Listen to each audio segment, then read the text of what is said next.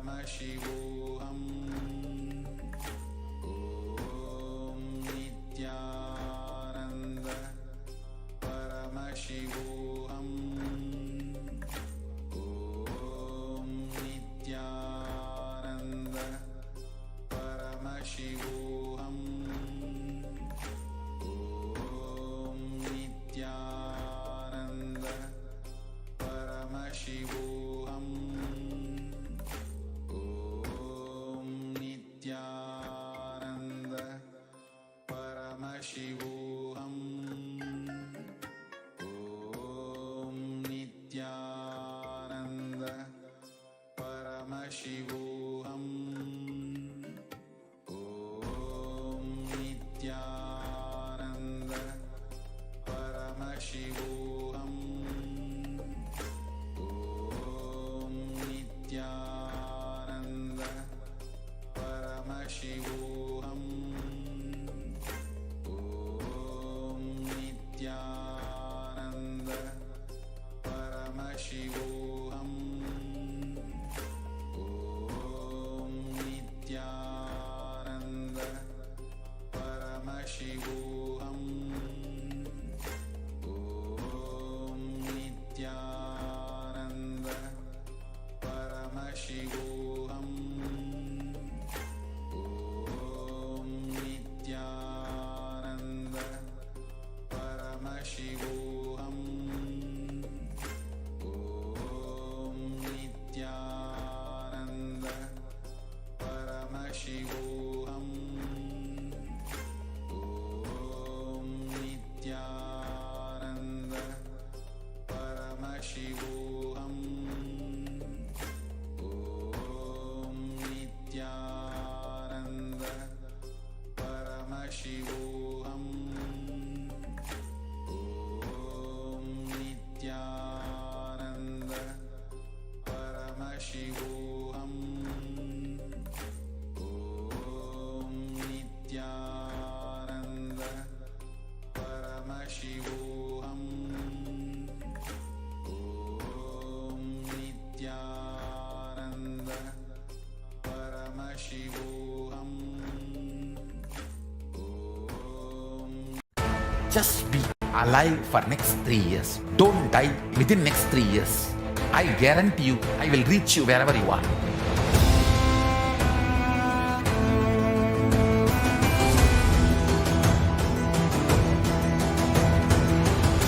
Be alive, somehow be alive for next 3 years. I will reach you wherever you are, whichever corner of the world you may be. I will reach you with enlightenment. It's my commitment to humanity.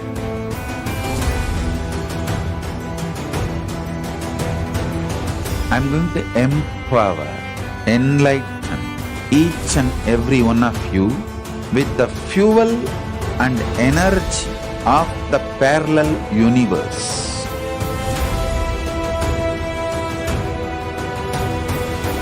I'll infuse this intense supernal effulgence DNA, Tejas, Ojas, Kundalini Shakti into your spine to consciously lift you to KAILASA.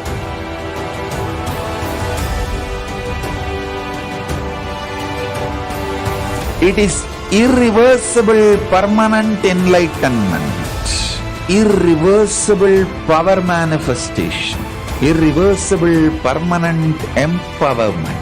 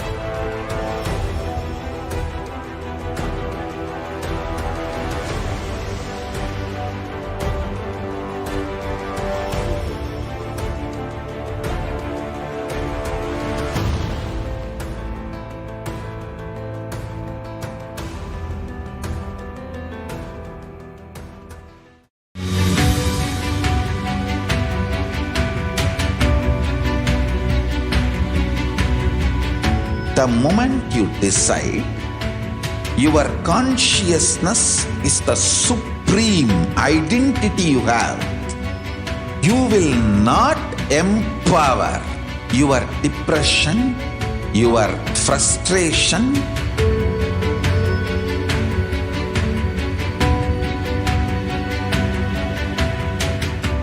deal your problems, whether it is simple headache or depression or the worst suicidal patterns or life negativity, only through consciousness. Don't go for any other solution.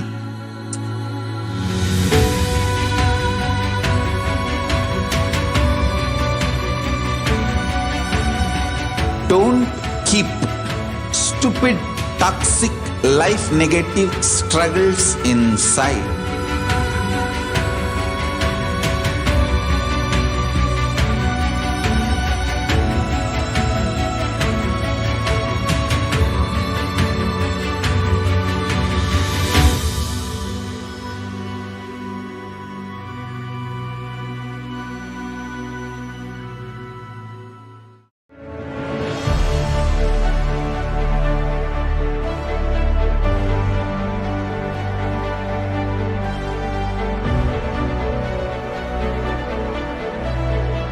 I am your Guru. I will make you enlightened. It's my commitment.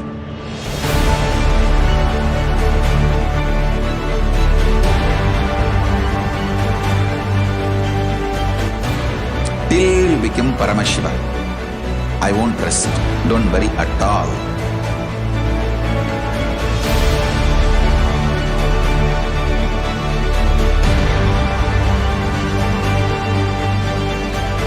To all my disciples, I give you this as a boon. I'll swallow everything with which you are stuck and liberate you all.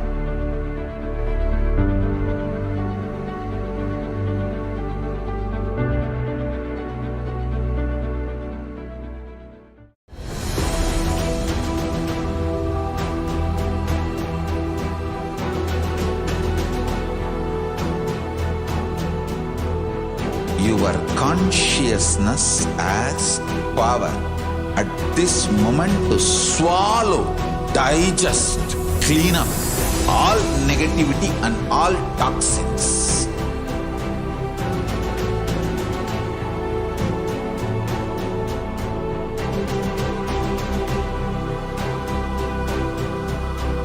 Develop a powerful will persistence. That's the most important asset for life.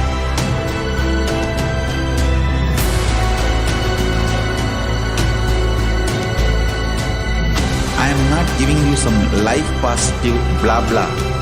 I am giving you the facts of life.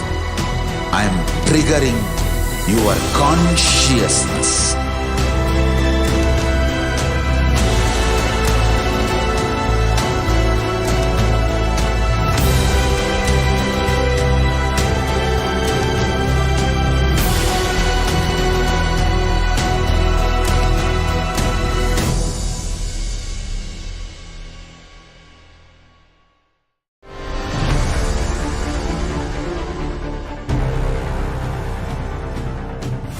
Time itself is nothing but your decision to struggle with the same rut.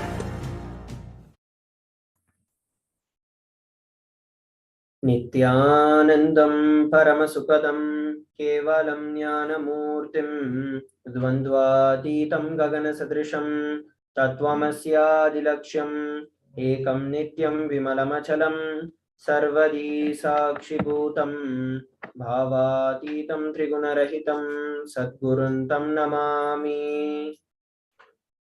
Nithyanam, everybody. We welcome each and every one of you for today's Parashakti Akashic readings, manifesting through the Supreme Pontiff of Hinduism, His Divine Holiness Bhagavan Nithyananda Paramashivam. And today, in this segment, we are going to be having the Venkateshwara Bhava Samadhi Darshan, manifesting the conscious wealth with the grace and the blessings of Bhagavan Venkateshwara. A few security measures from KAILASA's National Security Agency. Photography, video, and audio recording of any kind is strictly prohibited. Please be on mute and be on camera. And if you need to step out due to some unavoidable situation, please inform the digital security officer. A few important cautions.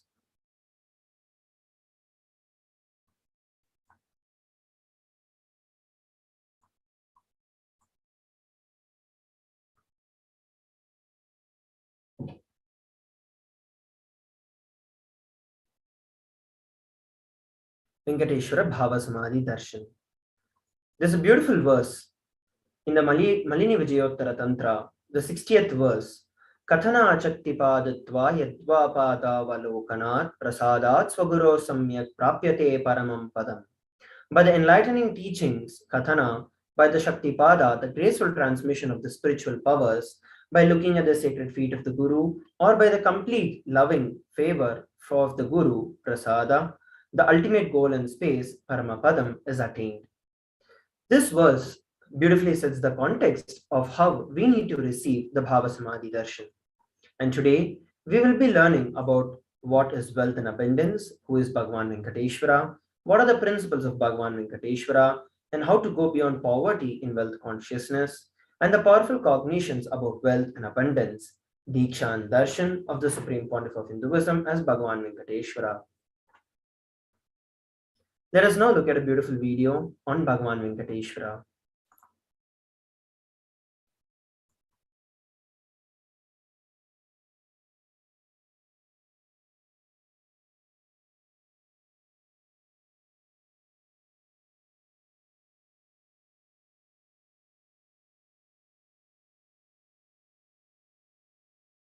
Happened in Kali Yuga.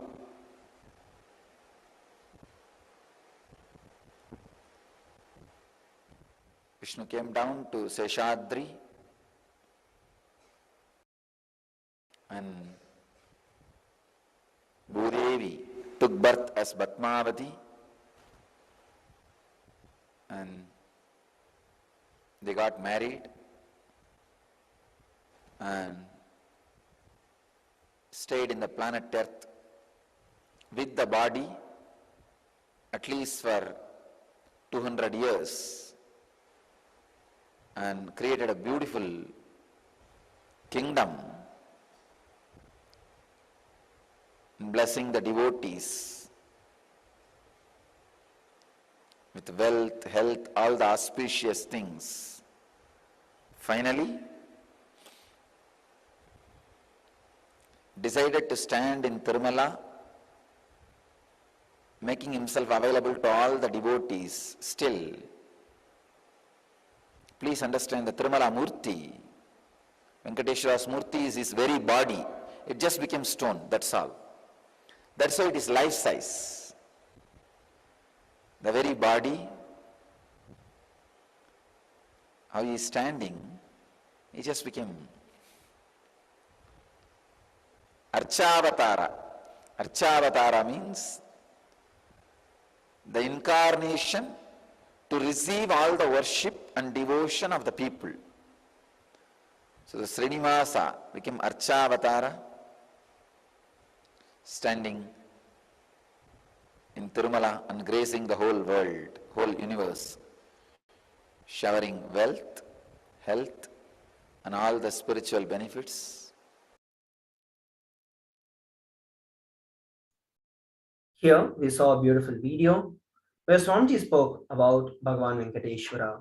Today we'll be learning the powerful cognitions about the sacred science of the Bhava Samadhi Darshan, about Bhagavan Venkateshwara, the powerful cognitions about wealth and abundance, and what is blocking our wealth, and how do we manifest the wealth and abundance, breaking all those blockages. And we'll be learning the Bhava Samadhi Darshan in 4 aspects, or the 4 padas described in the Agamas. The first is the Kriya Pada, which raises the electromagnetic force of your existence and connects you with God. The next is Charya Pada, which is the lifestyle of the living enlightenment. Jiva and the self connecting with all the dimensions of the world.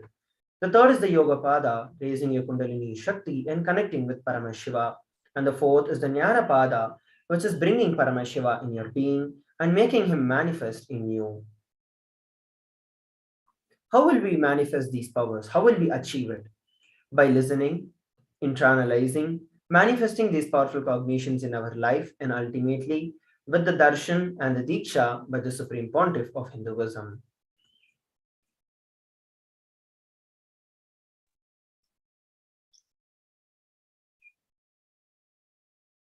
What is Samadhi? Samadhi means one with the source. Bhava means attitude or aspect. Bhava Samadhi means being one with the source through this aspect.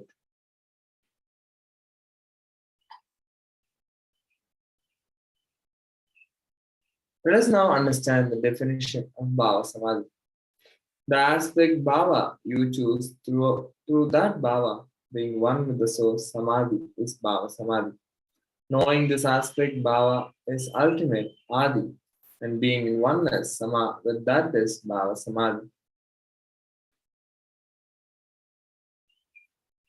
Divine cosmic beings are real and they manifest in KAILASA, the enlightened time-space zone, to deities and incarnations. Divine cosmic beings manifest through Archavatara, which are the deities in temples, and through Bhava Samadhi darshans in Nijavatars as incarnations. Bhava Samadhi awakens your Kundalini Shakti, which is the latent potential energy in every human being. Awakening of the Kundalini Shakti results in extraordinary abilities expressing through us like third eye awakening, ability to have remote vision, ability to scan anyone's body, levitation, teleportation, and materialization.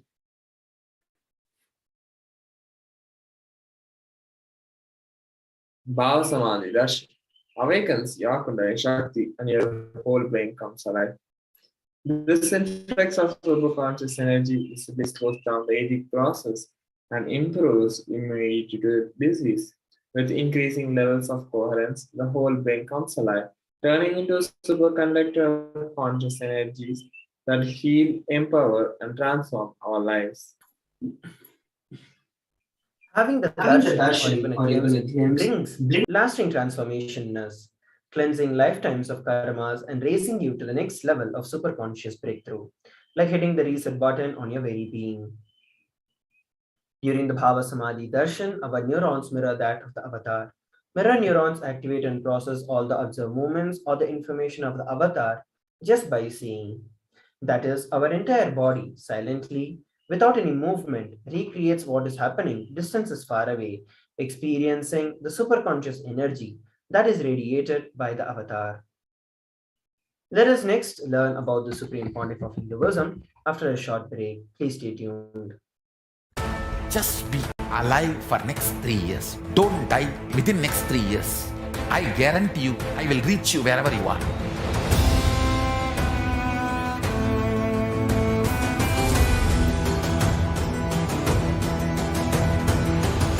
Be alive, somehow be alive for next 3 years.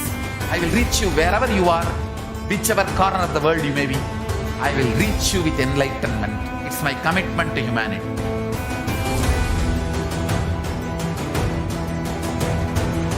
I'm going to empower, enlighten each and every one of you with the fuel and energy of the parallel universe.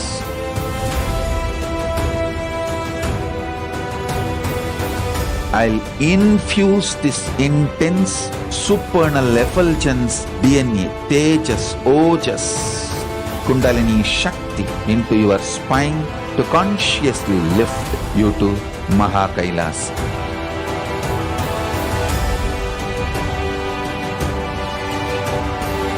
It is irreversible permanent enlightenment, irreversible power manifestation, irreversible permanent empowerment.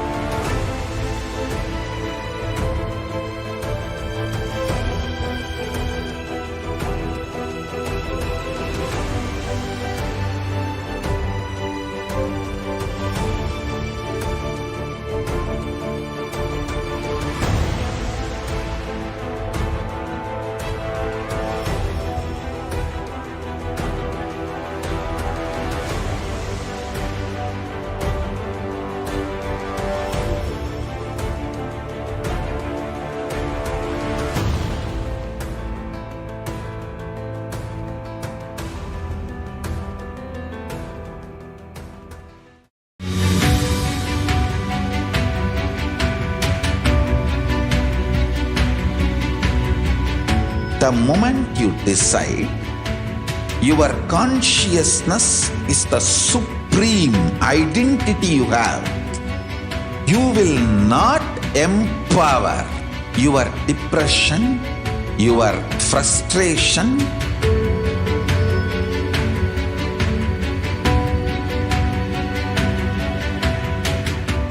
deal your problems, whether it is simple headache or depression or the worst suicidal patterns or life negativity, only through consciousness. Don't go for any other solution.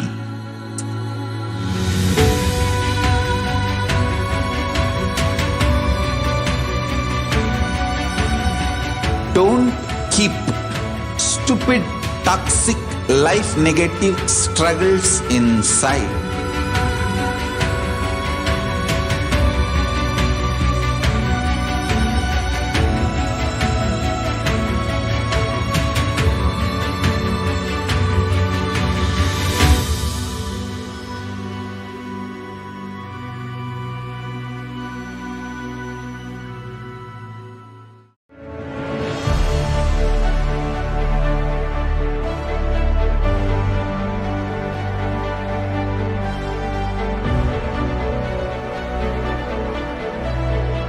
I am your Guru.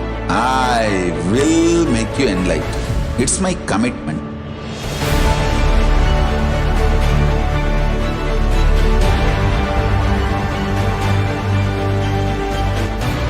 Till you become Paramashiva, I won't rest. Don't worry at all.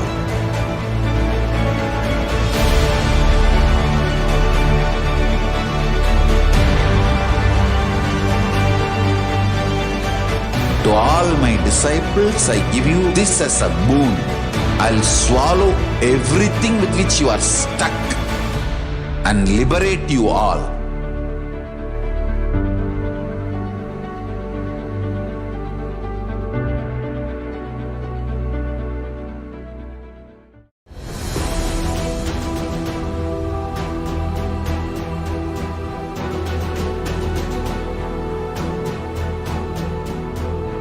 Your consciousness as power at this moment to swallow, digest. Nithyanam, everybody, welcome back. Let us now learn about the Supreme Pontiff of Hinduism.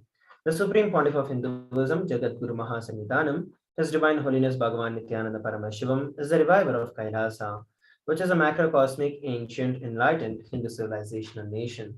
The Supreme Pontiff of Hinduism is the 1008th incarnation of Paramashiva as per Hinduism and has been recognized by his predecessors, who are enlightened masters and adepts. The Supreme Pontiff of Hinduism has made the science of power manifestation, yoga, and temple-based universities a lifestyle for humanity.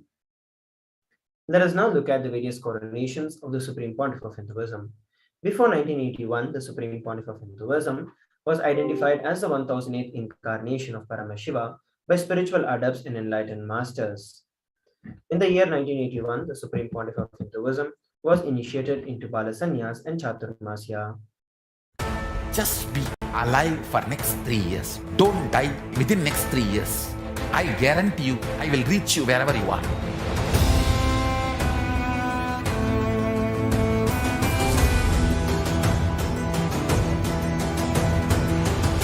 Be alive, somehow be alive for next 3 years. I will reach you wherever you are, whichever corner of the world you may be. I will reach you with enlightenment. It's my commitment to humanity.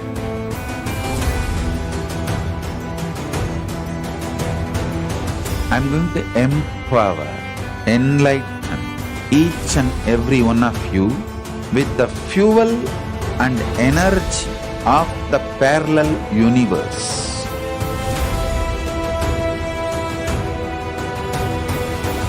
I'll infuse this intense supernal effulgence DNA, Tejas, Ojas, Kundalini Shakti into your spine to consciously lift you to KAILASA.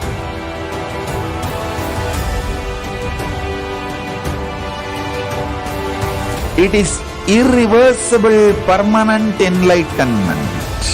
irreversible power manifestation, irreversible permanent empowerment.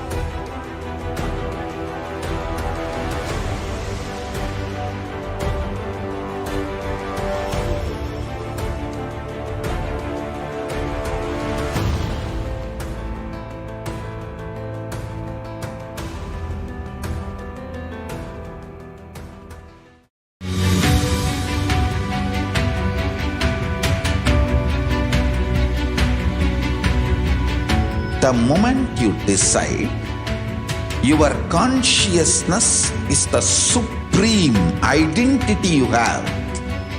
You will not empower your depression, your frustration,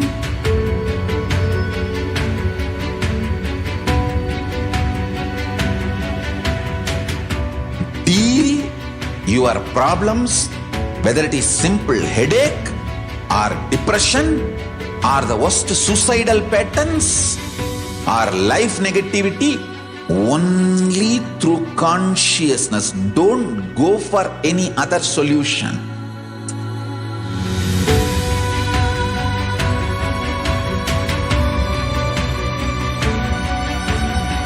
Don't keep stupid, toxic, life negative struggles inside.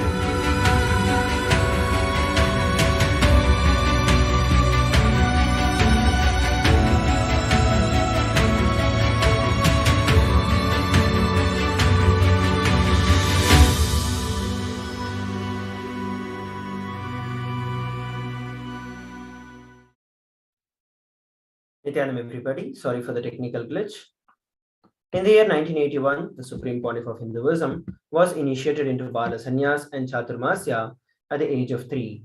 And in the year 1988, at the age of 10, the Supreme Pontiff of Hinduism was coronated as the future Guru Mahasannidhanam of the Tondai Mandala Adinam, which is the oldest monastic university. In the year 1994, the Supreme Pontiff of Hinduism was declared as the successor of Arunachala Sarvanya Peetham by the Guru Parampara. And in the year 1999, the Supreme Pontiff of Hinduism founded the mission Nithyananda Sangha to revive KAILASA internationally. In the year 1999, the Supreme Pontiff of Hinduism was also coronated as the successor of Kashi Sarvanya Peetham.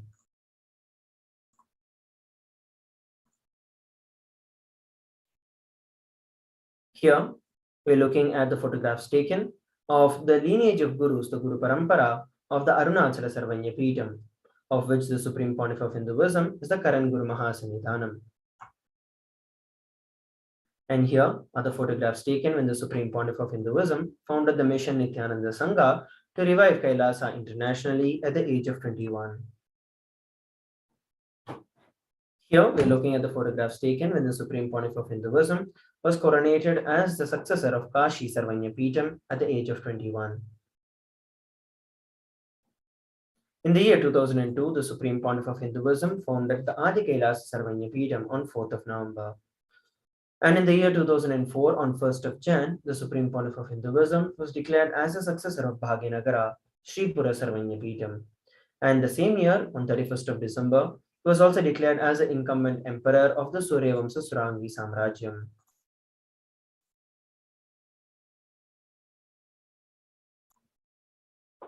Here, we're looking at the photographs taken when the Supreme Pontiff of Hinduism founded the Adi KAILASA Sarvanya Peetham at the age of 24. And these are the photographs taken when the Supreme Pontiff of Hinduism was declared as the successor of Bhagyanagara, the Sri Purasarvanya Peetham, on 1st of January 2004 at the age of 26.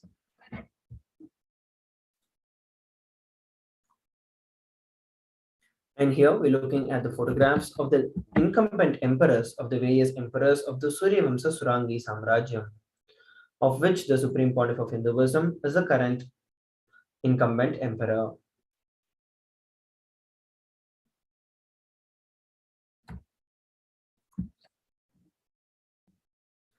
In the year 2007, the Supreme Pontiff of Hinduism was declared as the successor of Adi Pallava Sarvanya Peetham. And the same year, he was also declared as the Mahamandaleshwar of Mahanirvani Akhada. In the year 2012, on 27th April, the Supreme Pontiff of Hinduism was declared as the Sannidhanam, the Supreme Pontiff of Hinduism, of the Madurai Shamala Peetha Sarvanya Peetham, which is the oldest Hindu papal state and the monastic kingdom. Here are the photographs taken when the Supreme Pontiff of Hinduism revived the Adi Pallava Sarvanya Peetham. And here are the photographs taken when the Supreme Pontiff of Hinduism was elected as the 293rd Jagat Guru Mahasannidhanam of KAILASA Unnata Shamala Peetha Sarvanya Peetham.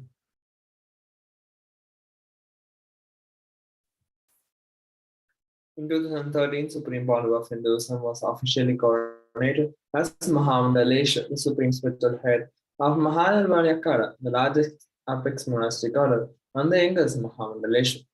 In 2013, Supreme Pontiff of Hinduism was declared as the Acharya Mahamandaleshwar of the Atal Akhada, the oldest monastic order in Hinduism, by Acharya Mahamandaleshwar Sukhdevanand, the then incumbent spiritual head. In 2014, Supreme Pontiff of Hinduism was coronated as the Guru Mahasannidhanam of Tanjavur Adinam. Below are the some of pictures taken during the coronation as the Mahamandaleshwar of the Mahanirvani Akhada, the largest apex monastic order and the youngest Mahamandaleshwar. Here are some of the pictures taken during the coronation ceremony as the Guru Mahasannidhanam of Tanjavur Adinam at the age of 36.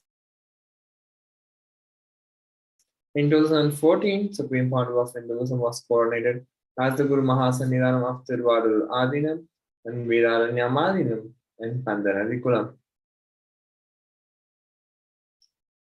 Here are the pictures of the Guru Mahasannidhanam of Tiruvarur Adinam and Supreme Pontiff of Hinduism is the current Guru Mahasannidhanam.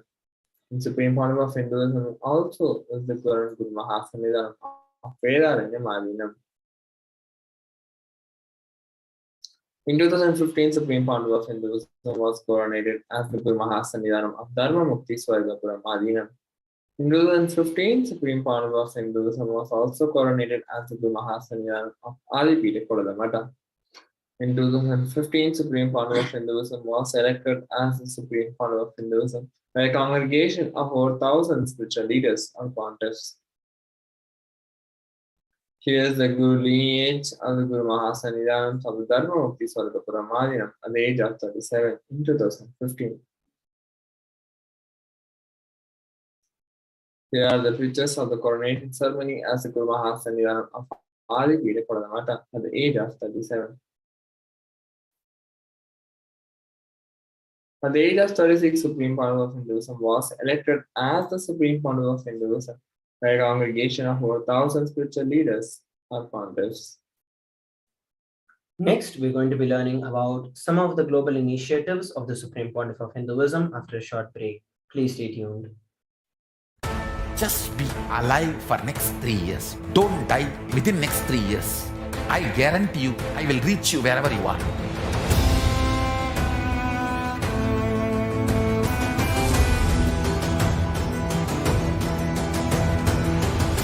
Be alive, somehow be alive for next 3 years. I will reach you wherever you are, whichever corner of the world you may be. I will reach you with enlightenment. It's my commitment to humanity.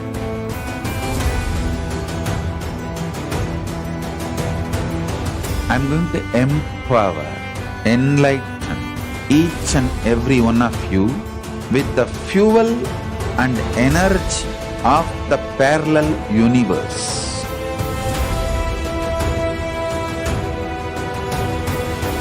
I'll infuse this intense supernal effulgence DNA, Tejas, Ojas, Kundalini Shakti into your spine to consciously lift you to KAILASA.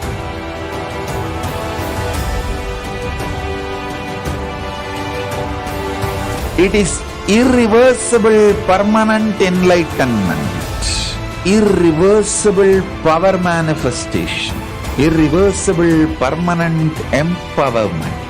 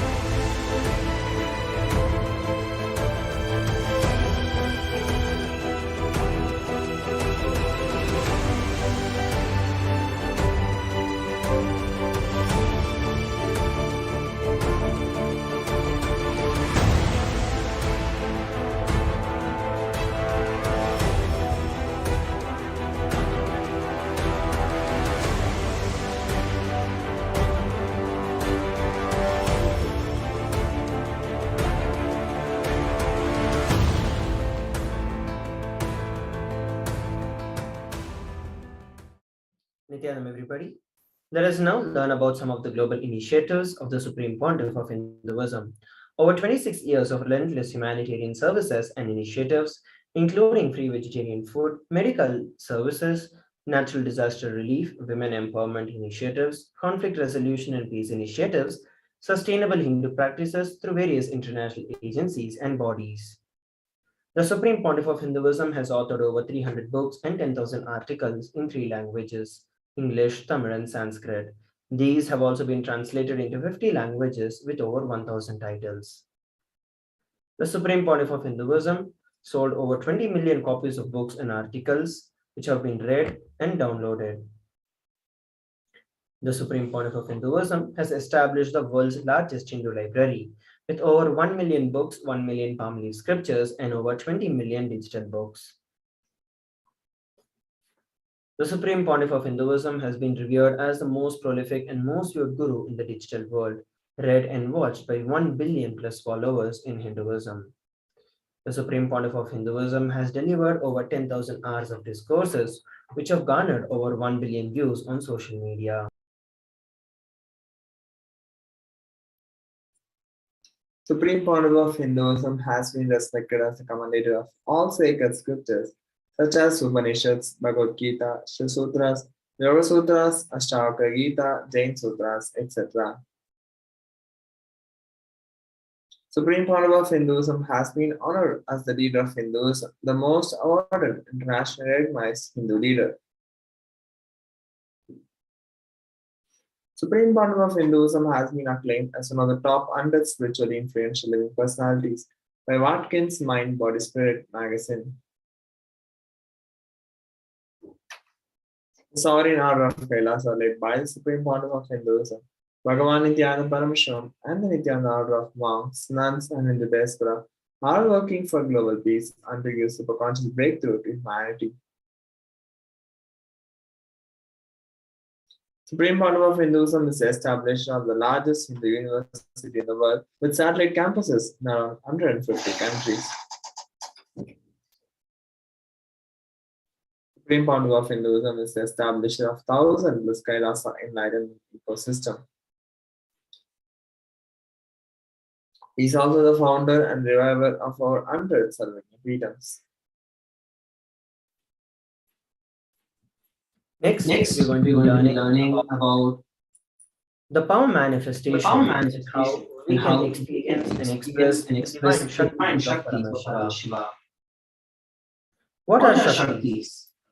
The Shaktis of Paramashiva are revealed by Paramashiva and the Agamas.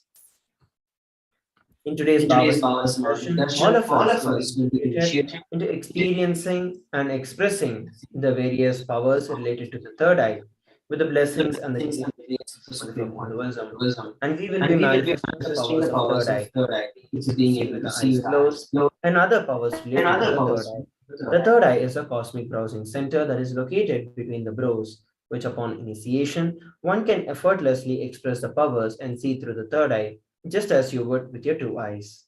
So what exactly are Shaktis? In the Vedagamas, which are the source scriptures of Hinduism, Paramashiva reveals in elaborate detail that every human being is hardwired to manifest 463 powers or the divine Shaktis of Paramashiva. Manifesting powers are described as a system, a method, and a science for human beings to explore the various powers and possibilities and have access to various states of consciousness. Shaktis manifest from the fundamental cognition that you are a divine and that you need to manifest divine, not that you are a man and that you need to reach divine. Let us now look at some of the differences between Shaktis and Siddhis.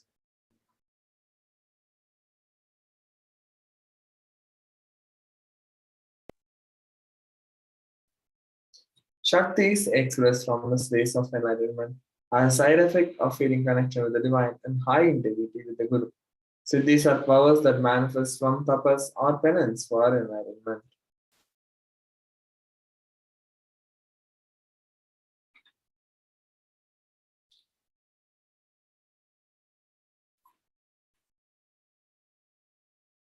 Shaktis of Paramashiva manifest through ordinary human beings in an extraordinary way after the initiation from the avatar, and Shaktis are permanent, whereas Siddhis are not permanent and Siddhis may divert you from enlightenment.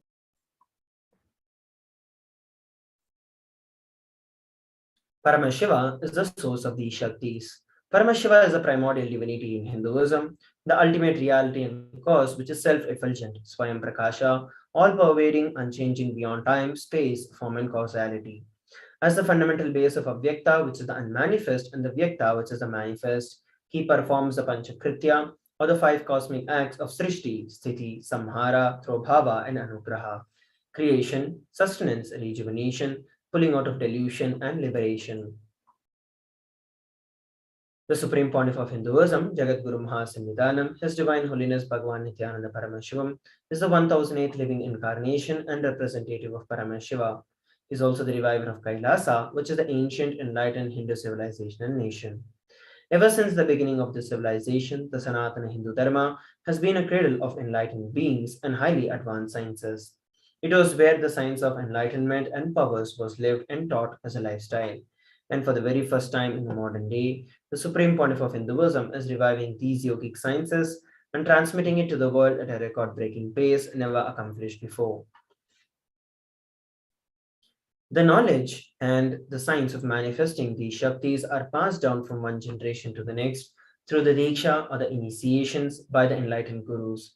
The Supreme Pontiff of Hinduism, being recognized as an incarnation at a very young age, was trained and taught these sciences to revive the initiations and knowledge repositories for billions to manifest the science of power manifestation from the disciplines of Vedanta, Tantra, Sri Vidya, Yoga and Yogi powers, Mantra Shastra, Siddha Vidya, science of Aushadha, Advaita and Bhakti Yoga, Paramashivoham and Paramashivoham.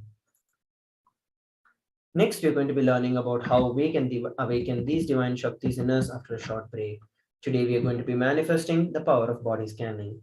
Those of you who would like to experience and volunteer for this power can put a message in our the chat or the comment section, and we will manifest this power for you. Let us now come together after a short break. Just be alive for next 3 years. Don't die within next 3 years. I guarantee you, I will reach you wherever you are.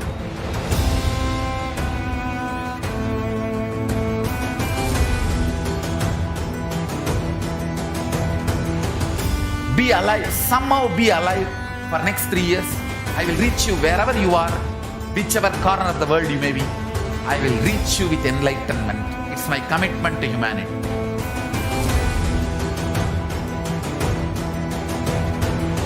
I'm going to empower, enlighten each and every one of you with the fuel and energy of the parallel universe.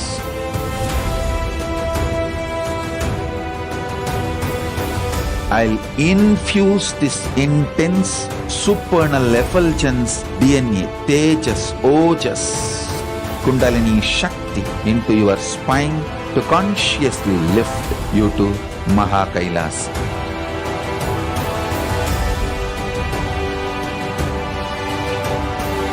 It is irreversible permanent enlightenment, irreversible power manifestation, irreversible permanent empowerment.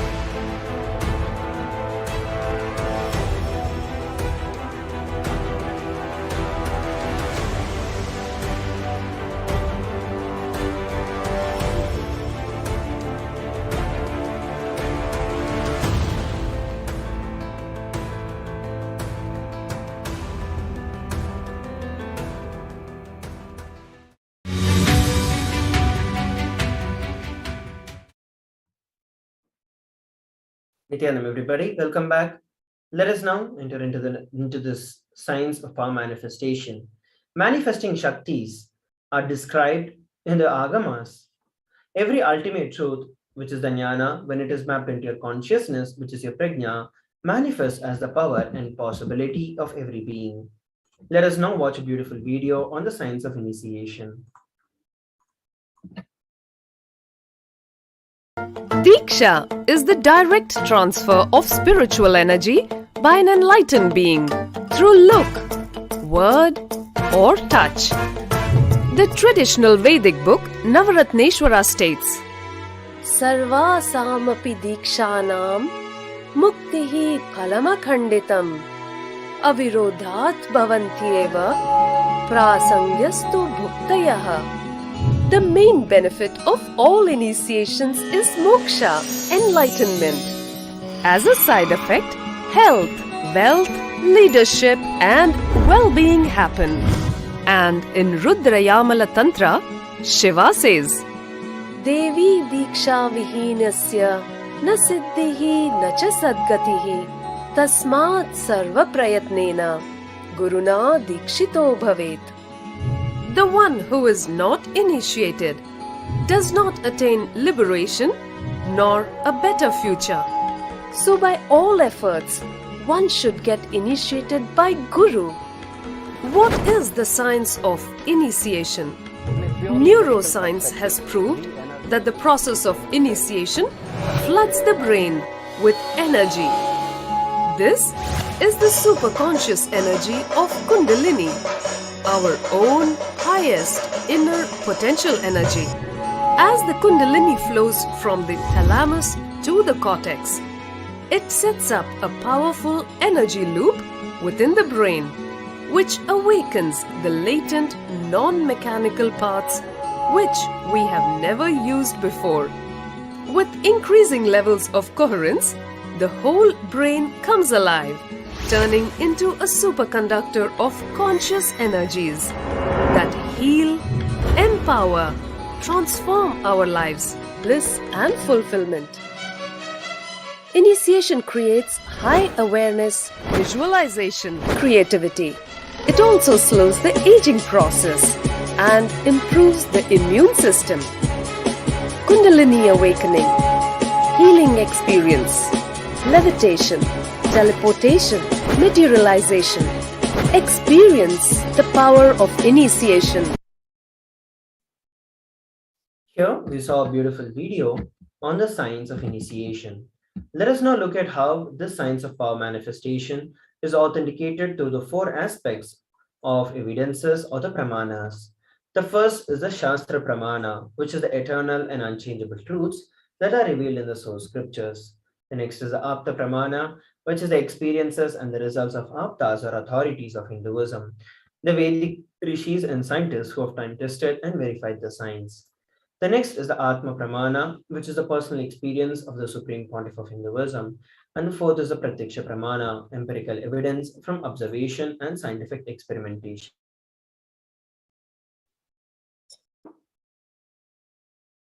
Vedagamas is a living applied science. Vedas are the ultimate superior authority for Hindus. Vedas are the pure science where the ultimate truths are explained. Agamas are the scriptures where the applied technology, the applied science is expanded. Vedas and Agamas are given the status of Shruti as they are directly revealed by Paramashiva. They are the ultimate, eternal, unchangeable truths. And a reference cited from the Shastra as of scriptures is called the Shastra Pramana.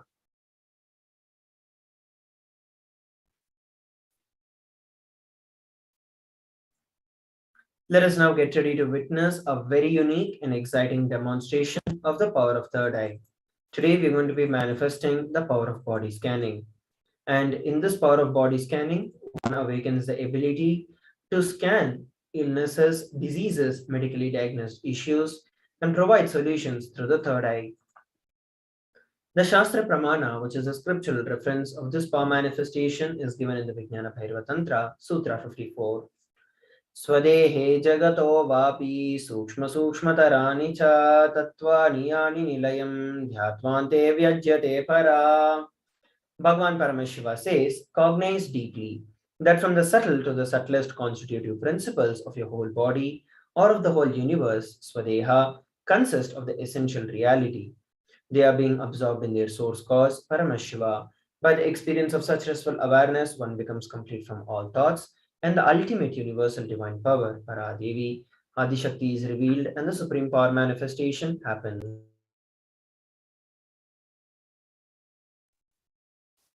Next, we have is the Apta Pramana. There was Siddha and another prominent disciples of Agatya.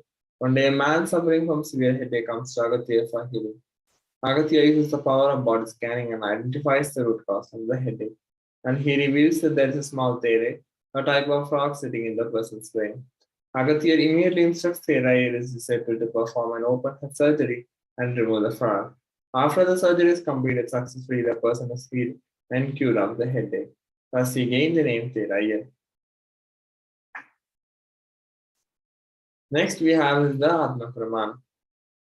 On 22nd December 2019, Supreme Pontiff of Hinduism, Bhagavan Nithyananda Paramashivam shared how Swamiji uses the power of body scanning, paraphrasing in his words. Only when I had the multiple component hand fracture, I was supposed to go for surgery and therefore for medical checkups related to that. At that time, they directed a heavy metal pointy in my different organs, and it was revealed that I had been poisoned without my knowledge. And I immediately used diagnostic methods instead of medical facilities to study the body condition due to the poisoning.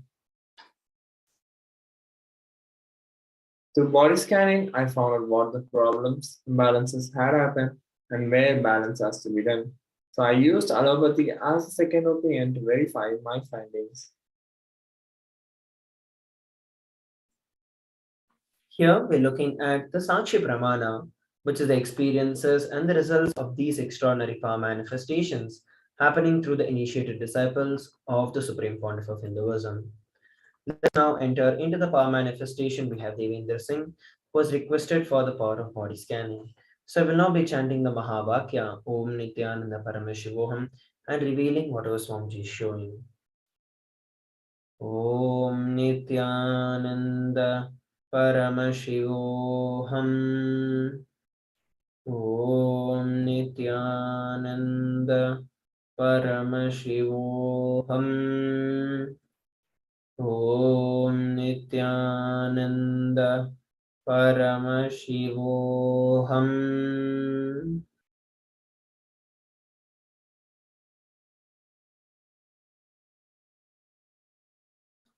What Swamiji revealed is that the first thing, you've been having a lot of issues with your stomach, And this is because of you having unnecessary weight, the unnecessary body weight in your body, in your system.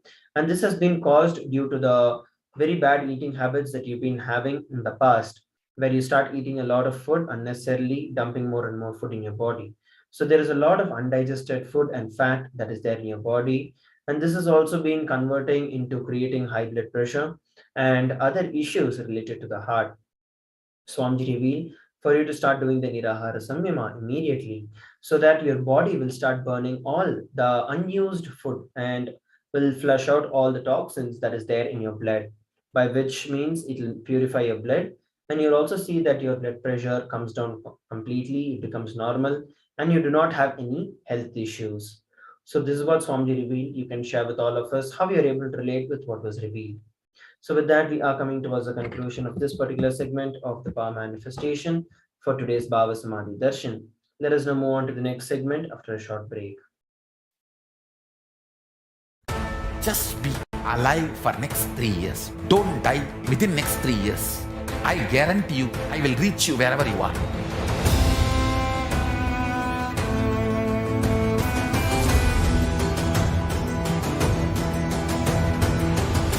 Be alive, somehow be alive for next 3 years.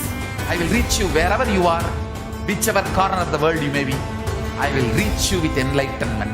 It's my commitment to humanity.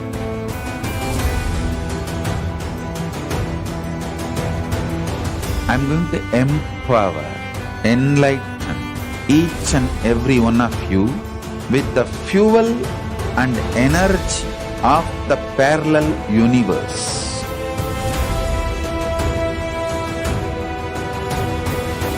I'll infuse this intense supernal effulgence DNA, Tejas, Ojas, Kundalini Shakti into your spine to consciously lift you to KAILASA.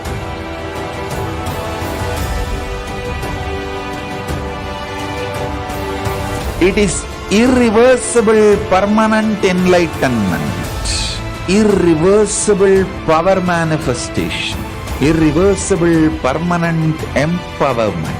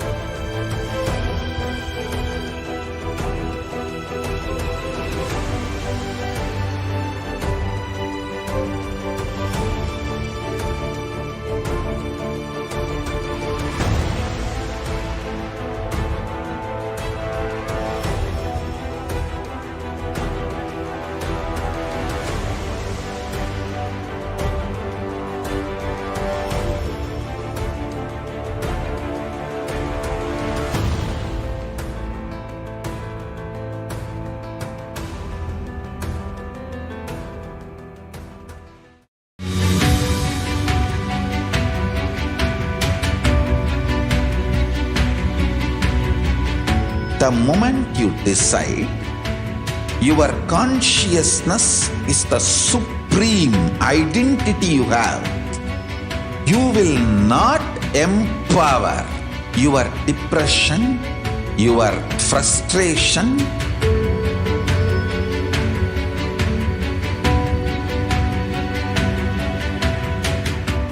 deal your problems, whether it is simple headache or depression or the worst suicidal patterns or life negativity, only through consciousness. Don't go for any other solution.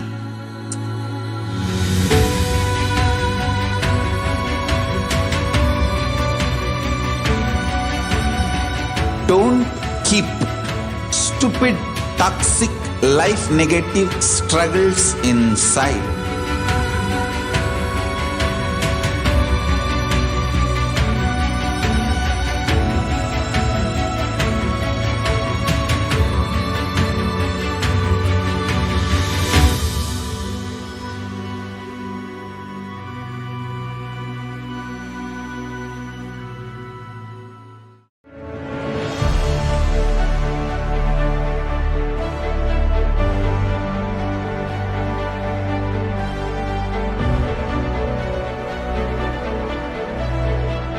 I'm your Guru.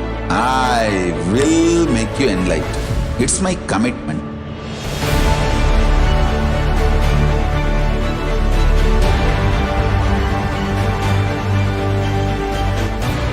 Till you become Paramashiva, I won't rest. Don't worry at all.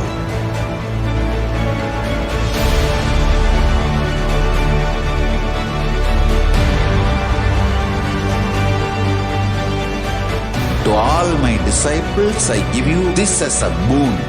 I'll swallow everything with which you are stuck and liberate you all.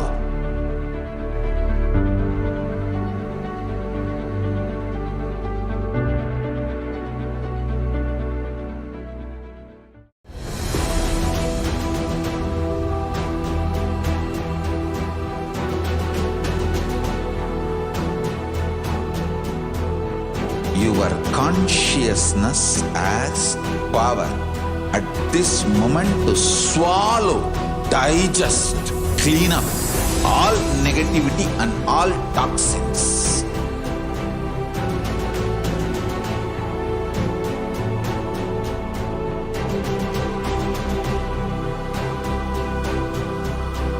Develop a powerful will persistence. That's the most important asset for life.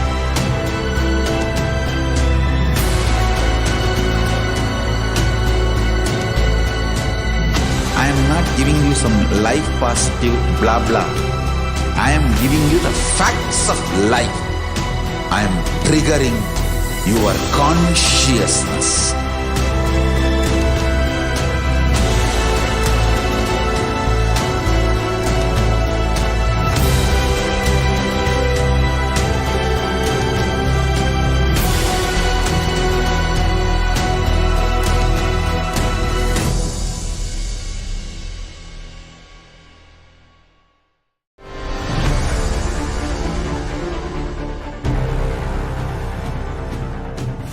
Time itself is nothing but your decision to struggle with the same rut.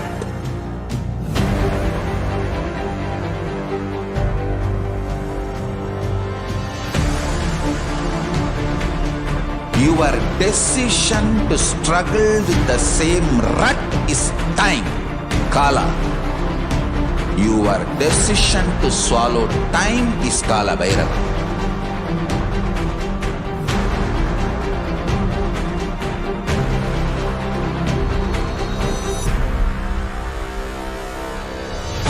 Stand. Be a conscious woman or man. Be conscious being.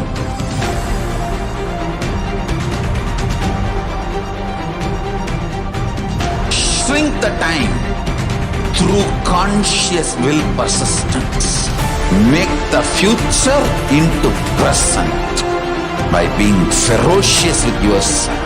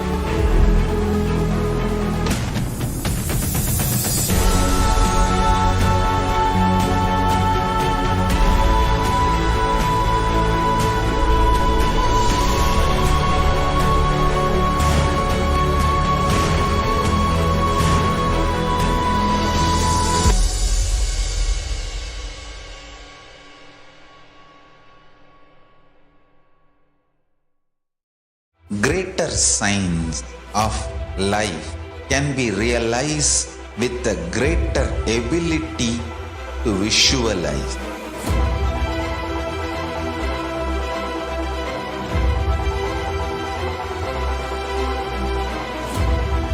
greater science is the equivalent word for Hinduism.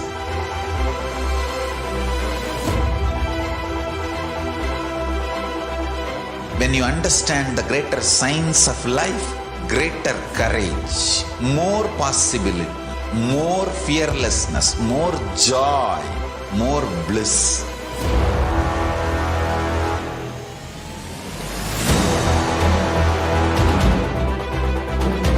When you visualize Paramashiva with 25 heads, 75 eyes, 50 hands, your consciousness becomes ferocious, and that ability to visualize, you will get involved in everything deeply.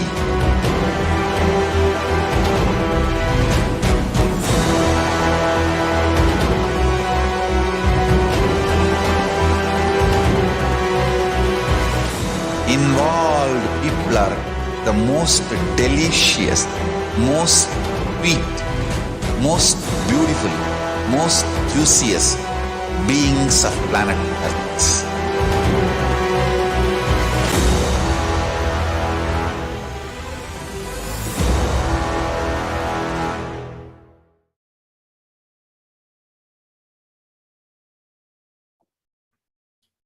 Nithyananda everyone, we welcome you back to this segment of Bhavasmadhi Darshan, Lord Venkateshwara. So in this segment, we will be talking about the various powerful cognitions on the wealth and the various powerless cognition that you carry and what is the myth around it. And then we'll also be looking into the completion to bring to heal all the inadequate cognitions and all the blind spots around the wealth that we carry. So let's start with the Bhagavan Venkateshwara, his introduction, how he manifested, and what principles, what powerful cognitions he teaches for the wealth. So Lord Venkateshwara, he is one of the most powerful modern day incarnation who happened in the Kali Yuga. Lord Mahavishnu, who came as Sheshadri, and Bhudevi, who took birth as Padmavati, both of them got married and stayed on the planet Earth with the body for at least 200 years and created a beautiful kingdom, blessing the devotees with the wealth, health, and all the auspicious blessings. So Srinivasa or Venkateshwara decided to stand in Tirumala, making himself available to all the devotees. Srinivasa just became the deity. The very body now he is standing, he just became Archa Avatar. So while he was using his body, physical body, to relate with all his devotees and disciples, when he decided to leave the body, that very body itself becomes the Archavatara, the deity of Venkateshwara in Tirumala, in Tirupati Tirumala temple. So Archavatara means the incarnation in the form of deity, who receives all the worships and devotion of the devotees. So Srinivasa, who became Archavatara, standing in Tirumala and gracing the whole world, whole universe, showering wealth, health, and all the spiritual benefits. Lord Venkateshwara had Sri Devi Mahalakshmi, the goddess of wealth and prosperity, within his chest. Also, Srinivasa wears one of the most costliest jewel of the world. So there is one jewel which Bhagavan Venkateshwara is wearing, which we are still not able to put any value for it. On Venkateshwara's right chest, he is having the world's costliest jewel. He wears it on the Vaikuntha Ekadasi day on the Sri Vatsam. That jewelry is called Vaidurya.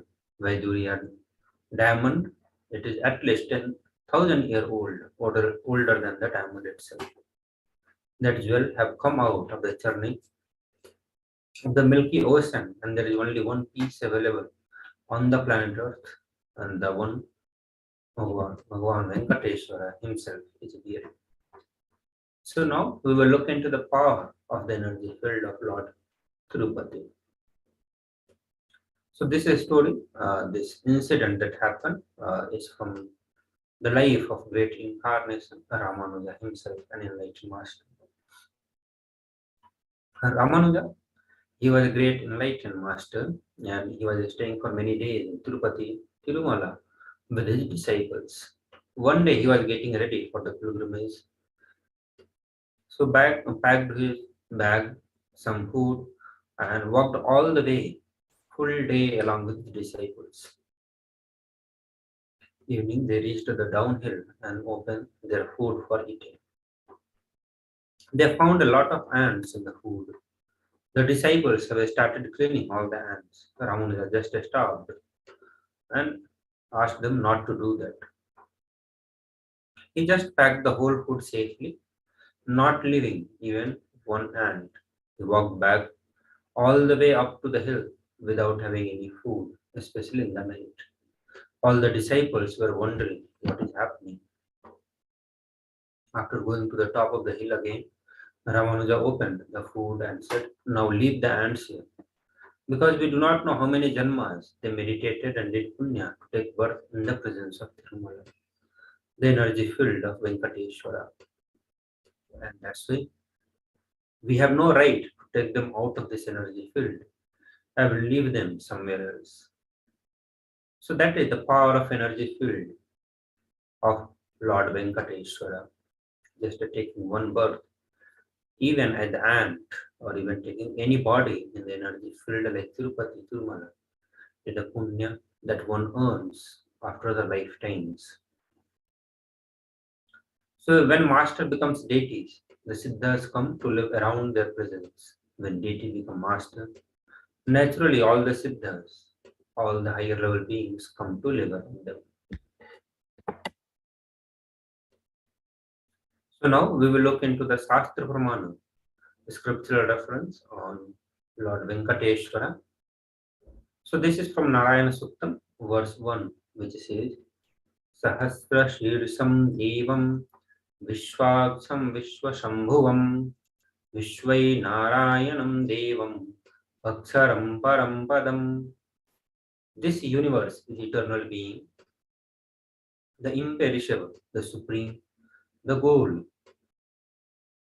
multi-headed and multi-eyed, the resplendent, the source of delight for the whole universe.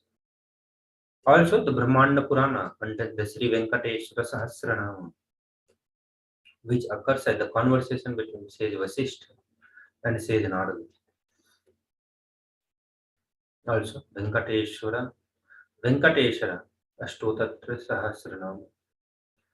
So the Sahasranama says in Krita Yuga, Lord Narasimha, in the Treta Yuga, Lord Sri Rama, in Dwapar Yuga, Lord Sri Krishna, and in Kali Yuga, Lord Sri Venkateshwara are called Pratyaksha Daivam, the living deities, the direct representative of Paramashivoham.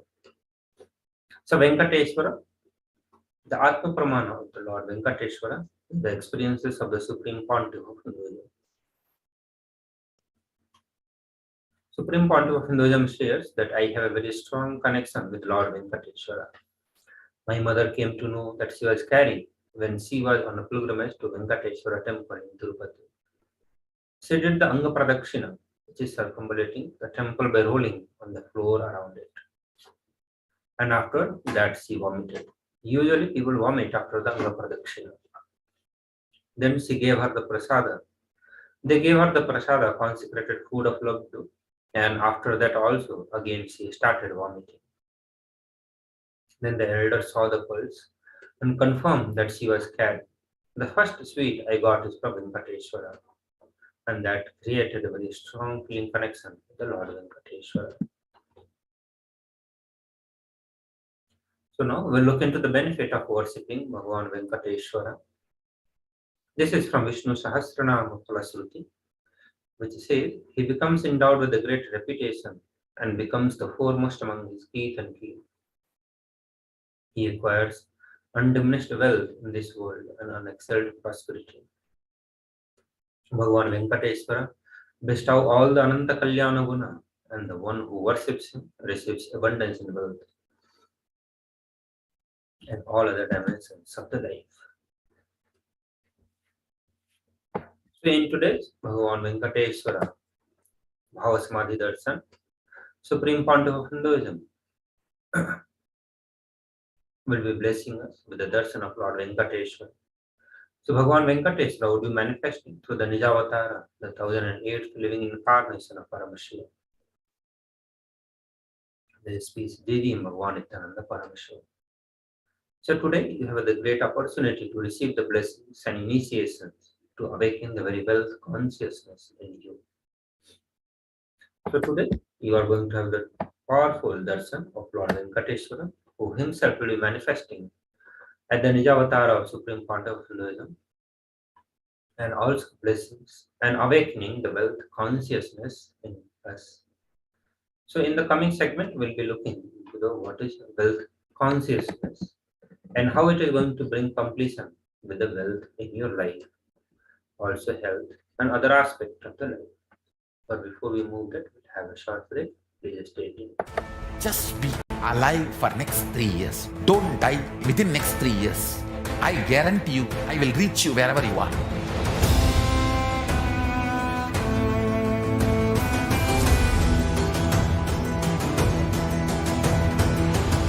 Be alive, somehow be alive for next 3 years. I will reach you wherever you are, whichever corner of the world you may be. I will reach you with enlightenment. It's my commitment to humanity.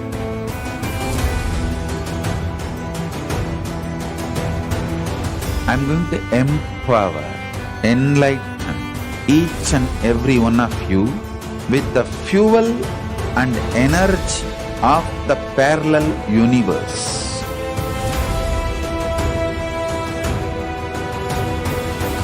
I'll infuse this intense supernal effulgence DNA, Tejas, Ojas, Kundalini Shakti into your spine to consciously lift you to KAILASA.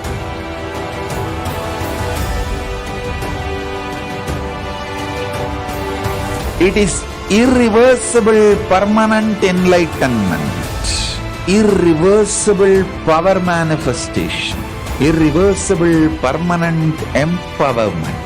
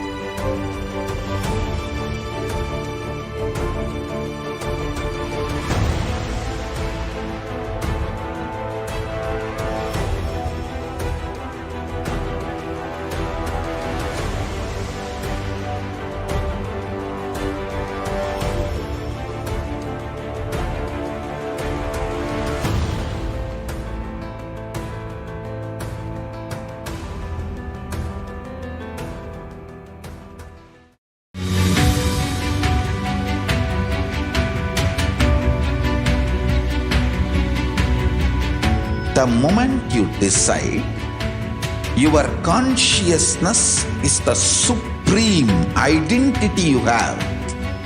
You will not empower your depression, your frustration,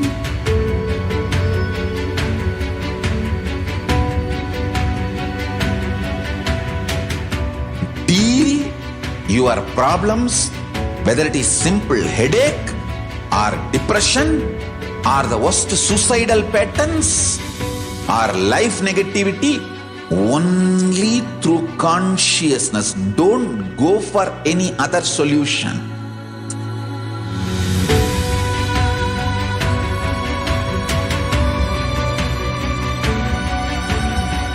Don't keep stupid, toxic, life negative struggles inside.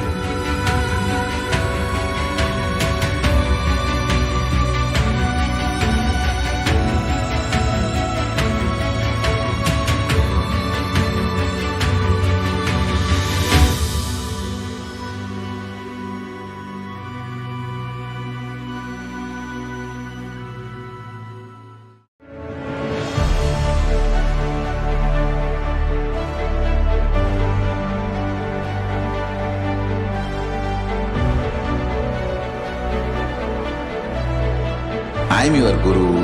I will make you enlightened. It's my commitment.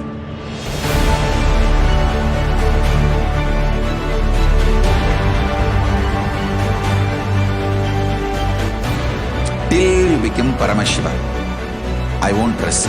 Don't worry at all.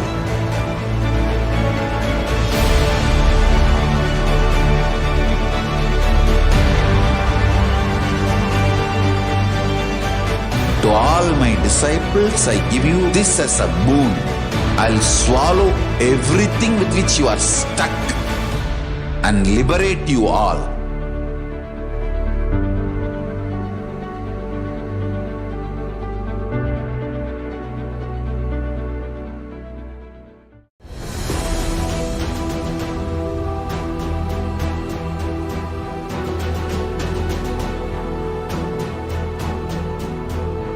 Your consciousness as power at this moment to swallow, digest, clean up all negativity and all toxins.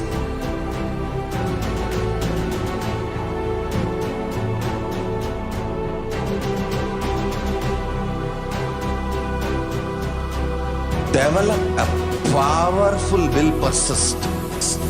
That's the most important asset for life.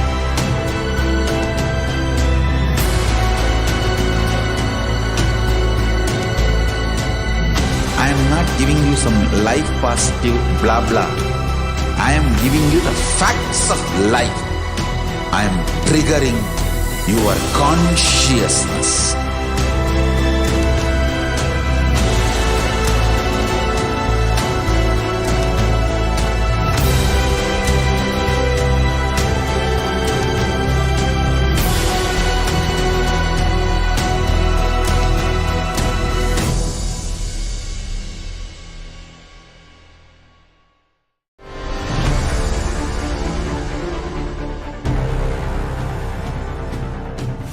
Time itself is nothing but your decision to struggle with the same rut.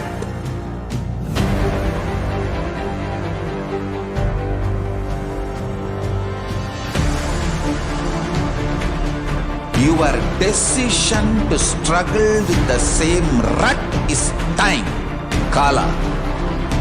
Your decision to swallow time is Kala Bhairava.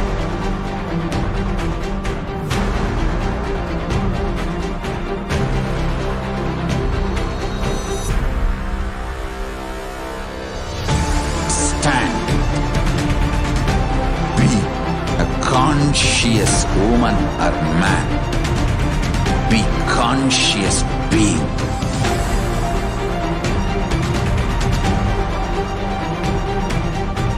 Shrink the time through conscious will persistence. Make the future into present by being ferocious with yourself.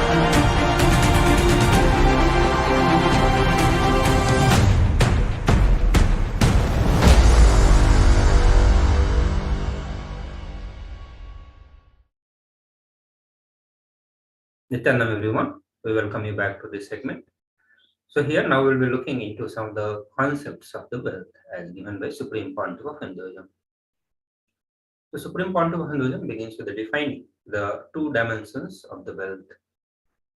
So there are two dimensions of the wealth sustenance. One is Kubera and another is Lakshmi. So in Vedic tradition, there are two major gods representing wealth. One is Lord Kubera and second is Lord Mahalakshmi. Kubera represents holdings. He holds wealth and sits on the wealth, like treasury, stock market. Kubera enjoys the subtle power that holding wealth can bring to one. Goddess Lakshmi represents wealth that is flowing, circulating, or current. Mahalakshmi uses wealth to enrich herself and the world.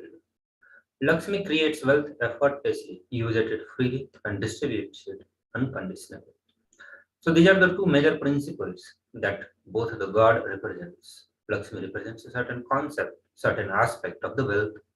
Lord Kubera represents a certain aspect of the wealth. So in the modern economics, you can relate the both flow of money and how the holdings, wealth, the stock market could be related with the God.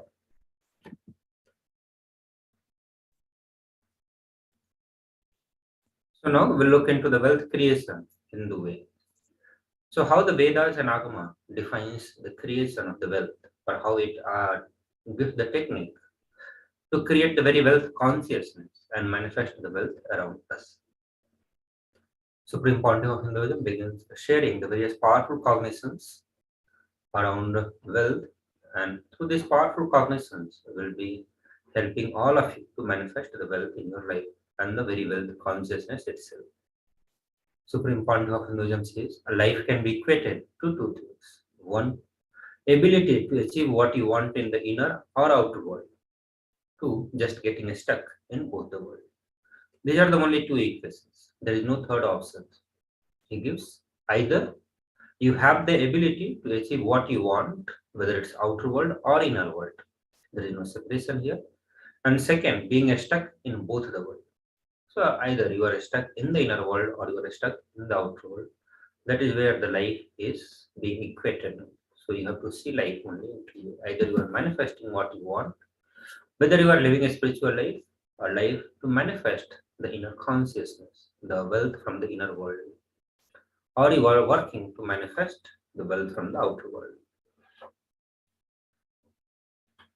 So now we need to do the right diagnosis of what we are living.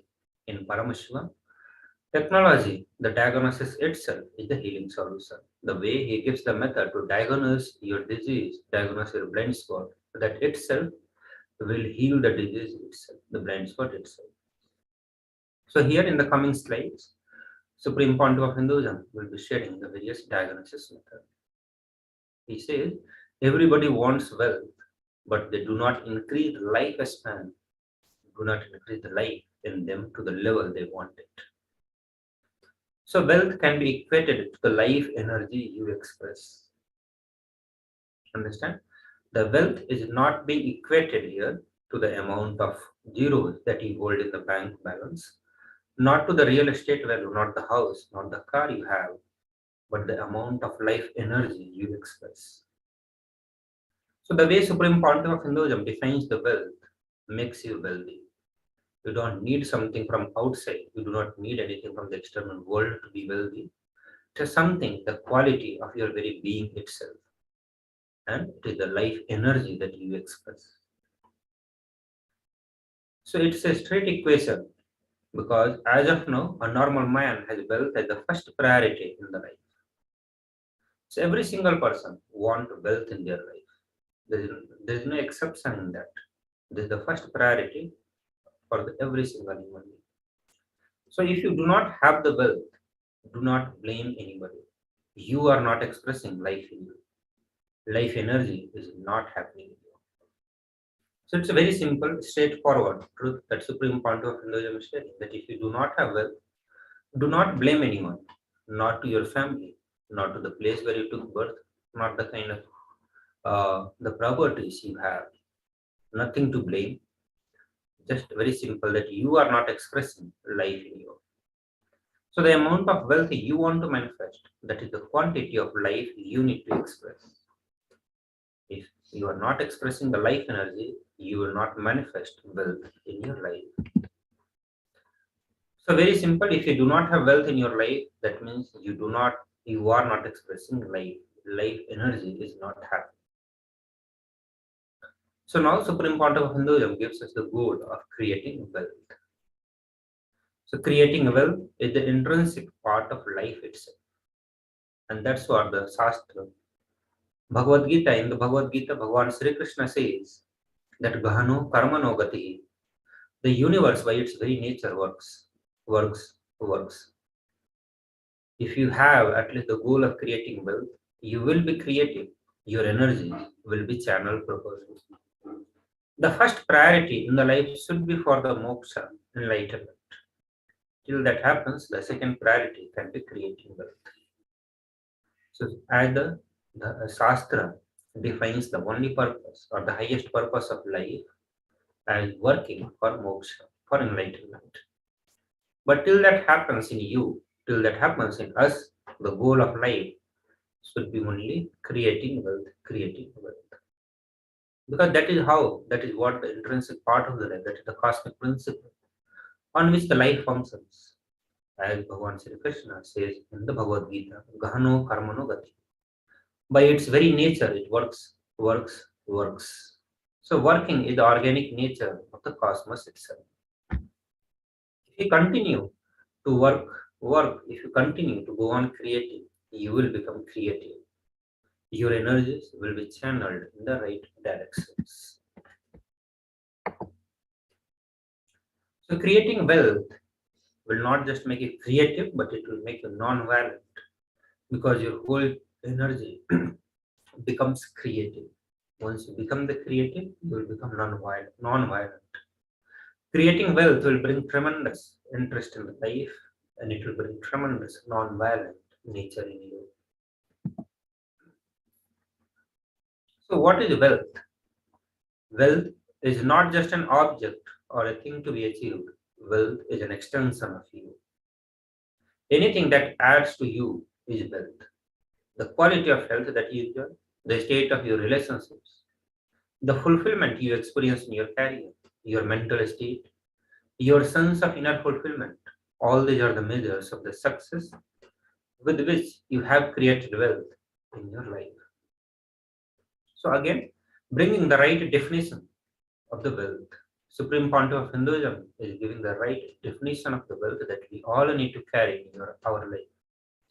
Understand, once we cognize the very definition of the wealth, it will make us wealthy.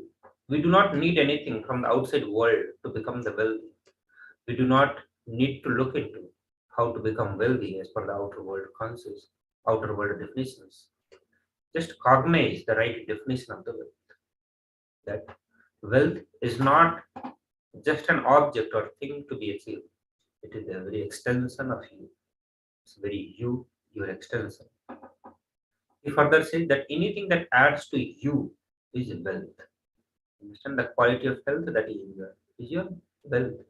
The quality or the state of relationship that you enjoy, the fulfillment that you experience in your career, in your relationships, in your mental state, your sense of inner fulfillment, all these are the measures of the success with which you have created wealth in your life. Understand? All these are directly wealth in your life. Now we are going to be looking at the wealth from another angle, where Supreme Pontiff say that wealth is a utility. So wealth is not even just money or currency. Understand? Money is one wealth, currency is one wealth. The assets that you are having is one wealth. Being alive, being active is the one wealth. So all the four put together is wealth, money, currency, assets, being active. And then Supreme Pontiff says that wealth is neither bad nor good. It is just a utility. Now we'll look into the wealth consciousness. So wealth consciousness means making a clear decision to break out of the myths and mental patterns that empower us and draw us again and again into the poverty cycle. So if we are not manifesting wealth in our life, that means we do not have the wealth consciousness. Means we are having certain decisions which is pulling us again and again, which is drawing us again and again into the poverty cycle. So we need to work on those decisions, those powerless cognitions, those blind spots, which is again and again pulling us into the poverty cycle. That means to manifest the wealth in our life, we need to build the wealth consciousness first. And what does that mean? It means making a clear decision to break out of the myths and mental patterns. So we need to break the myth. We need to break the mental pattern. Now the question will come, what kind of myth? What kind of mental pattern that we need to break? So we'll be looking about that into the coming slides. So whatever we manifest, that is what we believe. Supreme Pontiff says that you do not manifest your desire, you manifest your cognition. What you cognize and perceive as reality, that is what you manifest. So we all have tons of desires. some get manifested, some do not get manifested. Here, Supreme Pontiff of Hinduism is very clearly making the statement that you do not manifest your desire, rather you manifest your cognizance. So if you are manifesting something in your life which you do not want, or if you are not able to manifest something that you want in your life, that means there is something, some problem with the cognizance that you are carrying, not with the desire that you are carrying. You need to work on the cognizance. You need to look into the cognizance. What is making that reality? What is creating certain reality around you? You need to attend to your cognizance.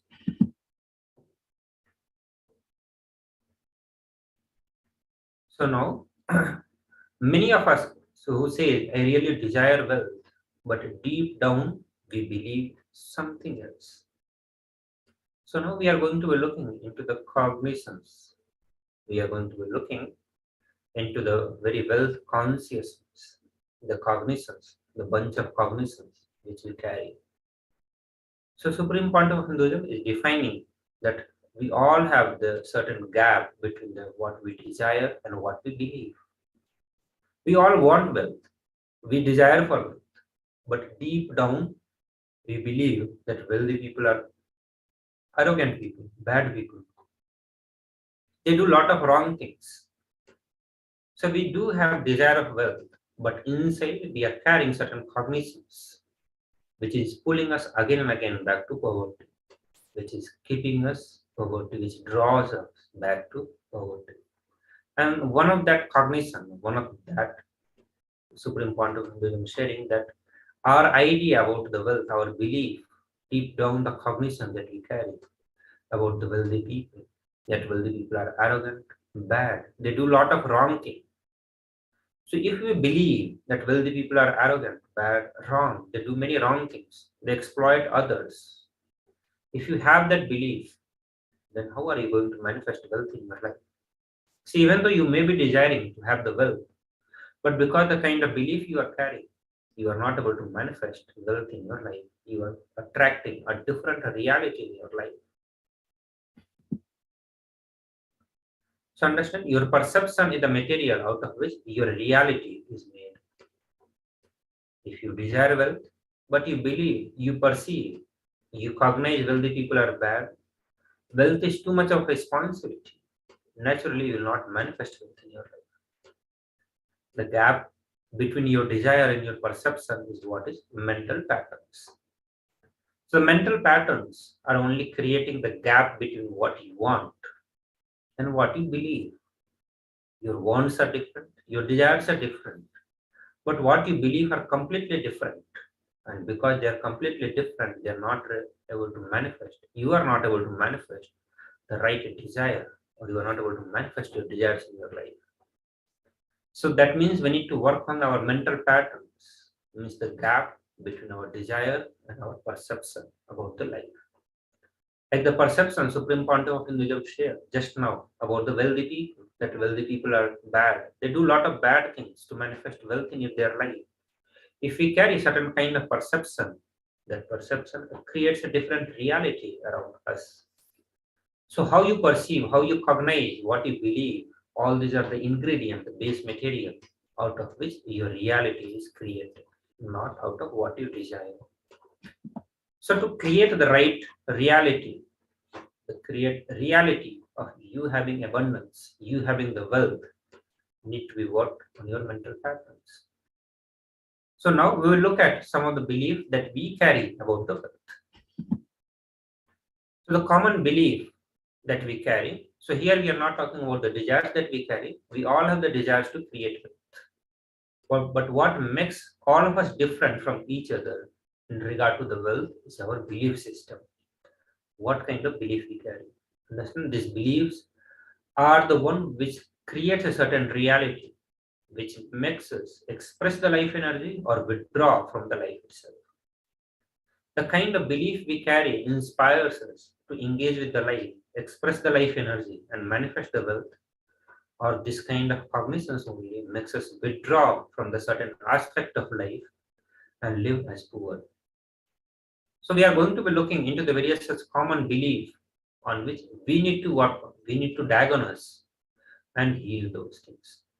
So first common belief that Supreme Pontiff of Hinduism is sharing with all of us, that wealthy people are arrogant, bad people. So our cognition, our understanding, or our conclusion about the wealthy people being arrogant and bad people is first common belief that we have, first common blind spot that we have, which restricts us from manifesting wealth. So we all carry deep resistance of wealth, leading for all of us not to leading that we will not accumulate wealth. And even if we accumulate, we will carry guilt of having wealth. But the truth is that arrogance do not come by the wealth. Our association that wealthy people are arrogant, because we saw some people being arrogant who had the wealth, we start associating that wealthy people itself are arrogant. Here, Supreme Pontiff of Hinduism is making us understand that the arrogance do not come by the wealth. Arrogant people will be arrogant whether they have wealth or not. Now, what does the arrogance mean? Arrogance means behaving as if you are more important than or know more than other people. Understand, it has nothing to do with the wealth. It has nothing to do with the amount of money, amount of real estate value you have around us.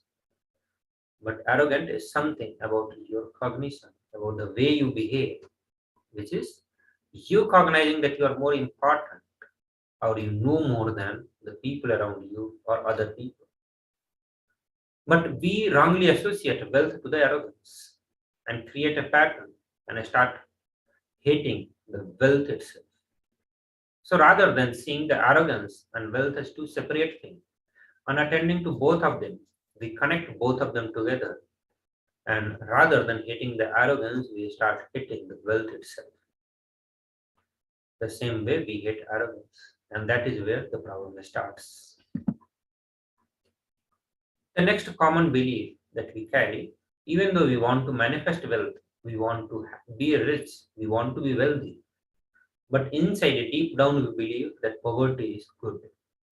Deep inside us, we label poverty as good quality. We put this as a sacred. We feel reverence and respect for the poverty. If we are having the reverence and respect deep down in our cognition, deep down in the cognition, if we have the sacred sentiments for the poverty, that means we will not be able to generate wealth. If we believe poverty to be sacred, we have reverence and respect for poverty, means that is what we are going to be manifesting. That is what is going to be our reality. The next common belief that we carry, that handling wealth is more a responsibility. We may feel uncomfortable. Whether we want, we will not get it. So whatever we want, we will not get it. Maybe we come to this conclusion by looking at some wealthy people who did not have any time for themselves. So all this common belief that we carry, we borrow from somewhere, from some way we borrow, whether wealthy people being arrogant. We may have seen only 10 wealthy people in our life, and some of them would have been arrogant. Some of us may have seen only 2 or 3 wealthy people who had arrogance. And we came to the conclusion that wealthy people are arrogant, or to have the wealth, you need to be arrogant. Or you may carry a deep respect for the poverty, or because you saw somebody who had the wealth and could not give enough time for themselves. They were highly engaged, and you come to this conclusion, come to this understanding that handling wealth is a responsibility. So some more inadequate belief that we are sharing here with all of you is making money is a sin. So carrying the idea, the inadequate belief about money, that creating money itself is a sin. Or wealthy people work smart, not hard. This is one very common belief that you can relate. Every single of us will be able to relate. We think wealthy people work smart, not hard. Here Supreme Pontiff of Hinduism is sharing about making money as a sin, having this blind spot. He says, create as much as wealth you can, celebrate it, share it. The wealth consciousness is nothing but the high creativity with high responsibility. So having the highest creativity with the highest responsibility is the wealth consciousness. So create as much as wealth you want. Create as much as you can, celebrate it, share it. Next, belief that we carry about wealthy people work smart and not hard. Supreme Pandu of Hinduism is sharing, do not be too lazy to bend your body and mind to realize your dreams. Read the stories of any famous millionaire today, and you will see that the wealth does not come from a guinea in a bottle. So it's not the guinea where you are going to be rubbing the bottle, the guinea appears and gives you the wealth, blesses you with the wealth. But it's the hard work that those millionaires and billionaires put in their life.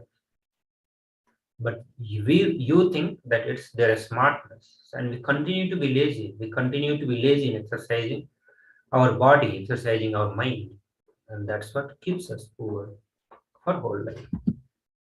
So understand, hard work, tremendous, extreme creativity, and responsibilities are the wealth consciousness. The next inadequate belief that we carry about wealth is we think we are not worthy to have it, or we have to be worthy to have the wealth in our life. Supreme Pandu of Hinduism shares that wealth serves to those who are wealthy in their very consciousness. Means if you decide to become wealthy in your consciousness, if you decide to manifest wealth consciousness in you, means the right powerful cognition about the wealth in your life, that means wealth will serve you. You don't have to become somewhere worthy. You just have to manifest wealth consciously in you. Wealth will serve to you. Now, we are going to be looking into how to manifest these powerful cognitions, how to manifest the wealth consciousness. So we looked on the various powerful cognitions about the wealth. We looked at the blind spots also. We looked at the various blind spots that we carry deep down, the inadequate cognitions that we carry about the wealth. So how to shift from that inadequate to adequate cognitions? How to shift from powerless cognition to the powerful cognitions around the wealth? And that the technique is will persistence. The will persistence is the way to manifest life in you, the way to express life energy in you. So anything you cognize, you create a certain energy field about your cognition. You attract situations, you attract people, everything around you to make that cognitions into reality. All you need is will persistence. Your decision that you are not going to give up your intention, the will persistence. Understand? Your decision that you are going to be manifesting the powerful cognition, till you manifest that powerful cognition, you are not going to give up, is the will persistence. And that will persistence will make that cognition a reality for you. Understand? The way you cognize, that is what creates a reality around you.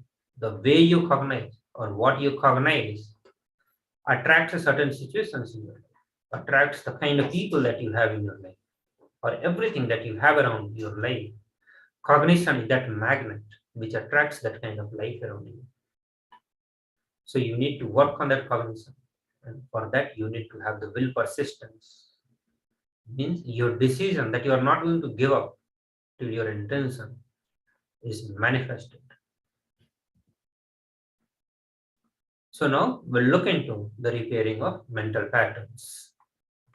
So from here we'll be looking into the technique, the completion method on how to repair the various mental pattern, which we saw the mental pattern are the one which is responsible for the gap between the desires and the cognition or the belief about the wealth that we carry. So now from now onward we are going to be attending to that part. So we'll do that after a short break. Please stay tuned. Just be alive for next 3 years. Don't die within next 3 years. I guarantee you, I will reach you wherever you are.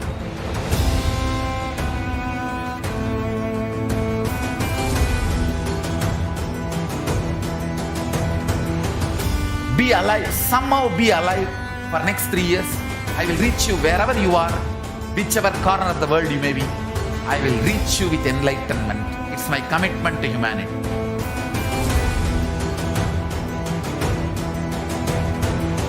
I'm going to empower, enlighten each and every one of you with the fuel and energy of the parallel universe.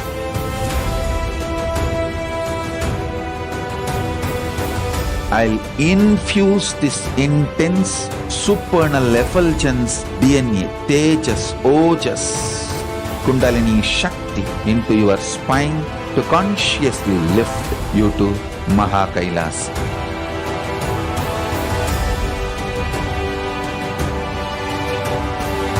It is irreversible permanent enlightenment, irreversible power manifestation, irreversible permanent empowerment.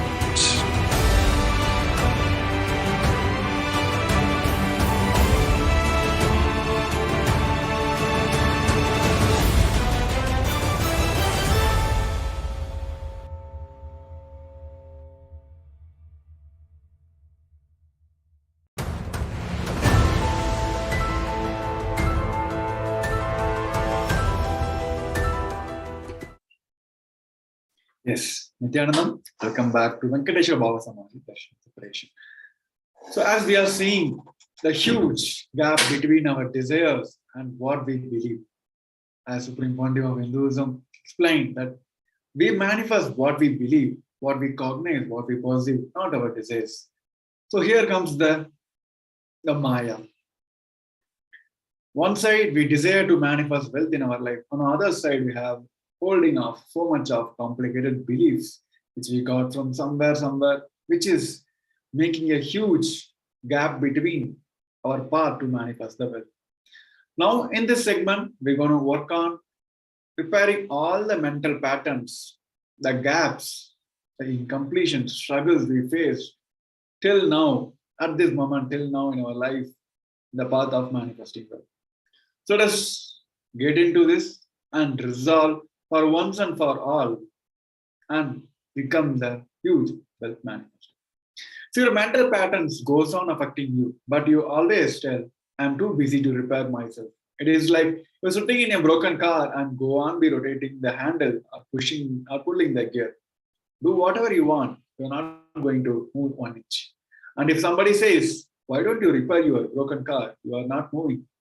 You are like, no, I'm too busy to repair. I can't get down now. I repair because I'm hardly going to some place. That is utter stupidity. Same way we are doing now. Keeping our mental patterns inside us and then we're feeling like, oh, I'm not able to manifest wealth in my life.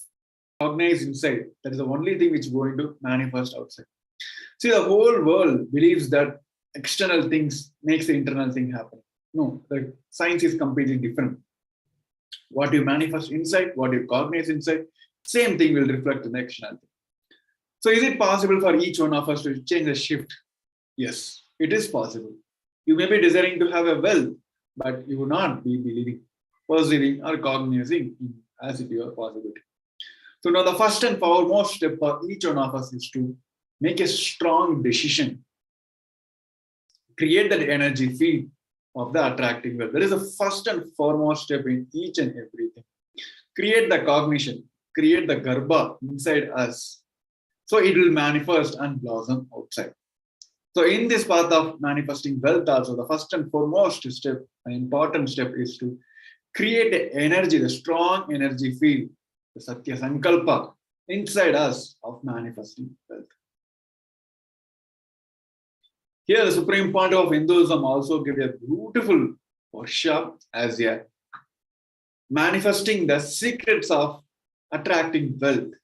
He has given a wonderful process. We're going to do this process. Before Supreme Pontiff of Hinduism itself is giving the introduction to the process. Let us listen to the process and we'll be doing this process with this segment.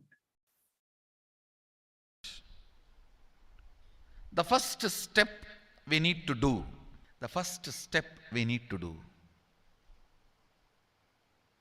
Looking back,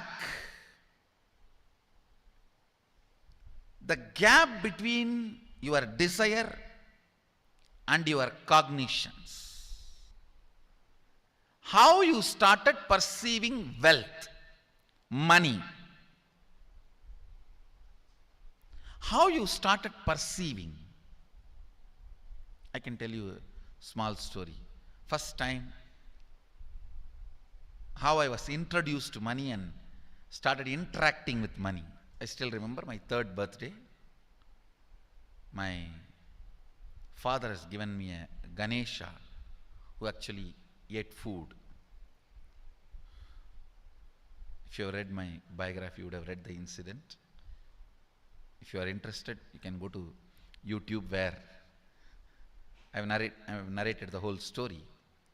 I was given that Ganesha as a gift and I was so curious and busy with playing with the deity. And then in Indian village we have a habit, all the family elders will give coins on the birthday as a gift to the kids.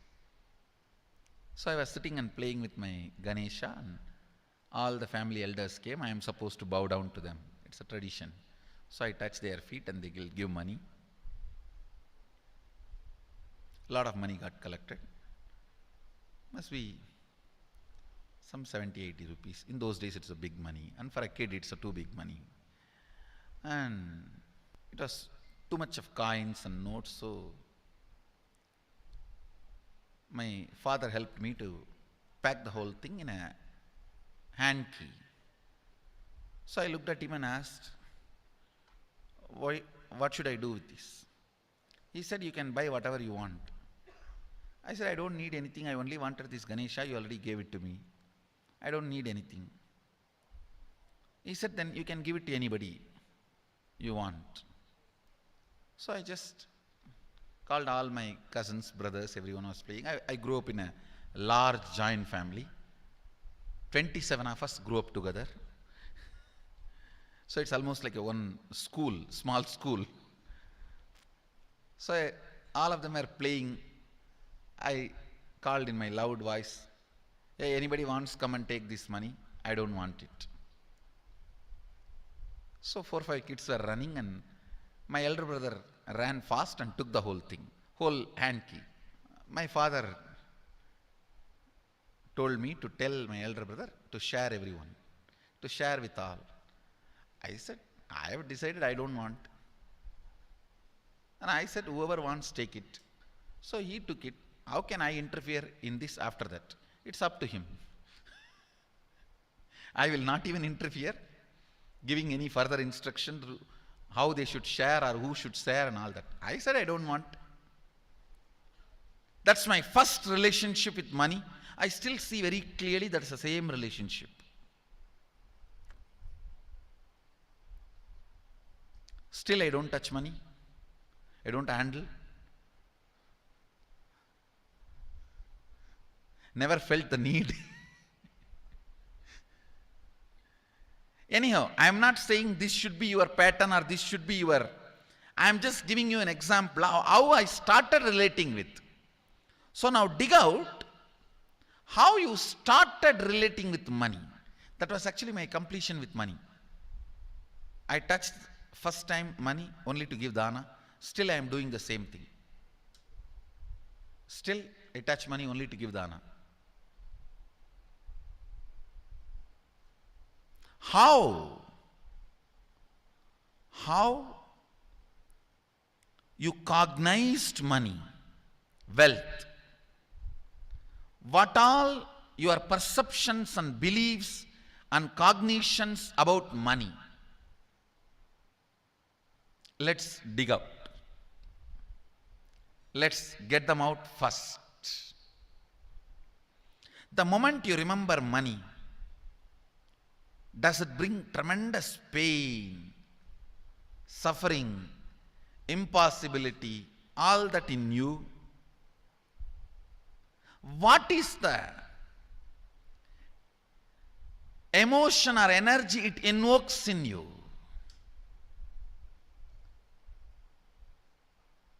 So put your pen to paper and just keep writing whatever comes to your mind. If you feel tortured, irritated, the moment you think of money, whatever you think, money is difficult, money is impossible, money is, unless you cheat, you can't get the money. Even if you cheat it, somebody will cheat from you. So much goes on inside you about money. your incompletions with money. Just spend few minutes and let's dig out all the incompletions, mental patterns we have, perceptions, beliefs and cognitions we have about money. Listen, the first step we need to do now, cleaning up, completing these mental thought patterns, the incompletion patterns related to wealth, and stopping them from recurring. Please understand, biggest problem is when you do not recognize something as a pattern, it continues to exist in you and recur. Please understand. Recurring, for example, today you remember, yes, I have a lot of incompletions and patterns. Incompletion means, let me define.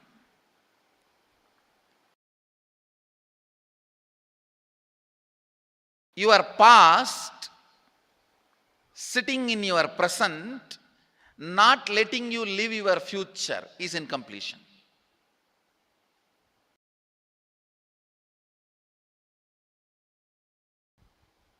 It has no logic.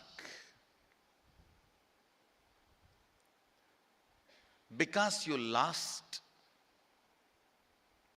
love of somebody, you decide never to love again. It has no logic.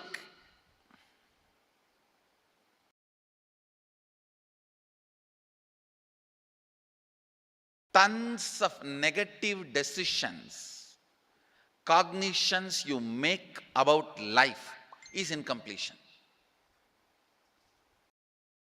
I'll give you one small example.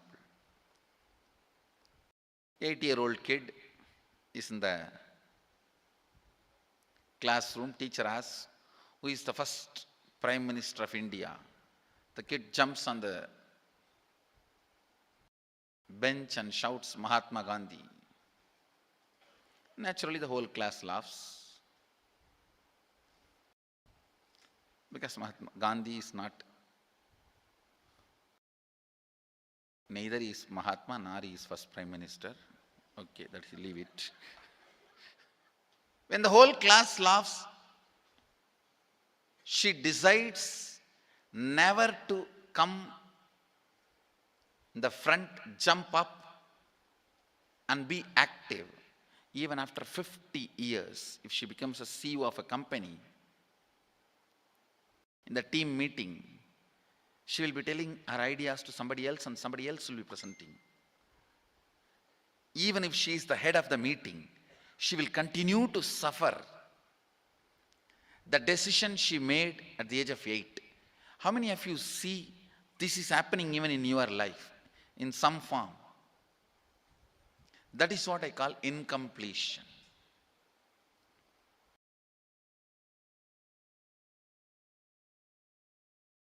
Understand,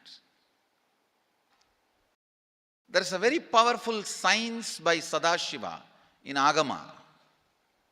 Sadashiva is the first Guru, Adi Guru.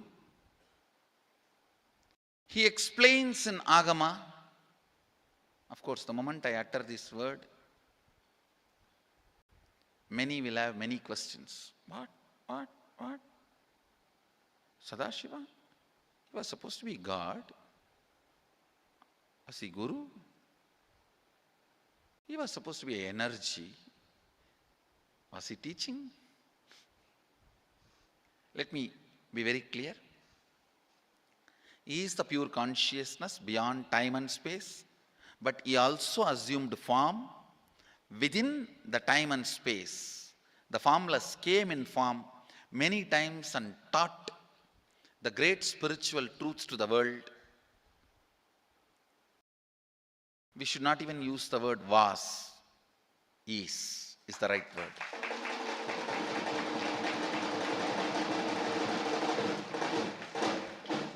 He gives a beautiful science of completing with this incompletion patterns, known, unknown. Understand, if you know the reason for certain pattern, it is called known pattern. If you don't know, it is unknown pattern. Sometimes you will have a heaviness, suffocation, but you don't even know why. That is unknown pattern. Sometimes you know why you are going through what you are going through. That is known pattern. Known or unknown, you can complete. You can be out of it. It is possible. It is possible. I'll explain this science of completion. Understand, this one technique can help you whether you want to get rid of your headache or your whole ignorance and get into enlightenment. Whether you want as simple as healing your headache or as complicated as enlightenment. Anything, this one technique can give you. This one technique, it is a complete end-to-end, alpha to omega.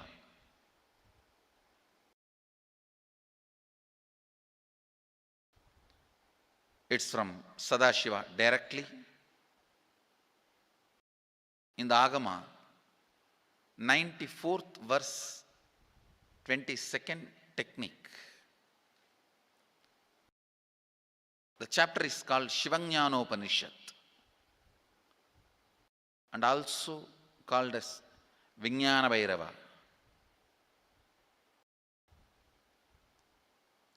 Chittat yanta kritir nasti mamantar bhavayet iti vigalpanam abhavena vigalpair uchito bhavet. You don't have to remember. I am uttering every time so that I will remember. That's all. No, it is just to keep the purity of the teaching. I want all of you to know, whatever I am sharing with you is my personal enlightenment experience, which is in tune with the earlier master's experience. My Apta Pramana, my Atma Pramana in tune with the Apta Pramana, means the earlier masters. The Shastra Pramana. Only that can become your Sakshi Pramana. Never learn from a person who does not have Atma Pramana, enlightenment. He will be only Pandit, repeating.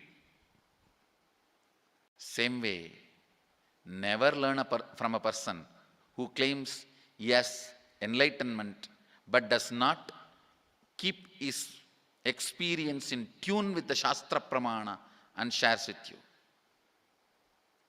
It's always dangerous.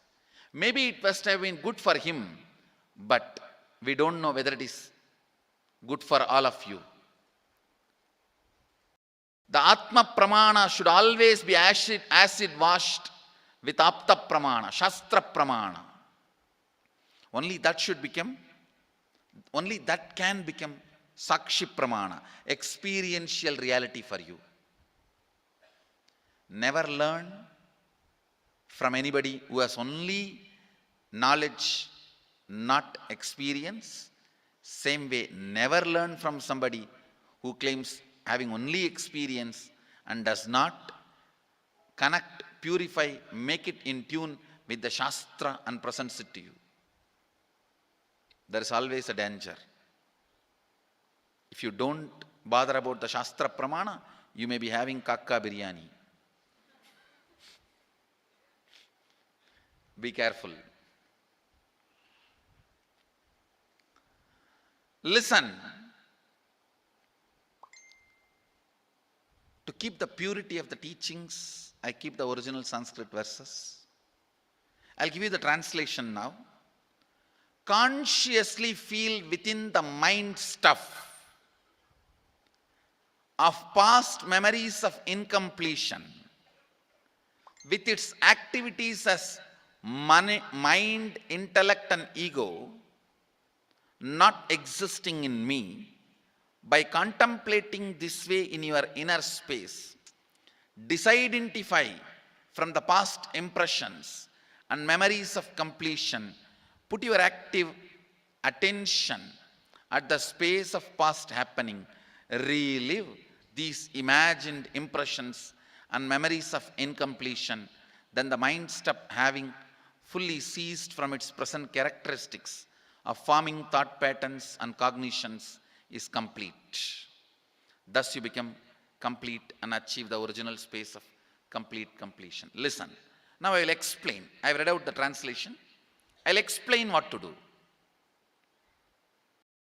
Now you wrote many of the patterns, incompletions, thought currents you are having about money,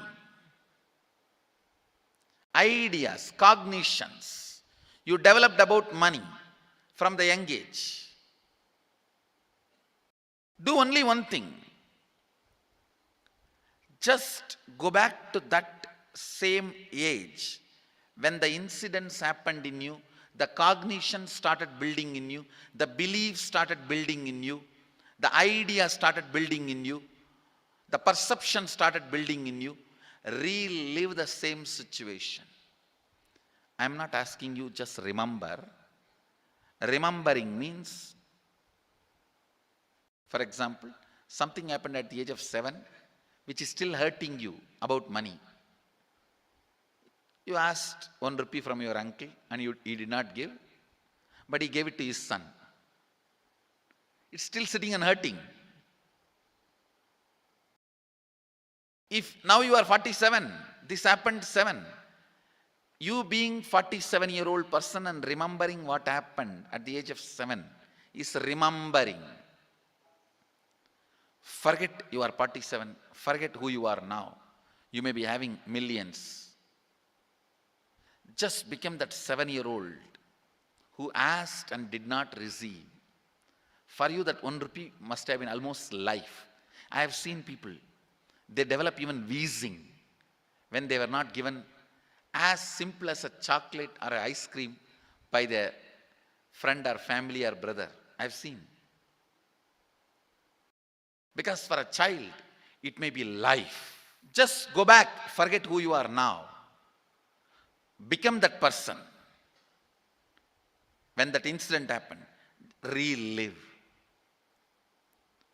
Just see what has happened at that time.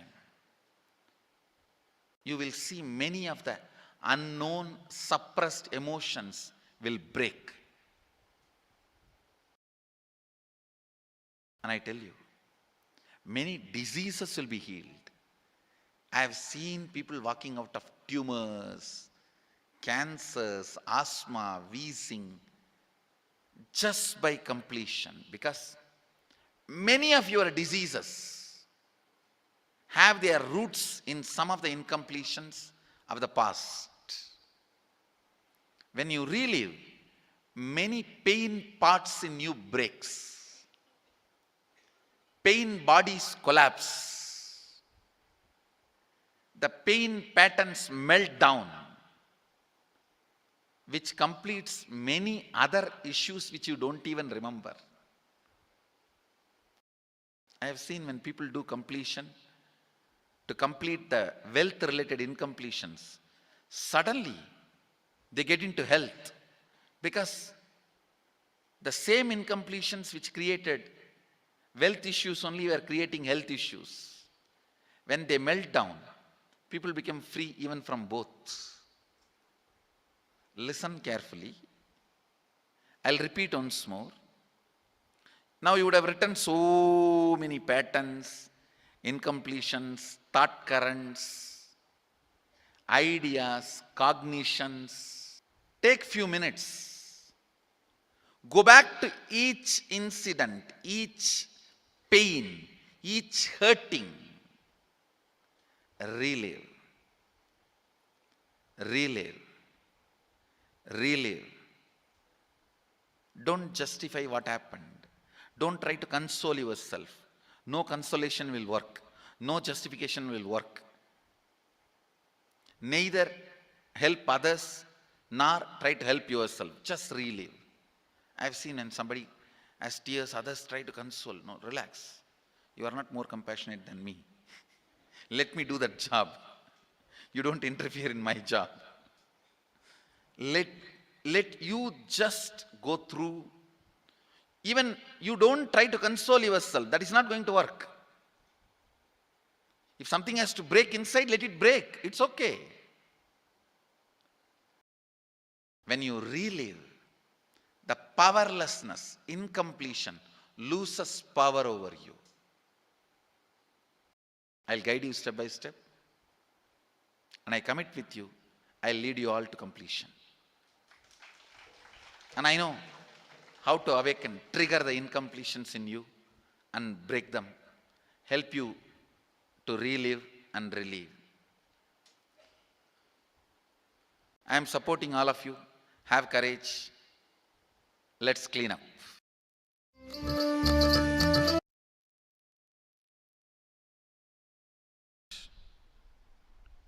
The first step we need.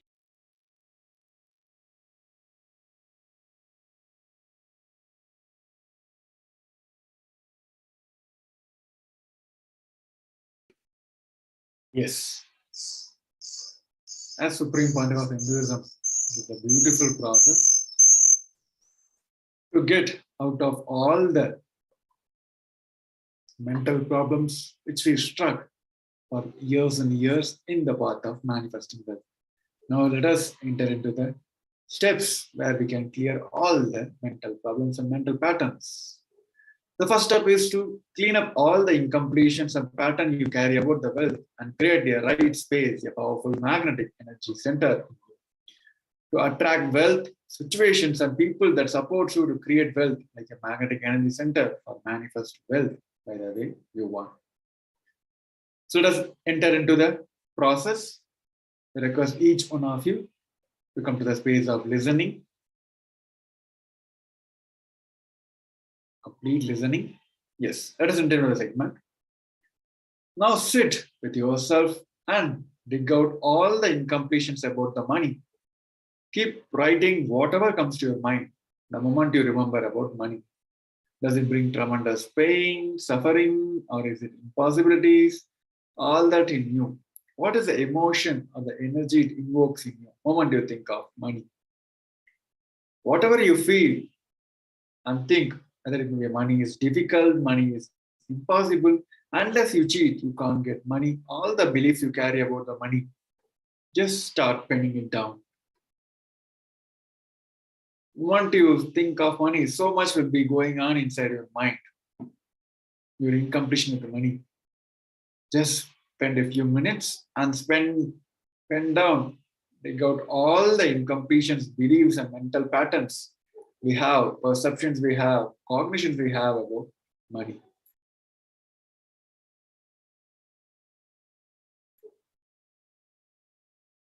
Each belief or a cognitions, it always starts from a particular instance. It is not that suddenly the belief we came to in our life. It is somewhere, some instant which brought this belief or cognition into our life. Make sure you're identifying all those instants. Instead of just writing, I feel money is hard to get. Just go back to the instance where you cherished, where you initially got into this belief. It may be from your childhood, at the age of 5, 6. Make sure you're getting into those instants and writing those instants which gave the wrong and incomplete beliefs about the wealth started forming in you. Now, relive and relieve from all those instants. Complete all those instants. Go back to that. As Supreme Pontiff of Hinduism said, the instant may be which happened at your age of 7 and now you may be 47. The guy who is sitting with the age of 47 and thinking of that instant is remembering. Now the guy sitting in the 47 age going back to the age of 7, what kind of mental ideas we have, what kind of thoughts we have, go back to the same level of maturity and go back and look in and relive that whole instant.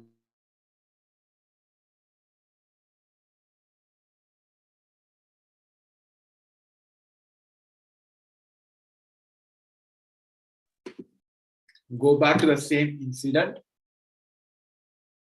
and relive from all those.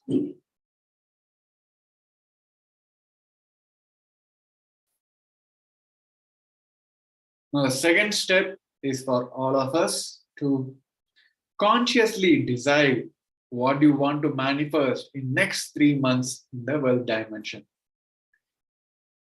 Now here, let us make a Satya Sankalpa, which will be blessed by the Supreme Pontiff of Hinduism, and it will be becoming a Shiva Sankalpa. Write clearly what is your intentions, what is it you want to manifest in the next 3 months in the field of wealth. After the right understanding about the wealth, in your level of cognitions, it may be the wealth you have, the amount of relationship you've built with the community, whatever it may be, whatever you feel that is the wealth for you. It may be just by being active or just by manifesting the Paramashivoham, whatever you want, whatever you consider that is a wealth. Even some people, they feel having extraordinary powers is their wealth. So at your understanding and cognition, with the right belief system, now write down all the intentions which you want to manifest in the next 3 months. Now, with the Guru's grace, our beloved Guru, the Supreme Pontiff of Hinduism, Jagat Guru Mahasannidhanam, His Divine Holiness, we're going to manifest this with the blessings of Lord Venkateshwara, who's gracing us in the Nija Avatar of Supreme Pontiff of Hinduism. We're going to manifest. With a deep devotion to our beloved Guru, we're going to experience the oneness with the Guru, and you can complete all binding cognitions on wealth and manifest the life with prosperity and abundance. It is always the Guru's grace who can easily clear all the obstacles which we are facing in our life. Here, the Sastra Pramana from the Guru Gita, verse number 26, briefly described about the importance of Gurus in our life. The syllable Guru is darkness, and the syllable Ru is said to be light. There is no doubt that the Guru is indeed the supreme knowledge that swallows the darkness of ignorance. Here, you can easily relate by using the incompletion and completion. All the incompletions we carried about the wealth, only through the Guru's grace, as a light shaft, the intense Jyoti, he can remove all the darkness, the ignorance in our life. So always remember the Guru's form. Constantly repeat the divine name given by the Guru. Always follow the Guru's command. Think of nothing other than the Guru. By doing this, we can get out of all the incompletions. Out of the extreme compassion for you, I shall tell you how the embodied soul becomes the Brahman, having been purified of all sins by serving the feet of Guru. Just by remembering the Guru's form, Guru's name, chanting the Guru's name, just by doing the seva to the Guru, we can get rid of all the sins. So here you may be having many of us initially may have a Western idea of, oh, Guru is a teacher. No, Guru is not a person, a Vyakti, as you imagine. He's a Tattva, he's a principle. He's simply a physical representation of the divine. In the Vedic tradition, the spiritual leaders, the Gurus, is said to be more important than the God.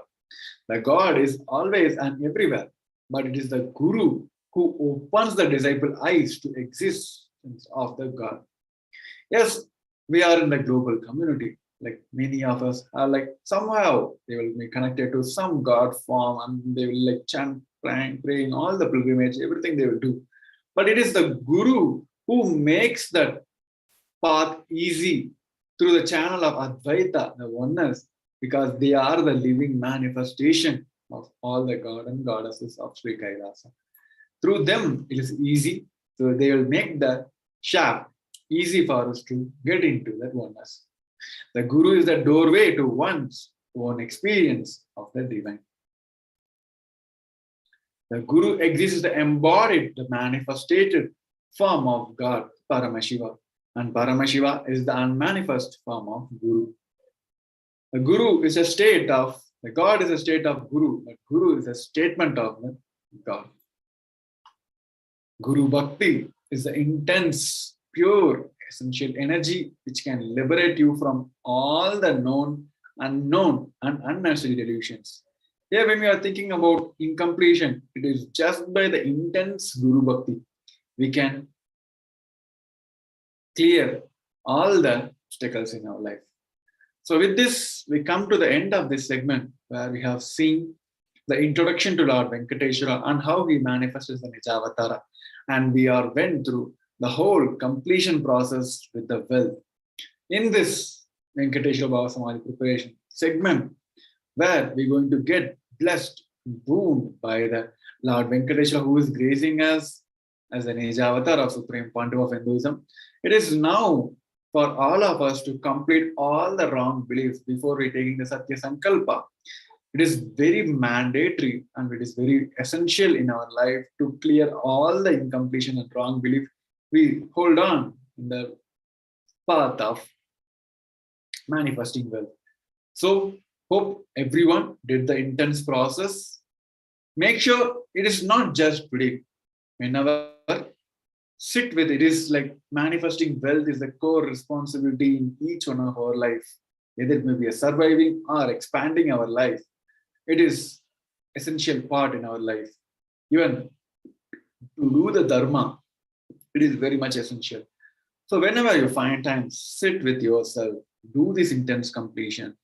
It always, Bhagavan said, is that all the initiations, it will be same effective when we watch offline.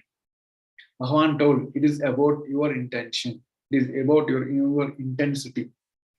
When you do this process, you can anytime come back to the same live which you are watching now, or any one of the Venkateshwara Bhava Samadhi Darshans. You make the Sankalpa and watch the offline video also. You'll be get blessed and booned by Lord Venkateshwara, who is gracing us as an Nijavatara. So make sure you're doing this process intensely. So with this, we come to the end of this segment. We'll be moving on to the next segment where we want to see the multiple offerings where we can pay as all our incompletions, all our karmas at the feet of Lord Venkateshwara to liberate all of us from all those karmas. We're getting to the next segment where we're going to see the revealed offerings to Lord Venkateshwara. So before we head into the next segment, we're going to have a short break. We request each one of you to stay tuned. Nithyananda.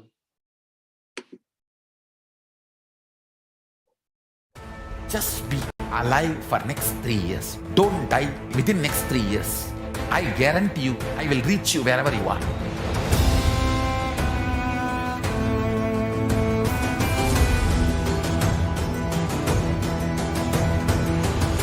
Be alive, somehow be alive for next 3 years. I will reach you wherever you are, whichever corner of the world you may be.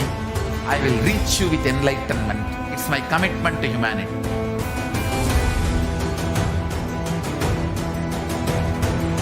I'm going to empower, enlighten each and every one of you with the fuel and energy of the parallel universe.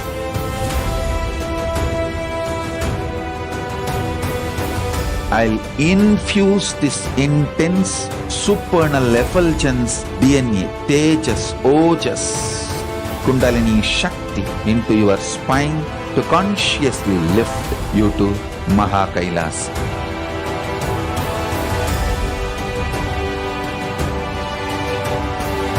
It is irreversible permanent enlightenment, irreversible power manifestation, irreversible permanent empowerment.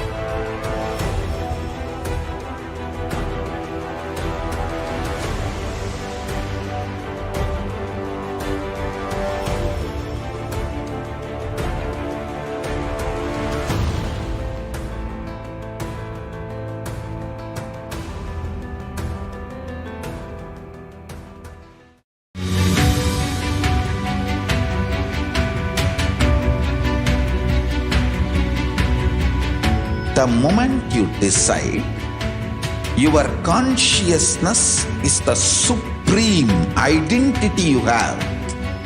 You will not empower your depression, your frustration,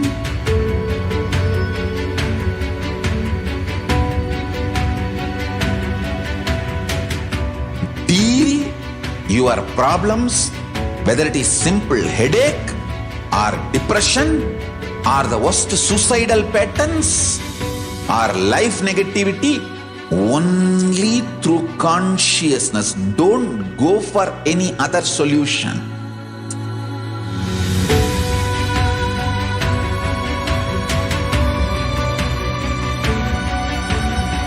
Don't keep stupid, toxic, life negative struggles inside.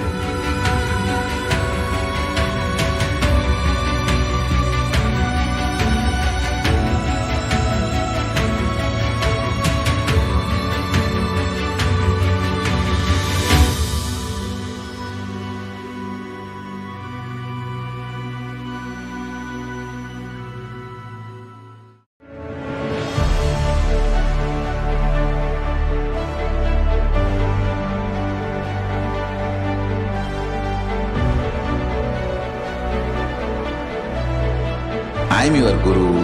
I will make you enlightened. It's my commitment.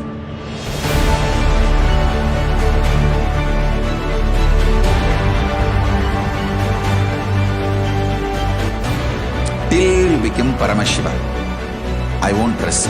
Don't worry at all.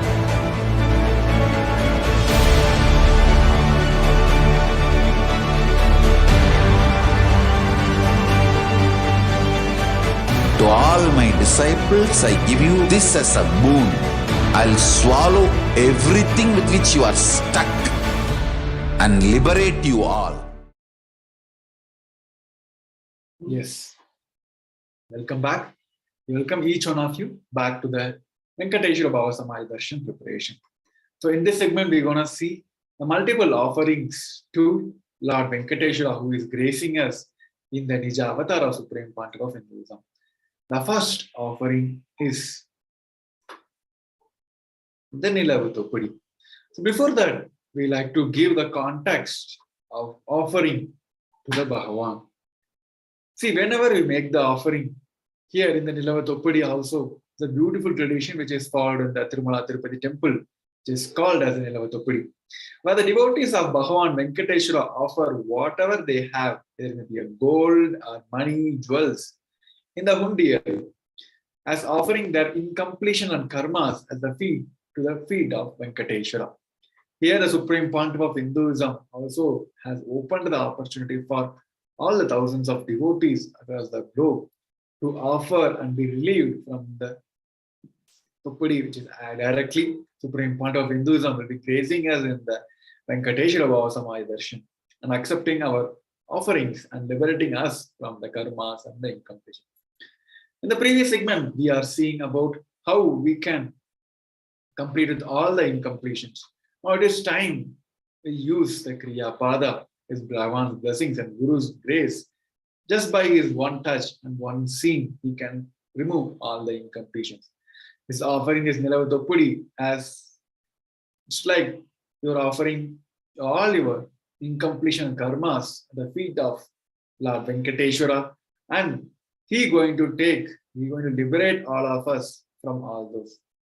So the procedure to offer Nilavatopudi is dress yourself as Bhagavan Venkateshwara by adorning yourself with all the gold, silvers and other jewels that you have, which you wish to offer to Lord Venkateshwara.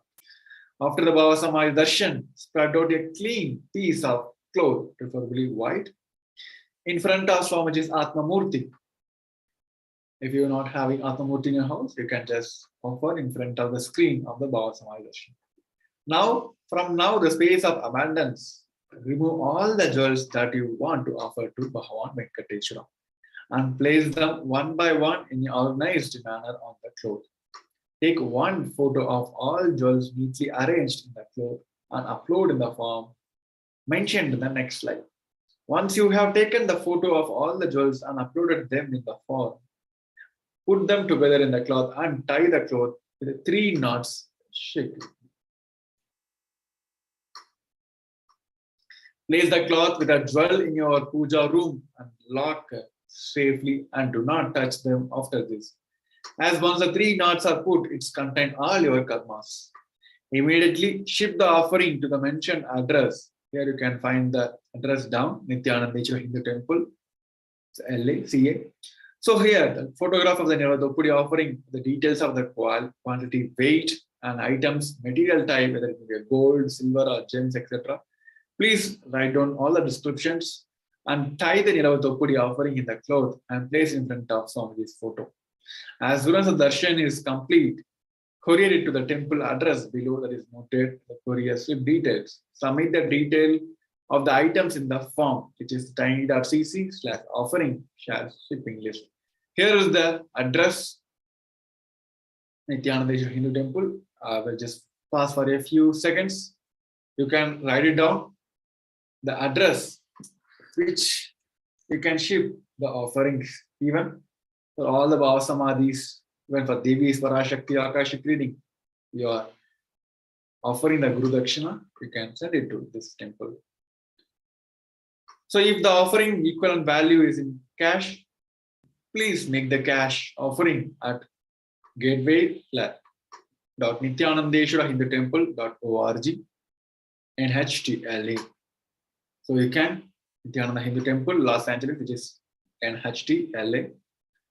You can go over here and make your offering also. So here, offering any gold, jewelry, or precious gem or currency to the Lord Bhagavan Venkateshwara, offering the Niladopudi removes all the karmas of lightened as by dropping the various attachments we surrender ourselves for the feet of Bhagavan Venkateshwara. You can head over to tiny.cc, BSD Sevas, 1st May, where you can go over and make the offerings.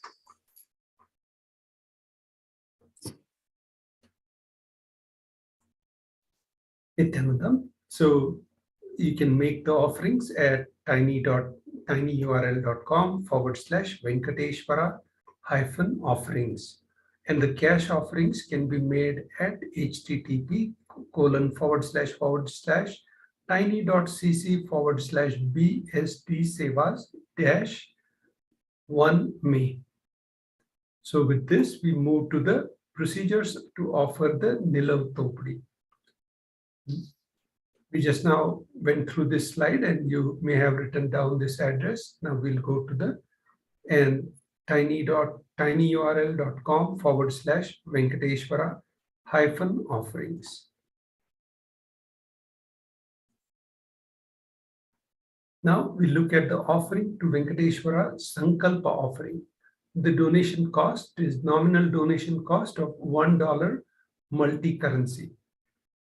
And here the Venkateshwar Namavali, this is the Shastra Pramana from the Venkateshwar Namavali from the Padma Purana. And it says, and you can also do the offering, same URL, tiny.cc BSD Sevas.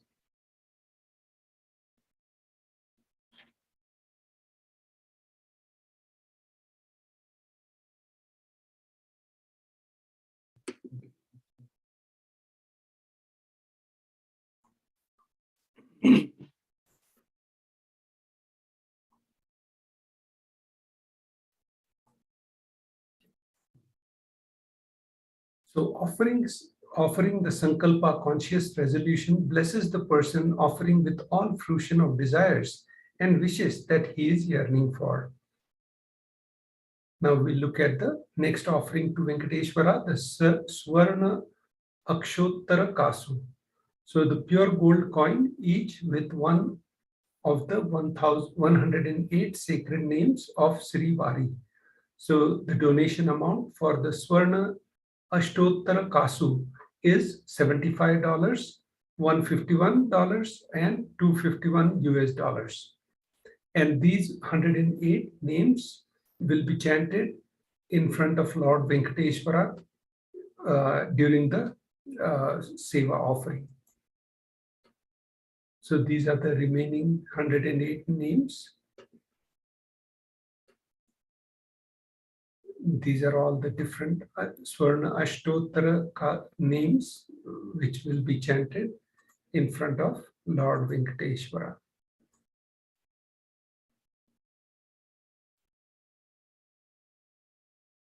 Now we'll look at the next offering to Venkateshwara, Swarna Tulsi Patram. So you look at this golden Tulsi Patram, and the donation for this is 600 USD. The Shastra, the Supreme Lord, the meaning of the Shastra Pramana for this offering is as follows. The Supreme Lord is causelessly merciful upon his devotee, so much so that even the poorest of the man can offer him a little water, a flower in devotion and thus please him. This is due to the affectionate dealings with his devotee. Offer a tulsi with pure love to receive his grace forever. The next offering is Swarna Padma Pushpa. The donation is 600 USD. If one offers to me a devotion with devotion, a leaf, a flower, a fruit, or even water, I delightfully partake of that article offered with love by my devotee in pure consciousness. Offer a gold flower to last eternally in oneness with the avatar. The next offering to Lord Venkateshwara is the Swarna Methi, the gold toe ring. The donation is 750 USD. The Shastra Pramana is as follows. Kinkini jalana dadhya katake kambike nyudha padanguli kanyurdhvar chandradhyani nyudhastata. So this is from the Lakshmi Narayan Samhita, verse 4.23.49. And as previously mentioned, all the sevas for Lord Venkateshwara can be offered from http://tiny.cc/BSD Sevas-1 May. BSD stands for Bhav Samadhi Sevas, first May. The offering of the abharanas to the Lord Vishnu. The jingling anklets on the feet of Vishnu abharana for ankles, the toe rings in his feet, the bracelet in his arm, and the abharanas on his waist. Offer the toe ring for Venkateshwara to receive his blessings for longevity and prosperous life. So now we look at the Pratyaksha Pad Puja. The donation for the Pratyaksha Pad Puja is 1008 USD. And the Shastra Pramana is as follows. Vande Gurupada Dvandva Vanashchitta Gocharam Svetaratta Prabha Bhinnam Shiva Shaktyatmakam Param. So the meaning of this verse is as follows. I worship the Guru's 2 feet, which are within the reach of the speech, thought, and contemplation, and which have different lusters, white and red, representing Shiva and Shakti. Guru Gita, verse 45. So the meaning of this Pratyaksha Pad Puja offering is offer the Pratyaksha Pad Puja to clear your karmas, to remove any obstacles in the path of your enlightenment. Express gratitude and strengthen your feeling connection with Guru. Manifest auspiciousness in all dimensions of life, health, wealth, relationship. Vastra Seva donation is 1008 USD. Offering sacred clothing to Venkateshwara. Traditionally, this seva is offered for better physical and mental well-being and healing from any illness. So Guru Dakshina will explain a little bit context about offering to the Guru and importance of the Guru Dakshina, a traditional offer of any amount. The Shastra Pramana for this offering is as follows. Yatha dadati santushta prasanno vardo manum tatha bhaktya dhana purnai guru yatnena toshayet. This verse, when you are devoted and one in oneness, the Guru gives the mantra, therefore one should offer the wealth, and even with his very life,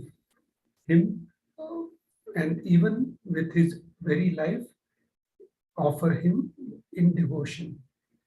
So this Shastra Pramana is from Kularnav Tantra, chapter 12, verse 18. So with this, we look at the next offering of e-hundi, general donation, and donation at your capacity and wish for Bhagwan Venkateshwara. tiny.cc/BSD Sevas -1me. So now we'll summarize all the offerings for Lord Venkateshwara. So Seva offerings is e-hundi, any amount, Nilavu Topadi, any jewelry, Sankalpa chanting, $1, Swarna Ashtottara Kasu, gold coin with 1008 names, Swarna Tulsi Patram, gold Tulsi leaf, $600,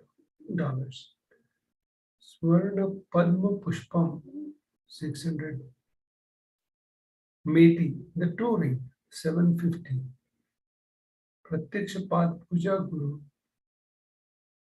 to the Guru, 1008 USD.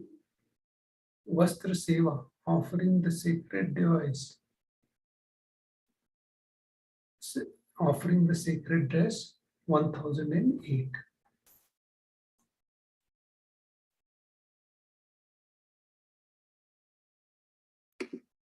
Yes, as I quickly go over the offerings, you can head over to tiny.cc/BSD/BSD Sevas.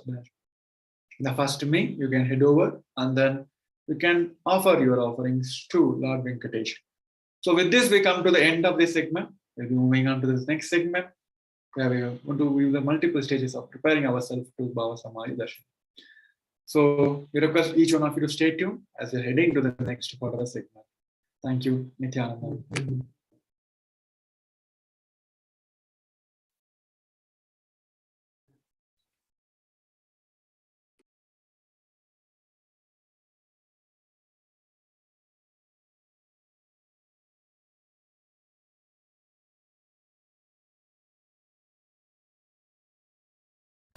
Just be alive for next 3 years. Don't die within next 3 years.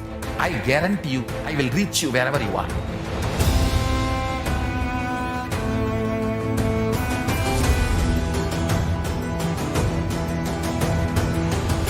Be alive, somehow be alive for next 3 years. I will reach you wherever you are, whichever corner of the world you may be. I will reach you with enlightenment. It's my commitment to humanity.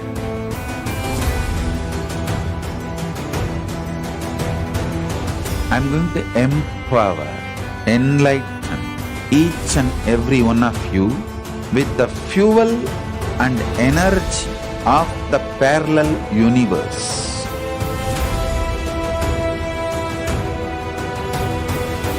I'll infuse this intense supernal effulgence DNA, Tejas, Ojas, Kundalini Shakti into your spine to consciously lift you to KAILASA.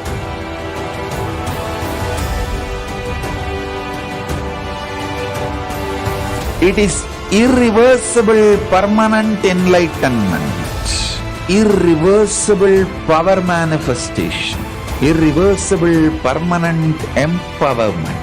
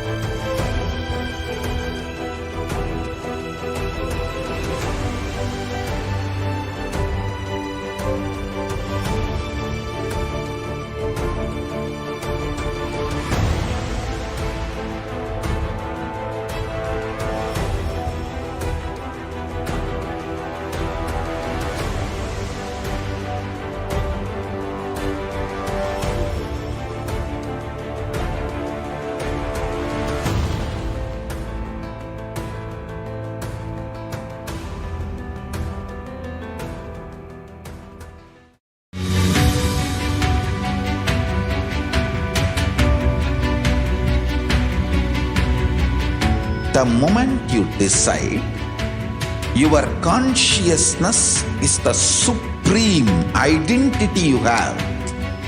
You will not empower your depression, your frustration,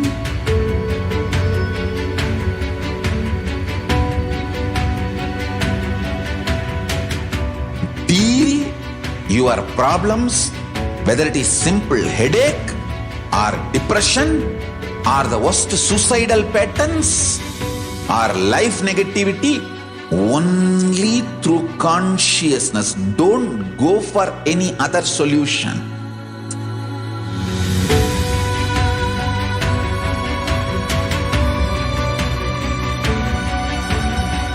Don't keep stupid, toxic, life negative struggles inside.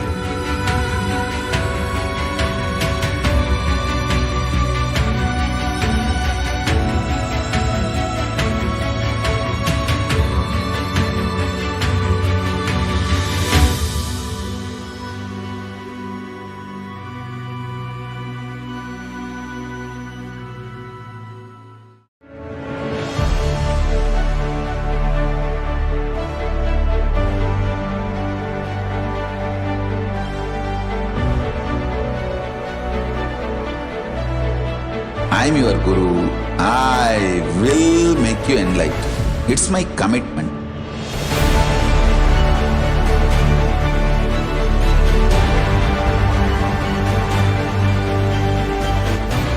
Till you become Paramashiva, I won't rest. Don't worry at all.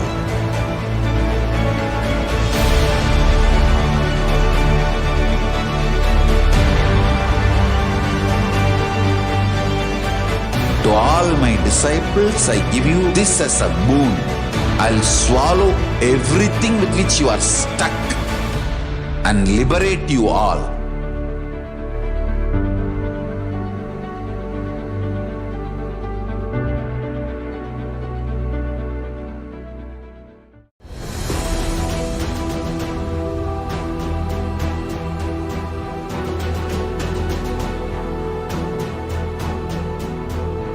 Your consciousness has power at this moment to swallow, digest, clean up all negativity and all toxins.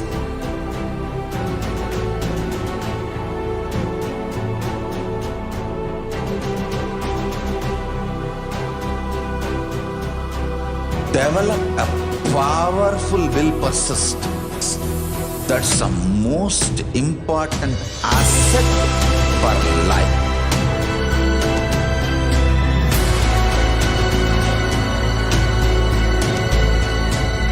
I am not giving you some life positive blah blah. I am giving you the facts of life. I am triggering your consciousness.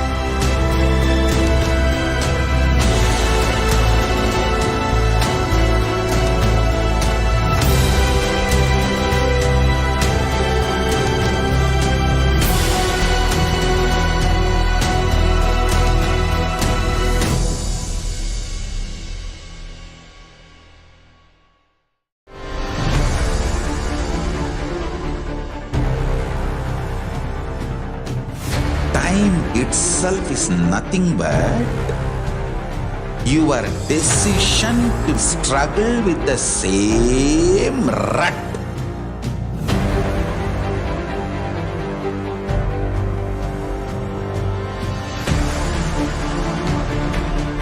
Your decision to struggle with the same rut is time, Kala.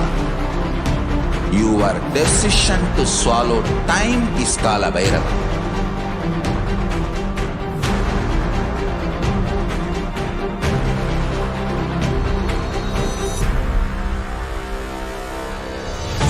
Stand. Be a conscious woman or man. Be conscious being.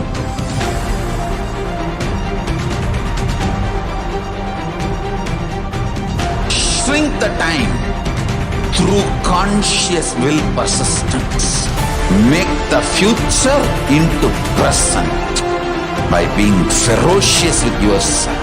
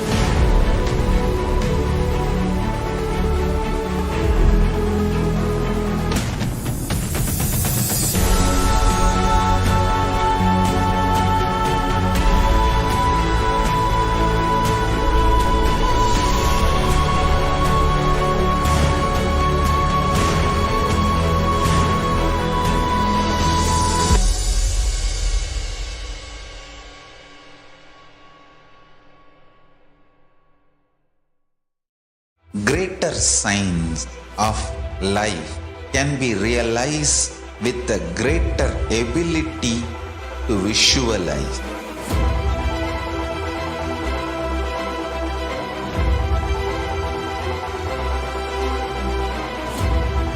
Greater science is the equivalent word for Hinduism.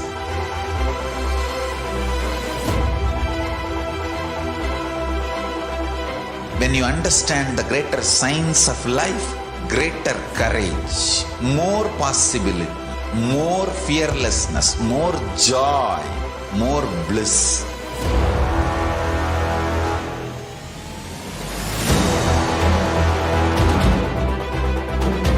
When you visualize Paramashiva with 25 heads, 75 eyes, 50 hands, your consciousness becomes ferocious, and that ability to visualize, you will get involved in everything deeply.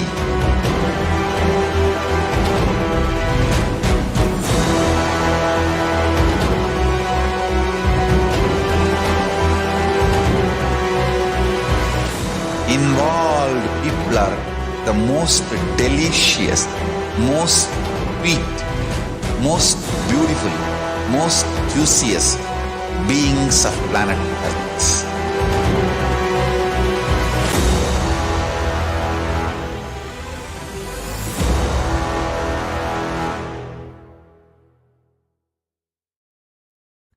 Just be alive for next 3 years. Don't die within next 3 years. I guarantee you, I will reach you wherever you are.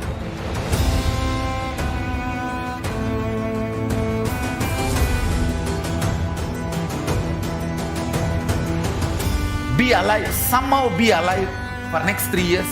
I will reach you wherever you are, whichever corner of the world you may be. I will reach you with enlightenment. It's my commitment to humanity.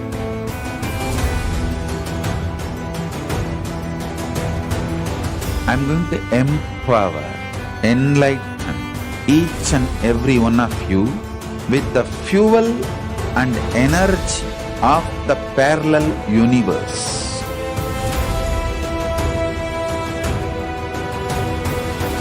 I'll infuse this intense supernal effulgence DNA, Tejas, Ojas, Kundalini Shakti into your spine to consciously lift you to KAILASA.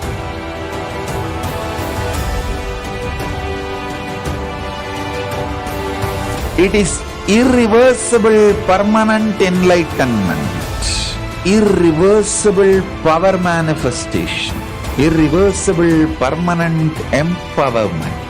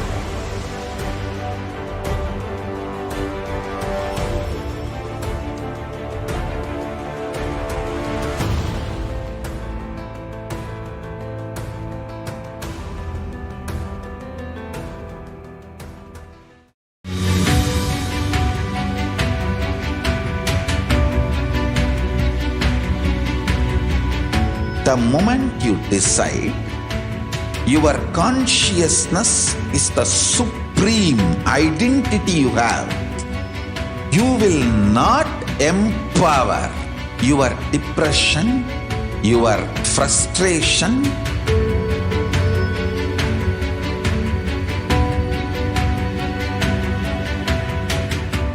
deal your problems, whether it is simple headache or depression or the worst suicidal patterns or life negativity, only through consciousness. Don't go for any other solution.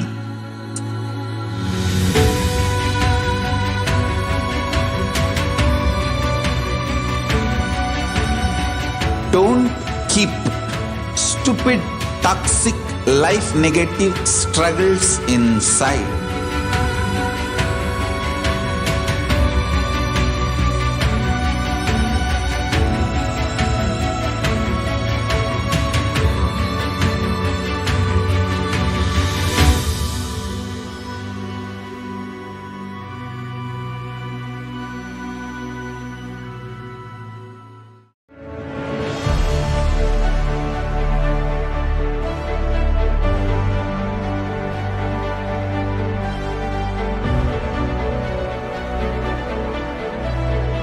I am your Guru. I will make you enlightened. It's my commitment.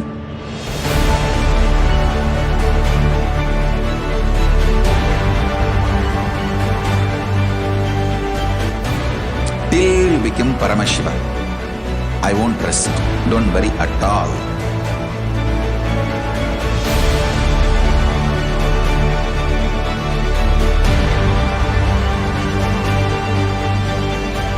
To all my disciples, I give you this as a boon. I'll swallow everything with which you are stuck and liberate you all.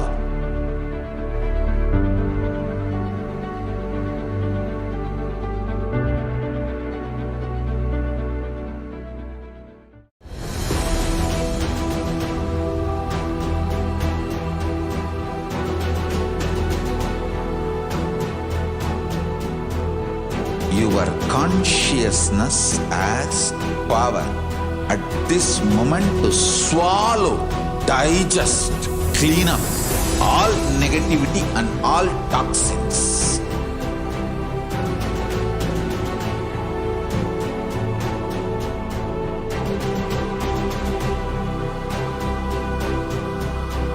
Develop a powerful will persistence. That's the most important asset for life.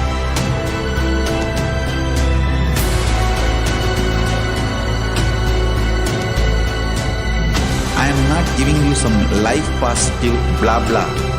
I am giving you the facts of life.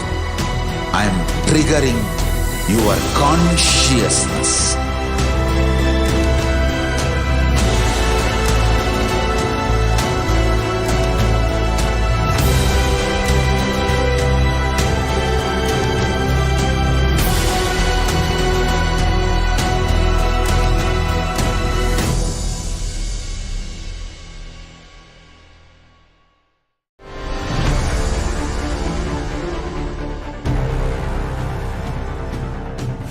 Time itself is nothing but your decision to struggle with the same rut.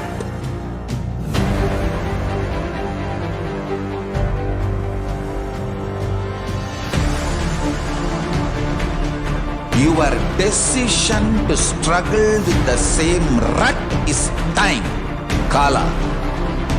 Your decision to swallow time is Kala Bhairava.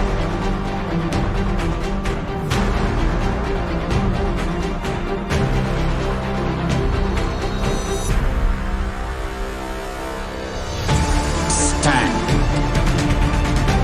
Be a conscious woman or man. Be conscious being.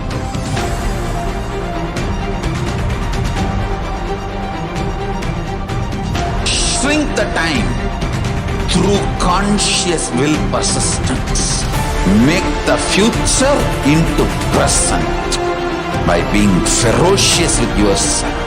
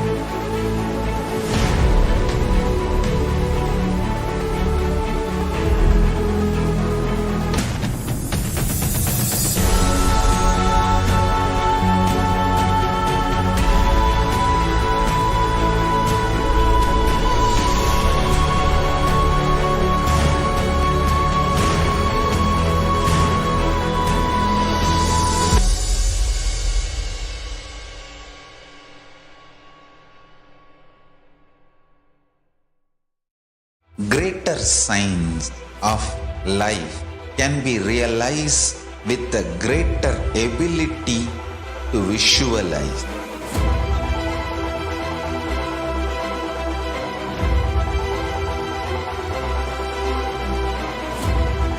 Greater science is the equivalent word for Hinduism.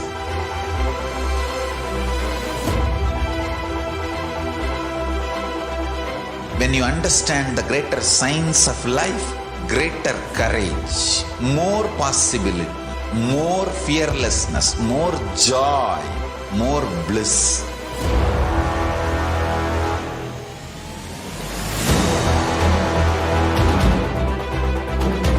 When you visualize Paramashiva with 25 heads, 75 eyes, 50 hands, your consciousness becomes ferocious, and that ability to visualize, you will get involved in everything deeply.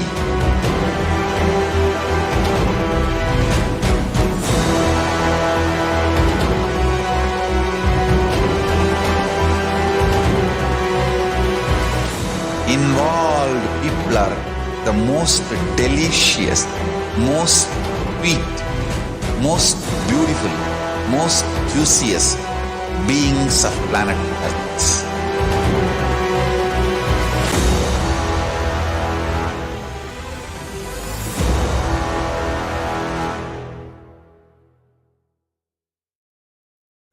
Just be alive for next 3 years. Don't die within next 3 years. I guarantee you, I will reach you wherever you are.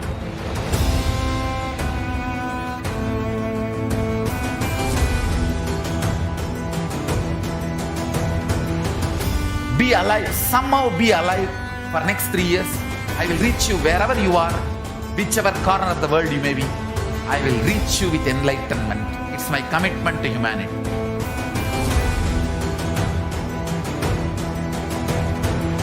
I'm going to empower, enlighten each and every one of you with the fuel and energy of the parallel universe.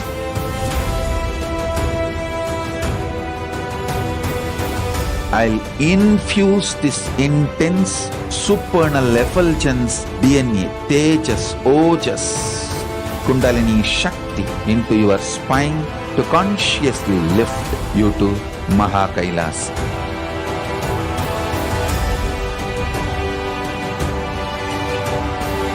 It is irreversible permanent enlightenment, irreversible power manifestation, irreversible permanent empowerment.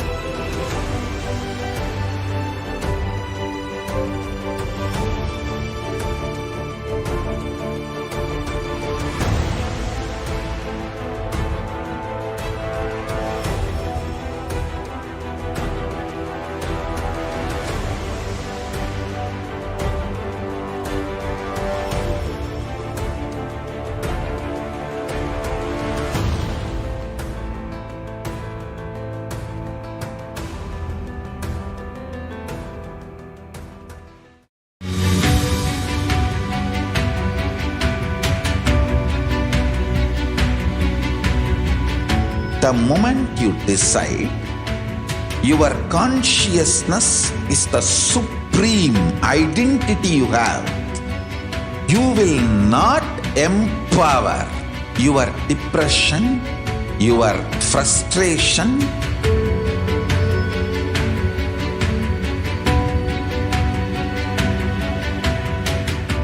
deal your problems, whether it is simple headache or depression or the worst suicidal patterns or life negativity, only through consciousness. Don't go for any other solution.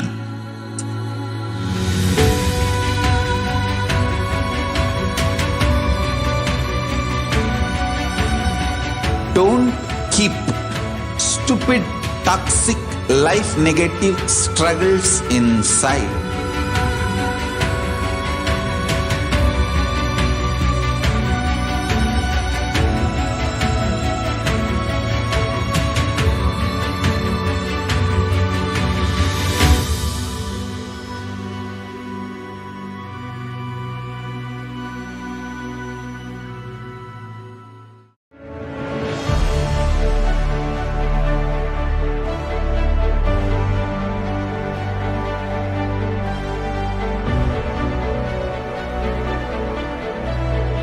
I am your Guru.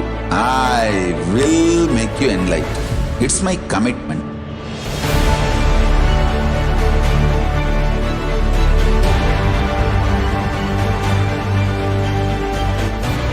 Till you become Paramashiva, I won't rest. Don't worry at all.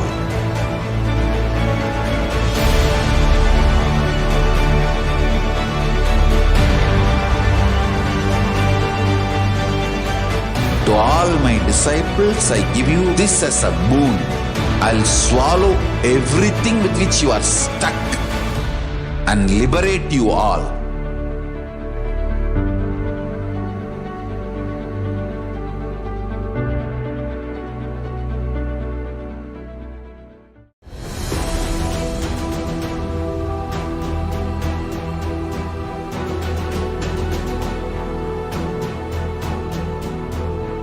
Your consciousness has power at this moment to swallow, digest, clean up all negativity and all toxins.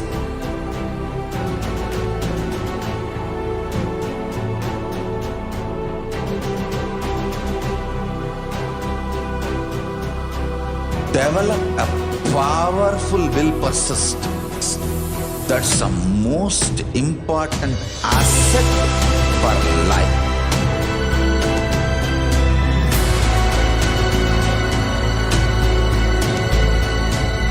I am not giving you some life positive blah blah.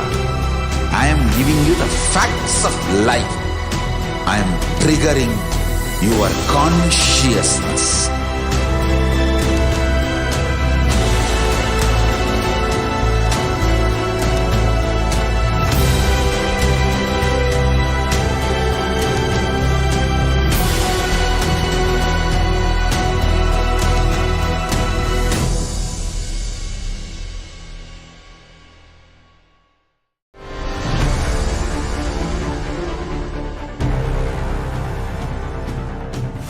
Time itself is nothing but your decision to struggle with the same rut.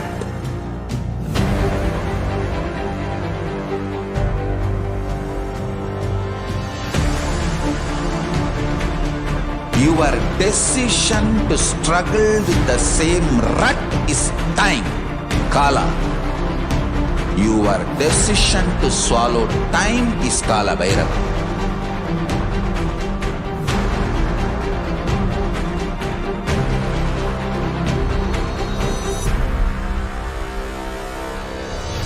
Stand.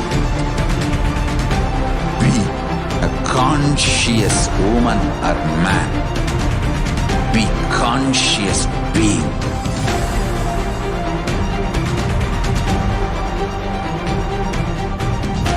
Shrink the time through conscious will persistence.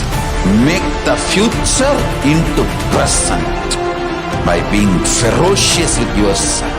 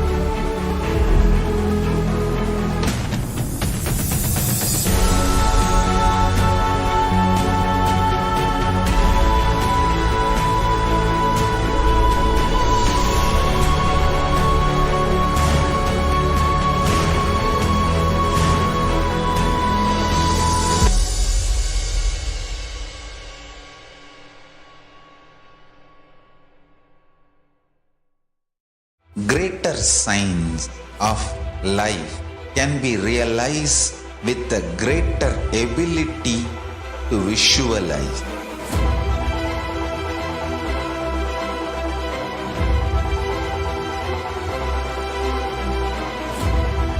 Greater science is the equivalent word for Hinduism.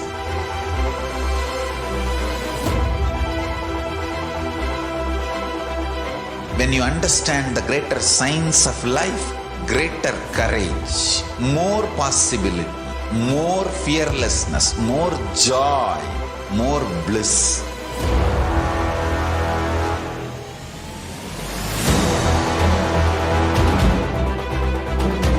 When you visualize Paramashiva with 25 heads, 75 eyes, 50 hands, your consciousness becomes ferocious, and that ability to visualize, you will get involved in everything deeply.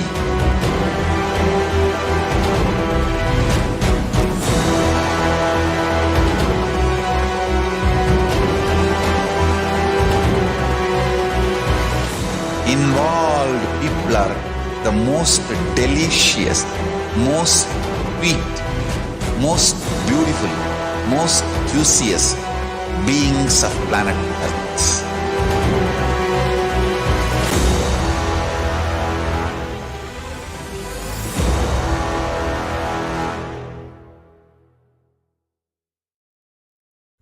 Just be alive for next 3 years. Don't die within next 3 years. I guarantee you, I will reach you wherever you are.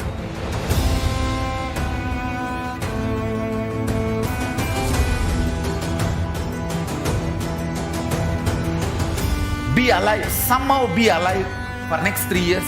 I will reach you wherever you are, whichever corner of the world you may be. I will reach you with enlightenment. It's my commitment to humanity.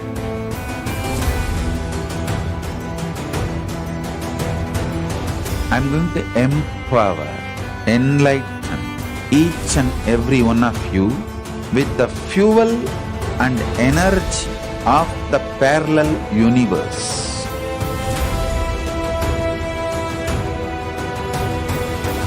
I'll infuse this intense supernal effulgence DNA, Tejas, Ojas, Kundalini Shakti into your spine to consciously lift you to KAILASA.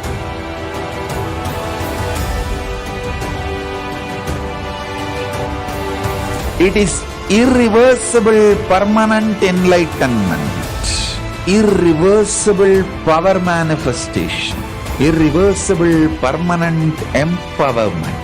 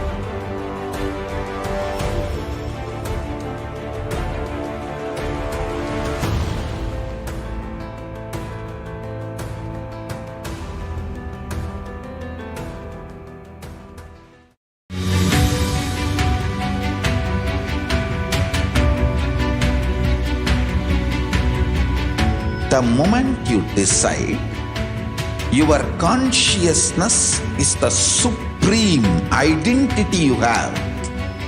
You will not empower your depression, your frustration,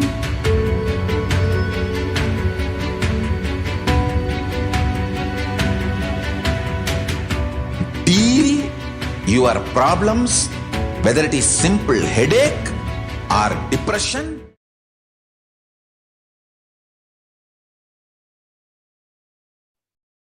Yes. Welcoming each and everyone back. Let us now enter into the next segment. What is Bhava Samadhi Darshan? Some important cautions. By the enlightening teachings, Katana, by the Shaktipata, the graceful transmission of the spiritual powers, by looking at the sacred feet of the Guru, or by the complete loving favor of the Guru, Prasad, the ultimate goal and space, Paramapadam, is attained. That is a shloka from the Malini Vijayotara Tantra, verses 60. Bhava is defined as directing and activating the emotional and spiritual energy that is created through meditation on the avatar.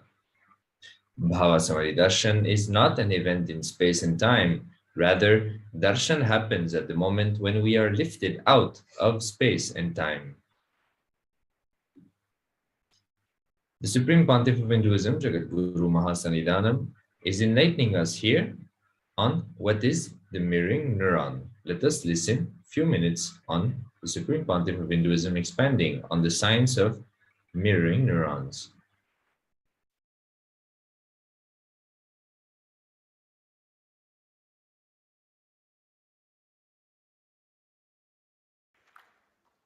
I am introducing one of the important sacred secret, a spiritual principle to all of you.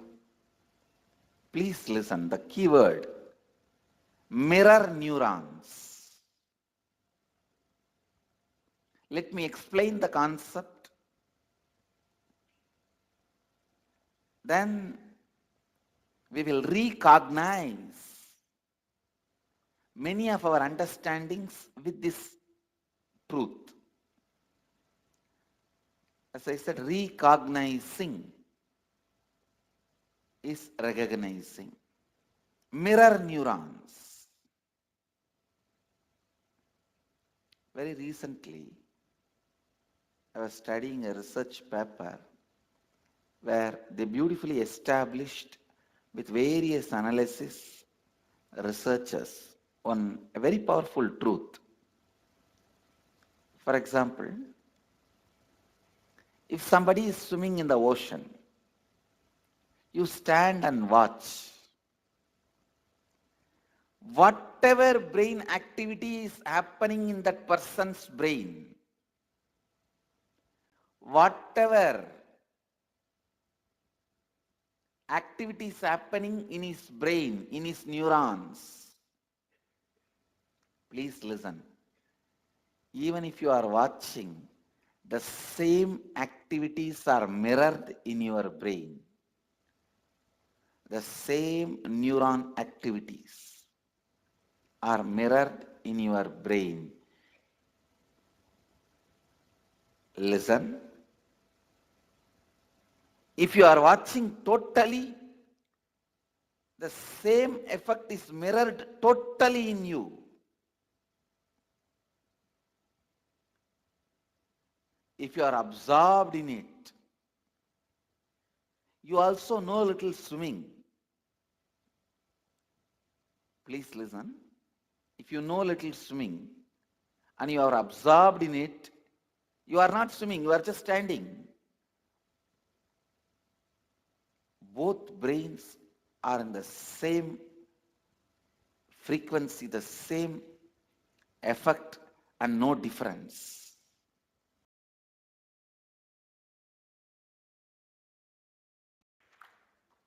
I am introducing one of the important Yes. The brain neurons mirror, activate, and process all the observed movements or information of the avatar just by seeing and without the physical act of imitation. That is, our entire body silently and without movement recreates what is happening distances far away, experiencing the superconscious energy radiated by the avatar. The science of Bhava Samadhi Darshan knows no distance, a phenomenon modern science is just discovering and terms as quantum tunneling. Our thoughts per second reduces significantly, and we relax into a space beyond thoughts, becoming mentally at ease in coexisting dimensions beyond duality, unconditioned by the parameters of time and space. The science of Bhava Samadhi Darshan. When Krishna once saw his own extraordinary sweetness reflected in a jeweled wall, he was amazed and said, "How unprecedented and astonishing is this deep and indescribable sweetness of mine!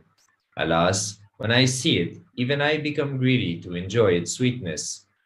Just like Radhika, when I see my own sweetness in the mirror, I become eager to taste it, but I can't. After due consideration, I find that the only way to relish this sweetness is through the constitution of Sri Radhika." Bhava Samadhi Darshan is the science of the Nija avatar manifesting Paramashiva. Paramashiva, the consciousness, expresses the being of Paramashiva through Divya Sharira and manifests as Nija Avatara, the physical form, for us to experience Paramashiva.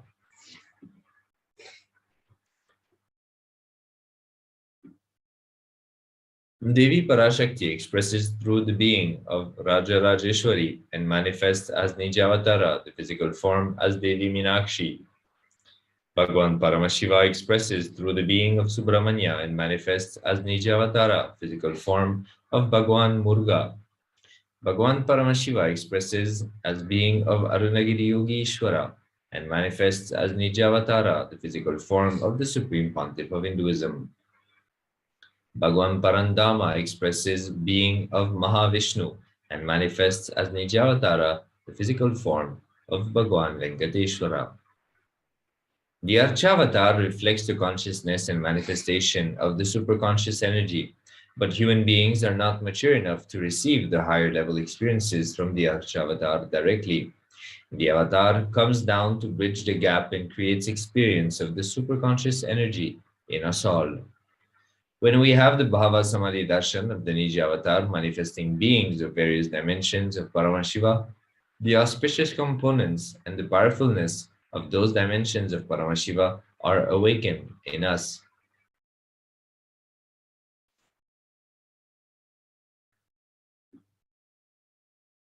Bhava Samadhi Darshan is the direct experience of causeless bliss. During the Bhava Samadhi Darshan, our being comes alive and celebrates with the energy wave of existence. Our very muscles learn to imbibe and radiate Paramashiva. Bhava Samadhi Darshan is like a window to the infinite expanse of consciousness, allowing us to glimpse the formless in a way that we can understand. Even without much effort from our side, our very biomemory awakens to the space of Paramashiva, ultimate consciousness, during the Bhava Samadhi Darshan. To have glimpse of, having darshan of an avatar cleanses the karmas of lifetimes and creates a deep and lasting transformation in us. The gratitude enables the reflection of consciousness on all levels, physical, psychological, and ultimately conscious level.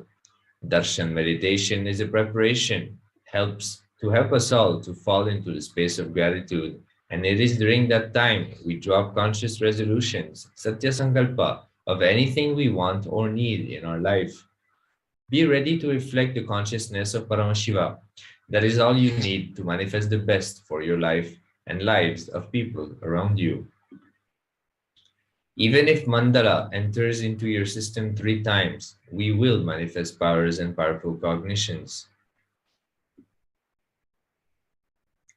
The context for the Bhava Samadhi Darshan. I know you are the source of everything.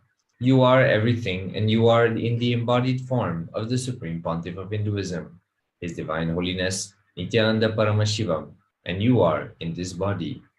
You are the source for both. Let me connect with you. Let you reveal yourselves to me. Let me be in the Bhava Samadhi of you.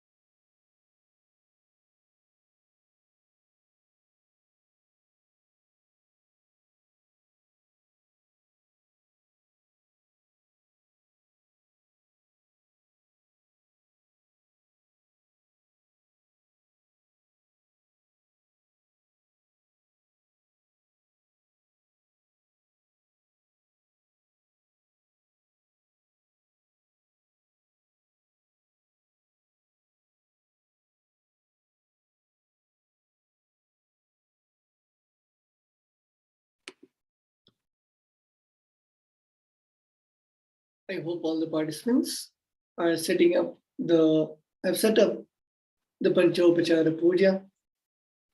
As part of the preparation to enter into the darshan, we will now be beginning the Paramashiva Dhyana mantra.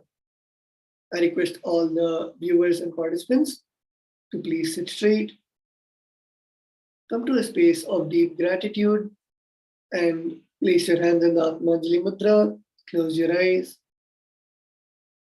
Om Nithyanandam Paramasukadam Kevalam Jnanamurtim Dvandvatitam Gaganasadrisham Tattvamasyaadilaksham Ekam Nityam Vimalamachalam Sarvadhi Sakshibhutam Bhavatitam Trigunarahitam Sadgurum Tam Namami.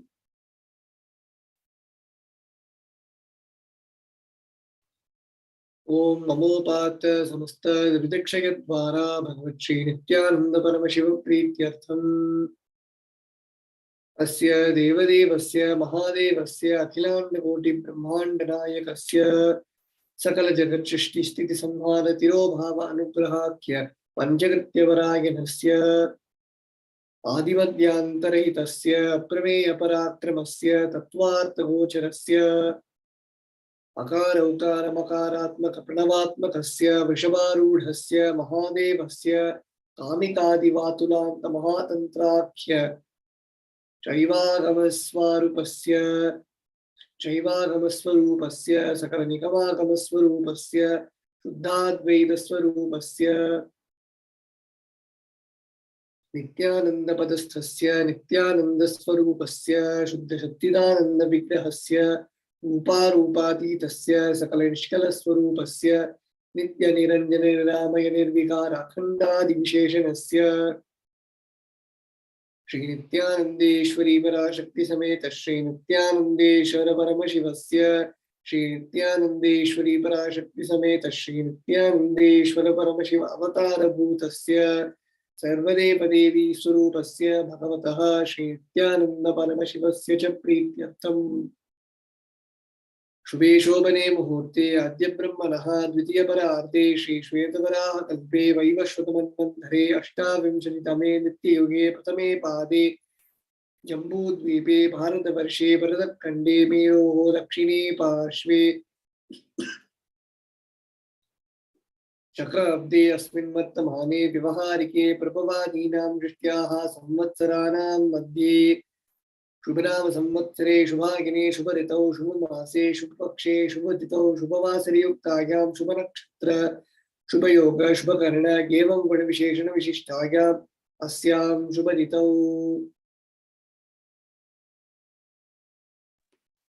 आदिकैलासे कल्पवृक्षस्य अधः नित्यानन्दनगरे स्मृतस्मृतानां मुक्तिदायके महाक्षेत्रे नामधेयस्य नाम्याः च यजमानानाम् आवयोः सकुटुम्बानां बन्धुवर्गाणां दायादिवर्गाणां मित्रवर्गाणां सोदरवर्गाणां समेषाम् सर्वाभीष्टसिद्ध्यर्थं सर्वमङ्गलवाप्त्यर्थम् उत्तरोत्तरनवच्छिन्न स्थिरलक्ष्मी प्राप्त्यर्थम् कुटुम्बे सर्वेषां सर्वाभीष्टसिद्ध्यर्थं चिन्तितमनोरथवाप्त्यर्थम्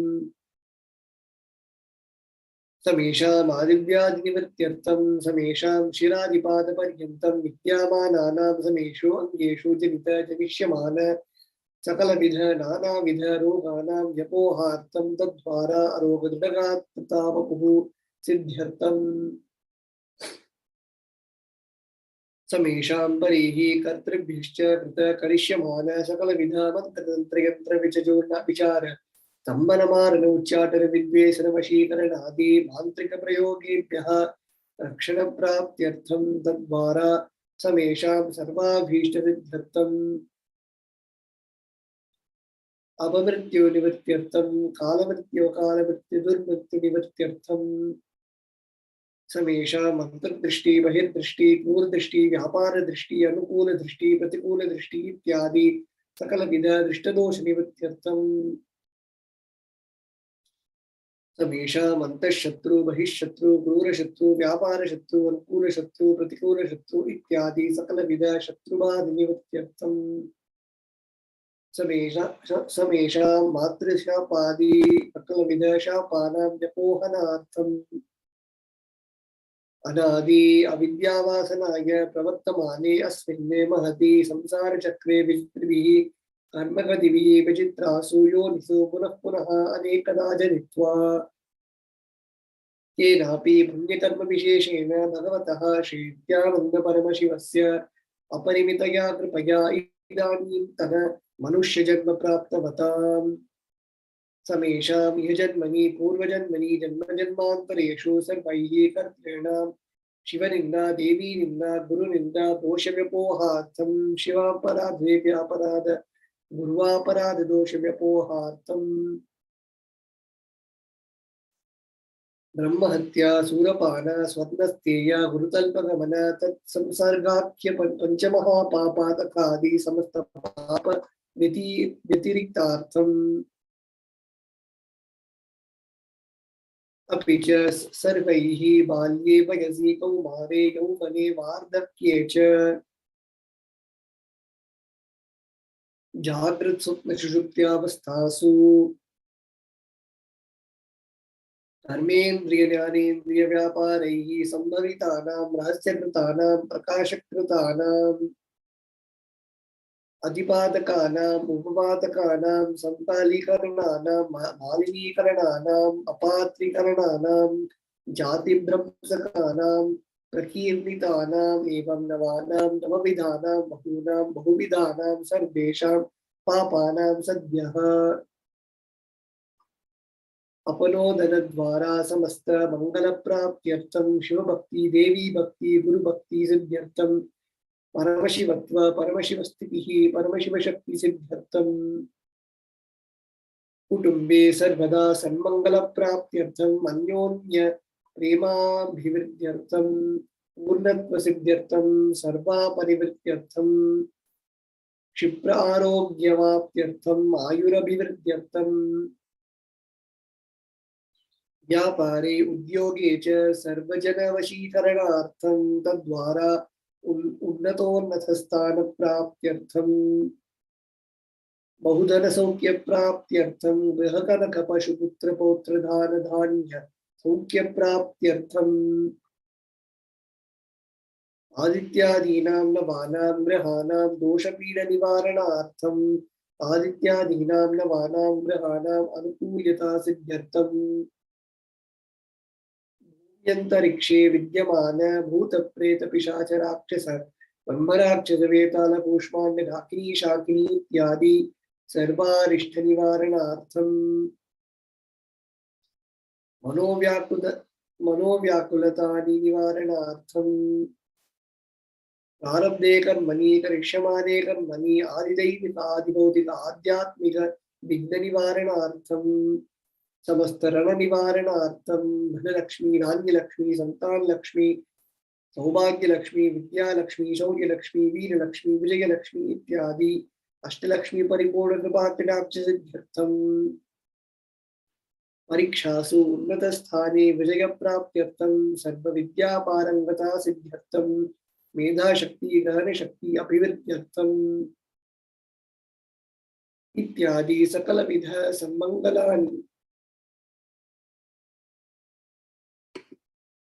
कृपाकटाक्षेण प्राप्त्यर्थं श्री कैलासोन्नत द्वादशान्त श्यामला पीठारूढ़ श्री मीनाक्षी सुंदरेश्वरा विन्नस्वरूप परशिवपुत्ररत्न कुमार गुरुमण्य तुल्यावतार श्री पार्वती स्तन्यपान मध्य दिव्य ज्ञान विश्रुत सकल Nigma गुणसारभूत Dravid वेद प्रवक्त्रे श्रीमत् परमशिव करुणा समरिगत मुक्तामयित दृष्ट ज्ञान गीयमान चित्रचामर श्री चिन्नकाहलादि समस्त विरडा वल्यलंकृत ज्ञान विज्ञान चक्रवर्ती सर्वजन संग सत्यो निर्वाण दीक्षा व्यापवर्त वर्ष विश्रान जीमूत परमत कल्प केसरी शैव सिद्धांत स्थापनाचार्य श्री राजाधिराज पाण्ड्य महाराज गुरु क्षपन शाक्यादि महांत कारण निवारण ज्ञान भानु वीक्षणानर्हारद्योच्छेदन पूर्वक श्रीमद् वृषभध्वज स्थापक शैव समय कर्त्रे सर्वज्ञ पीठारूढ़ श्री जगद्गुरु श्री ज्ञान संबंध देशिक स्वामी वागीश सुंदर माणिक्य वाचक स्वामिना अवतार भूत श्री ज्ञान संबंध स्वामी पुनरुद्धृत श्यामला पीठ सर्वज्ञ पीठ तरवत्युत्तर तिशतम गुरु महासन्निधान अरुणगिरि योगीश्वर परंपरागत अरुणाचल सर्वज्ञ पीठ गुरु महासन्निधान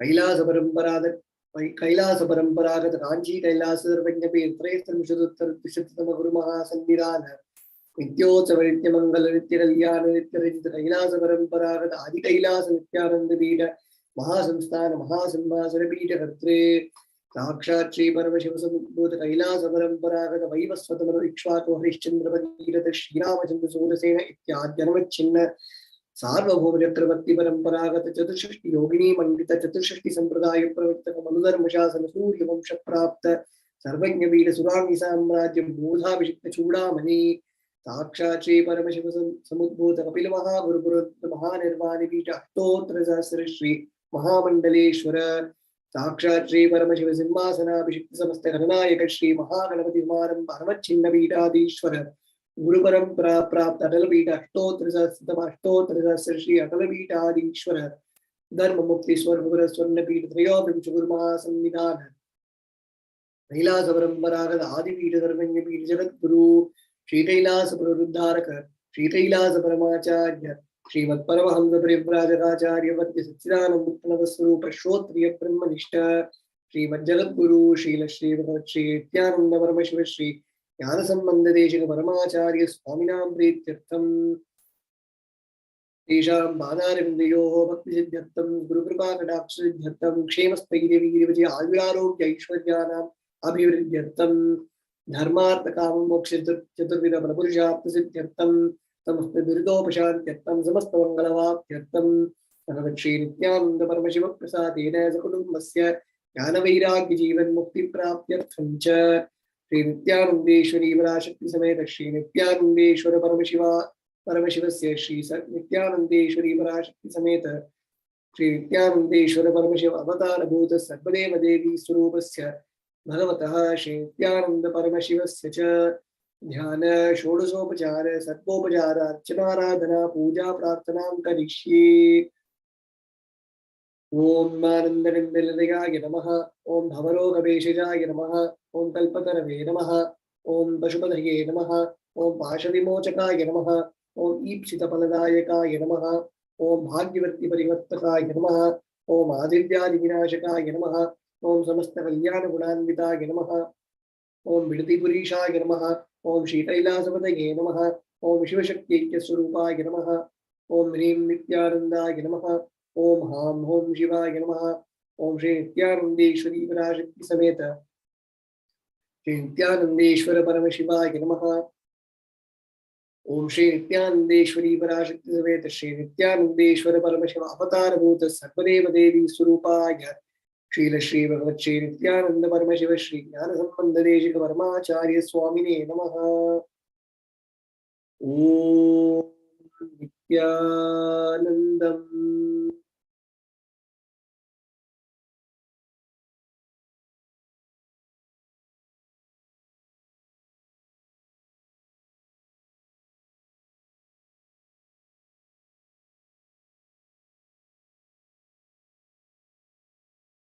Let us now get ready to receive the darshan of Mahavishnu, Bhagavan Venkateshwara.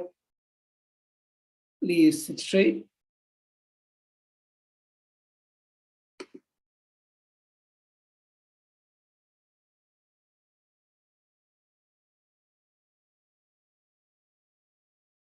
Connecting with the divine with your eyes closed is meditation.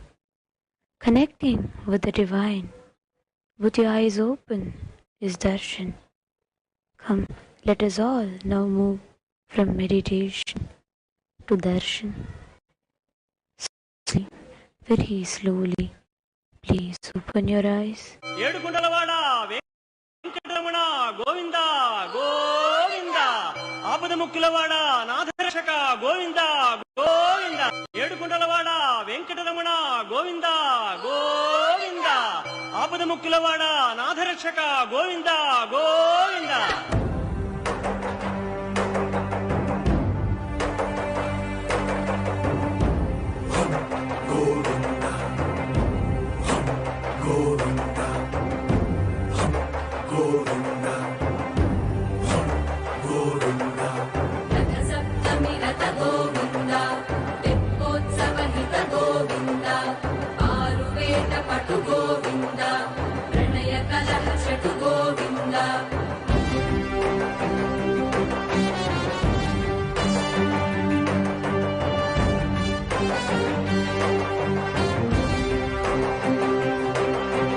పుష్పయాగయుగ Govinda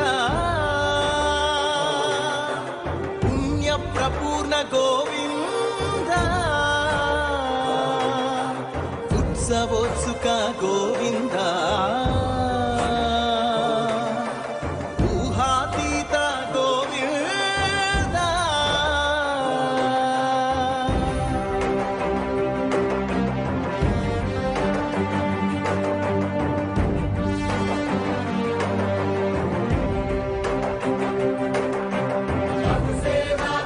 Govinda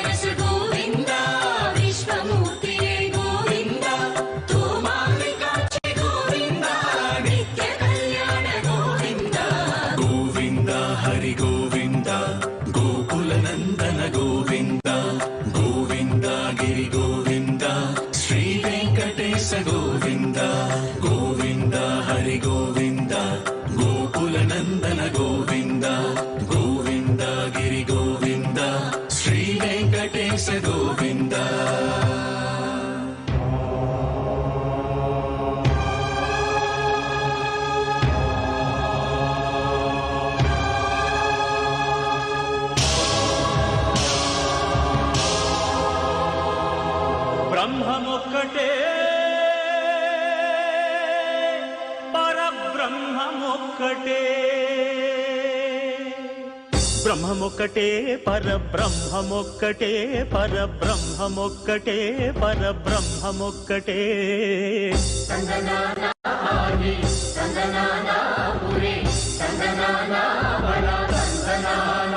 పరబ్రహ్మమొక్కటే పరబ్రహ్మమొక్కటే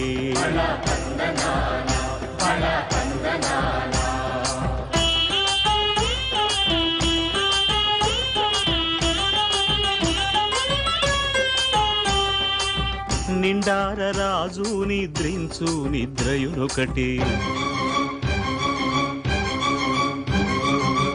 అండనే బంటు నిద్రాదియునొకటే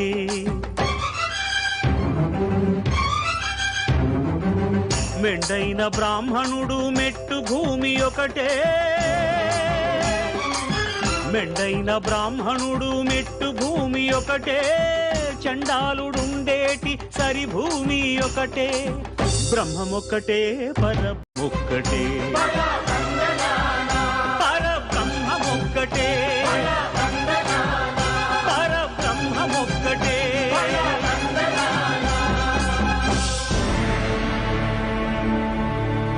అఖిలాండ కోడి బ్రహ్మాండ నాయగా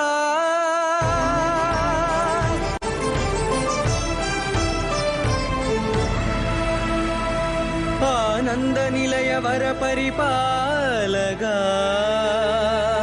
గోవింద గోవింద పౌర్ణమి నిలవే గోవింద గోవింద గోవింద చిన్న పూమారి సేవెகள் గోవింద గోవింద ఏదో వెంకటేశం இரவோடு பகலாக சதா வெங்கடேஷம் ஸ்மராமி ஸ்மராமி అఖిలాండ కోడి బ్రహ్మాండ నాయగా ఆనంద నిలయ వర పరిపాలగా శ్రీ వెంకటేశ శృతి సంబంధ సేవా భాగ్యం దేవి ముకుంద అఖిలాండ కోడి బ్రహ్మాండ నాయగా ఆనంద నిలయ వర పరిపాలగా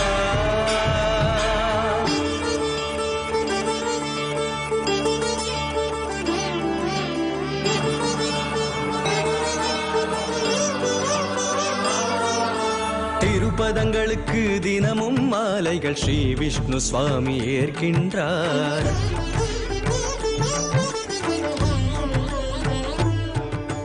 திருப்பதங்களுக்கு தினமும் மாலைகள் ஸ்ரீ விஷ்ணு சுவாமி ஏற்கின்றார் அதிர்கின்ற சங்கு சக்கரங்களே அழகாக திகழும் மாணிக்கமே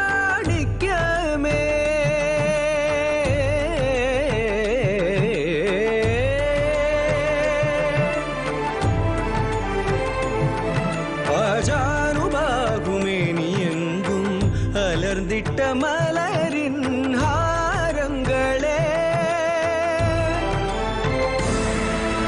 அகிலாண்ட கோடி பிரம்மாண்ட நாயகா ஆனந்த நிலைய வர பரிபாலகா அகிலாண்ட கோடி பிரம்மாண்ட நாயகா ஆனந்த நிலைய வர பரிபாலகா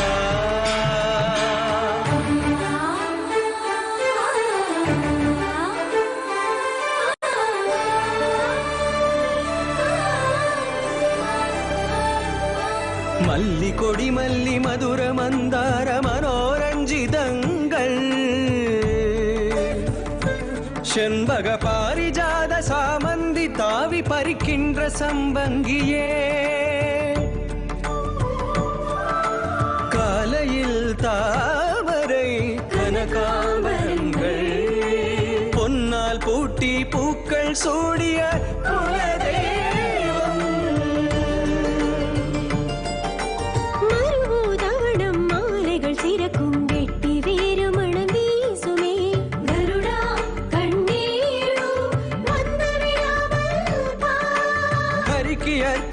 பில்வ துளசீதளங்கள்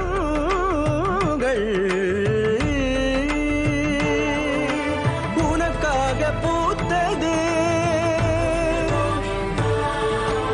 உன்னை பார்த்து சிரித்தது.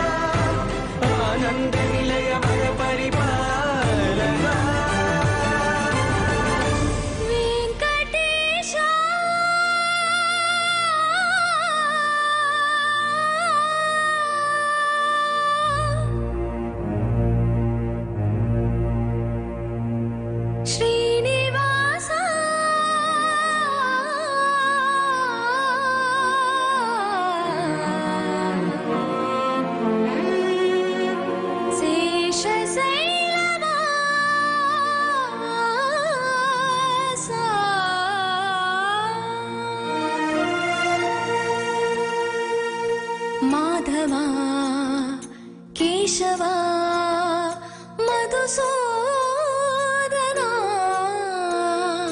माधवा केशवा मधुसूदना, नंद नंदना नरहरि नारायण परमात्मा परंधाम परमानंदा, अच्युता अनंता गोविंदा, अच्युता अनंता गोविंदा, अणिवाग माधवने वेंकटेशने, अणिवा एन् मालै मुत्तु श्रीनिवासने, अणिवाग माधवने वेंकटेशने, अणिवा एन् मालै मुत्तु श्रीनिवासने, कोडि कोडि मलरिल वाழும் गोविंदराजने, कोडि कोडि मलरिल वाழும் गोविंदराजने, सूடி கொடுத்த ஆண்டாளை ஏற்று கொண்ட மன்னனே, நரஹரா முரளீதரா, ஸ்ரீகரா ஸ்ரீதரா செல்வேந்திரா, சர்வேஸ்வர பரமேஸ்வர சாந்தாகாரா, சங்க சக்கரதரா சப்தமணிகள் வாசா.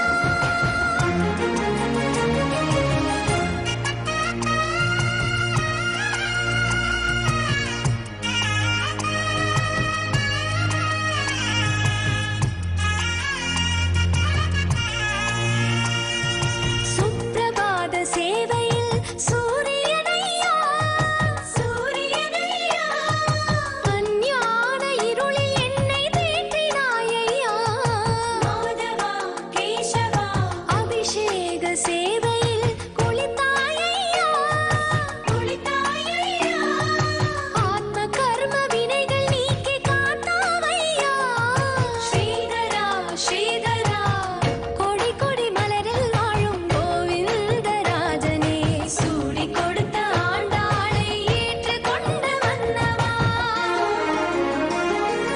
பத்மநாபா ரிஷிகேஷா, பத்மநாப ரிஷிகேஷ பன்னகசயனா, பரசுராம பலராம ரகுகுலராமா, புருஷோத்தம புண்ணிய புருஷ புண்டரீகாட்சா, வாமனா வாசுதேவ காஞ்சி வரதா, அணிவாக மாதவனே வெங்கடேசனே, அணிவா என் மாலை முத்து ஸ்ரீனிவாசனே.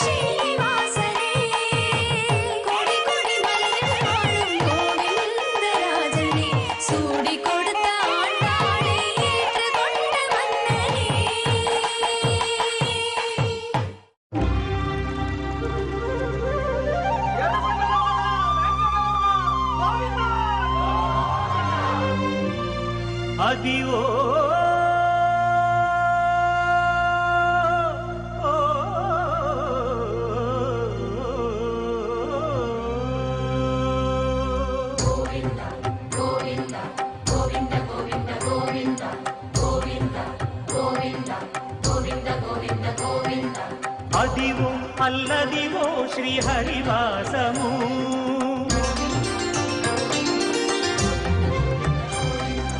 అదివో అల్లదివో శ్రీహరివాసము 10,000 శేషుల పడగలమయము అదివో అల్లదివో శ్రీహరివాసము 10,000 శేషుల పడగలమయము అదివో అల్లదివో శ్రీహరివాసము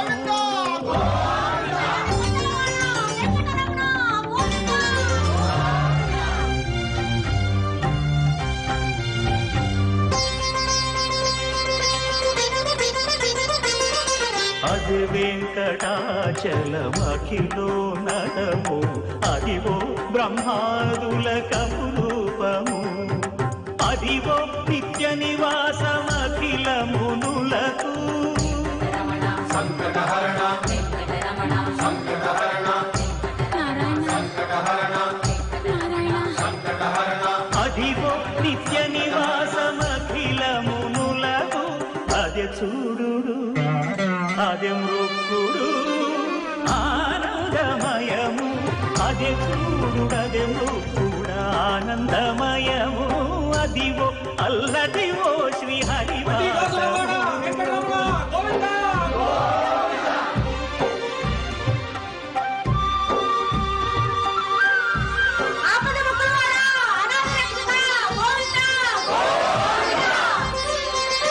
కైవల్య పరము వెంకటనగమదివో శ్రీ వెంకటపతికి సిరులైనది భావింప సకల సంపద రూపమదివో అదివో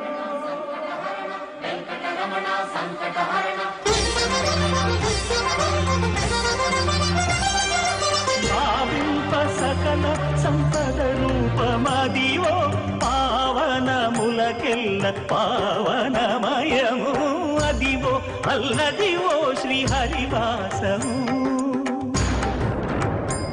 శ్రీహరివాసము శ్రీహరివాసము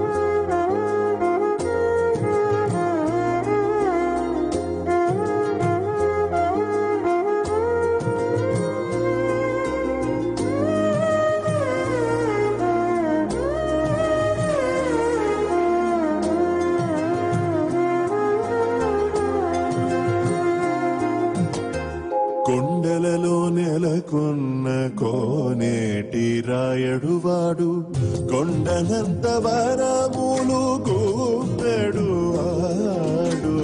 కొండెలలో నెలకొన్న కోనేటి రాయడువాడు కొండనంత వరములు గూపెడువాడు కొండలలో నెలకొన్న కోనేటి రాయడువాడు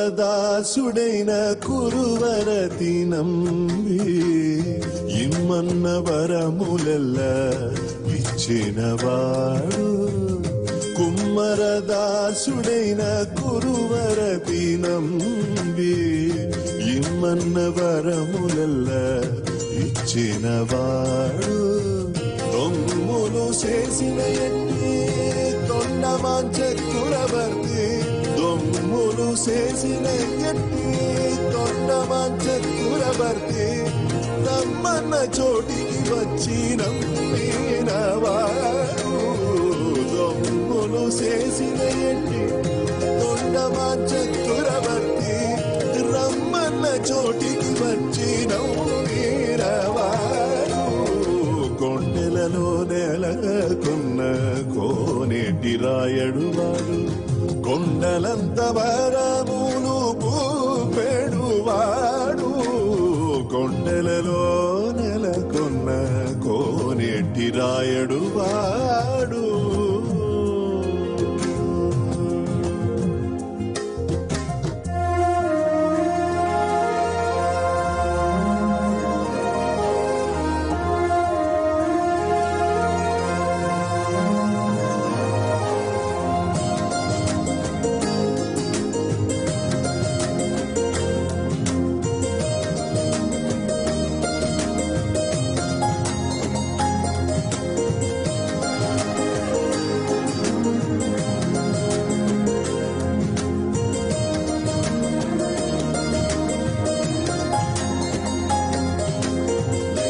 కంచిలోనున్న తిరుకచ్చినంబి మీద కరుణించి తన ఎడకు రప్పించినవాడు కంచిలోనున్న తిరుకచ్చినంబి మీద కరుణించి తన ఎడకు రప్పించినవాడు ఎంచి ఎప్పుడైనా వెంకటేశుడు మనలను ఎంచి ఎప్పుడైనా వెంకటేశుడు మనలను మంచివాడై కరుణ పాలించినవాడు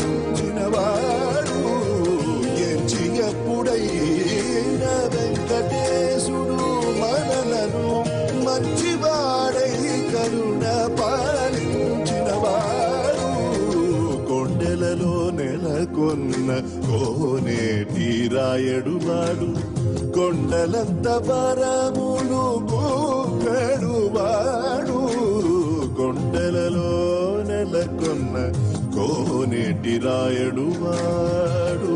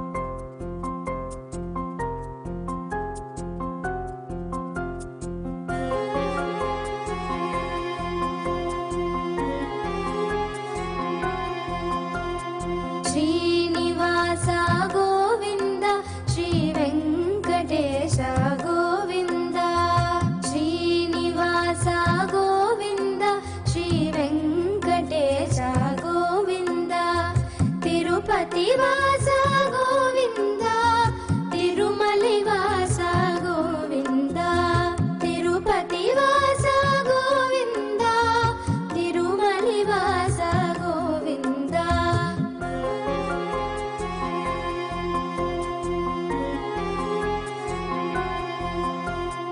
Srinivasa Govinda Shri Venkatesha Govinda Srinivasa Govinda Shri Venkatesha Govinda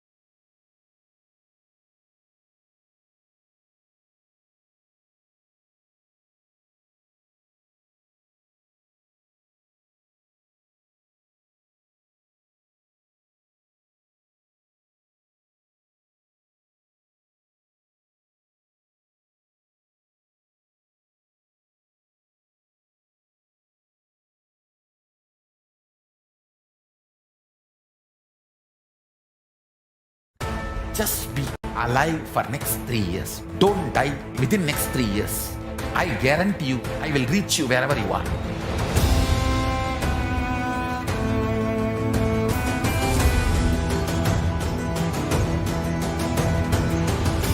Be alive, somehow be alive for next 3 years.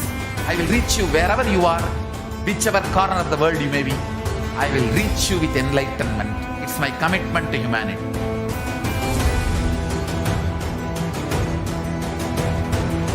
I'm going to empower, enlighten each and every one of you with the fuel and energy of the parallel universe.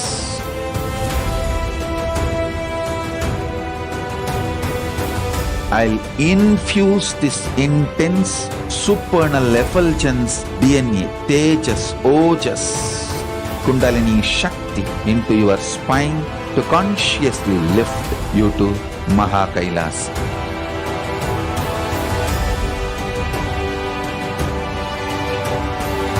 It is irreversible permanent enlightenment, irreversible power manifestation, irreversible permanent empowerment.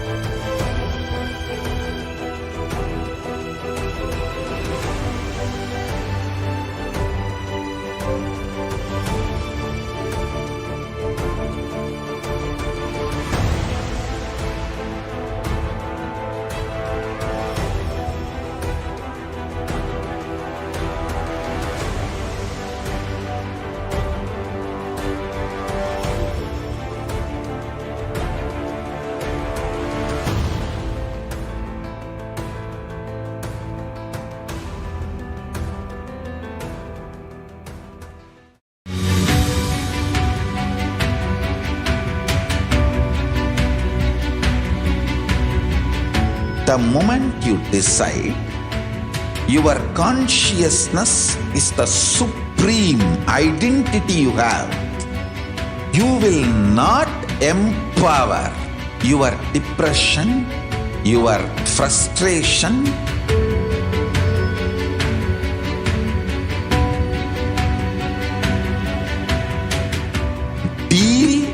your problems, whether it is simple headache or depression or the worst suicidal patterns or life negativity, only through consciousness. Don't go for any other solution.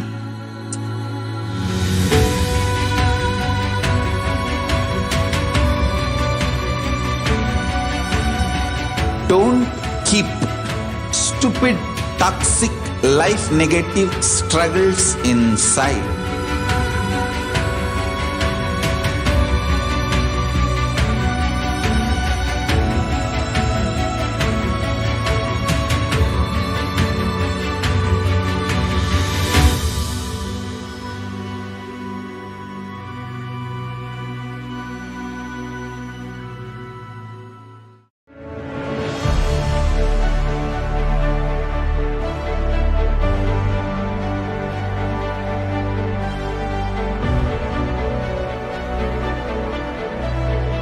I am your Guru. I will make you enlightened. It's my commitment.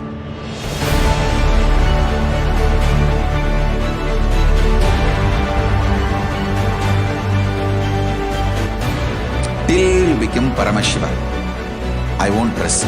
Don't worry at all.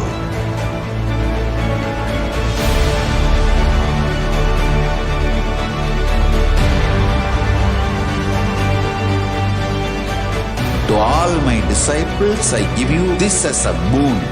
I'll swallow everything with which you are stuck and liberate you all.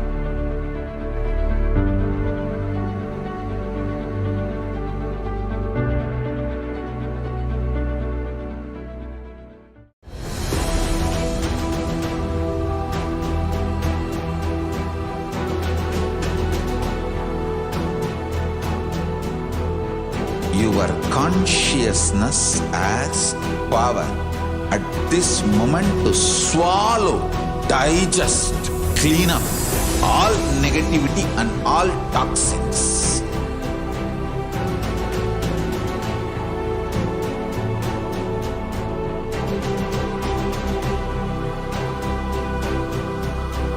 Develop a powerful will persistence. That's the most important asset for life.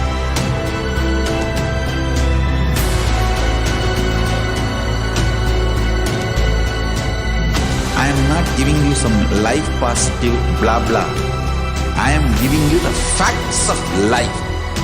I am triggering your consciousness.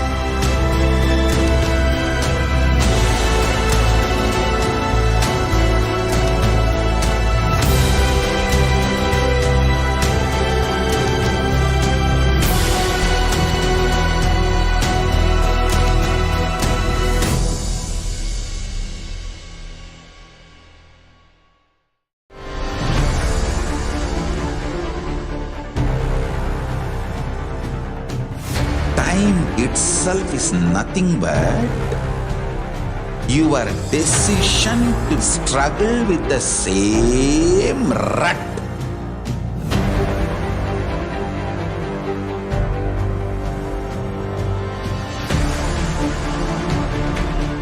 Your decision to struggle with the same rut is time, Kala. Your decision to swallow time is Kala Bhairava.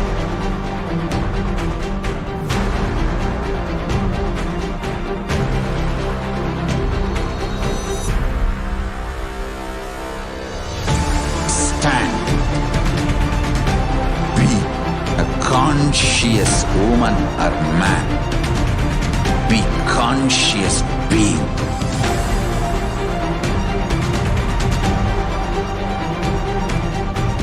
Shrink the time through conscious will persistence. Make the future into present by being ferocious with yourself.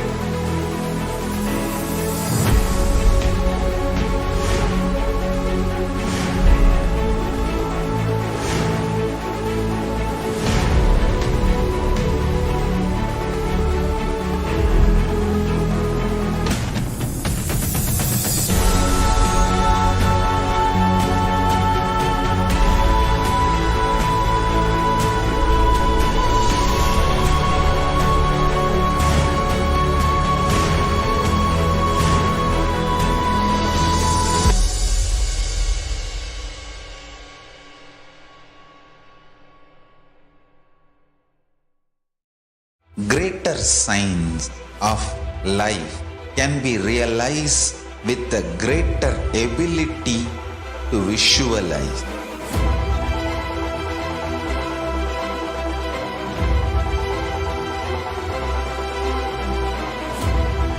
Greater science is the equivalent word for Hinduism.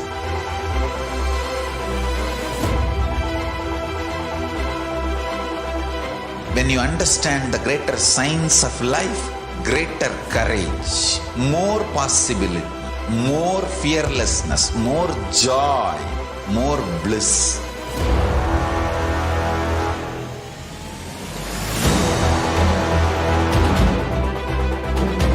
When you visualize Paramashiva with 25 heads, 75 eyes, 50 hands, your consciousness becomes ferocious, and that ability to visualize, you will get involved in everything deeply.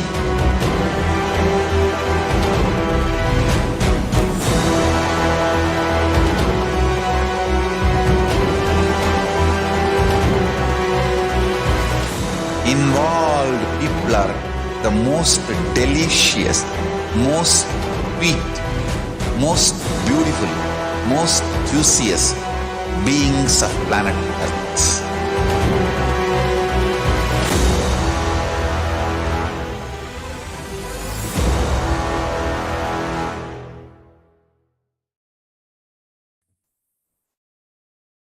Nithyananda, everybody, welcome back.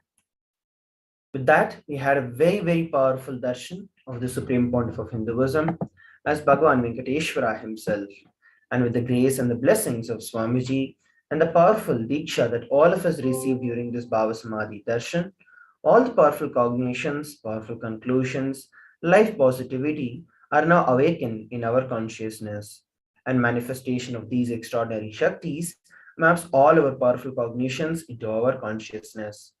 Every ultimate truth, when it is mapped into your consciousness, which is your prajna, manifests as the power and the possibility of every being.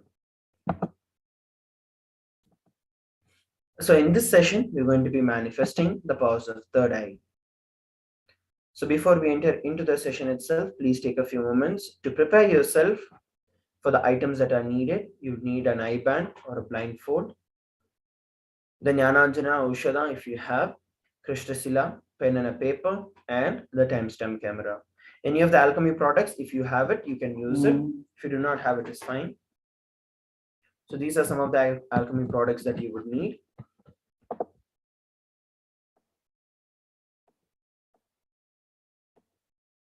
So please take a few moments to get these things set.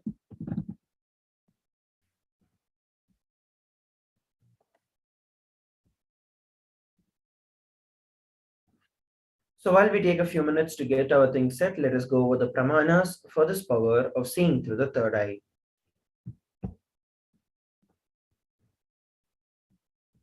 The Shastra pramana for this power is from the Vijnana Bhairavatantra, Sutra 34.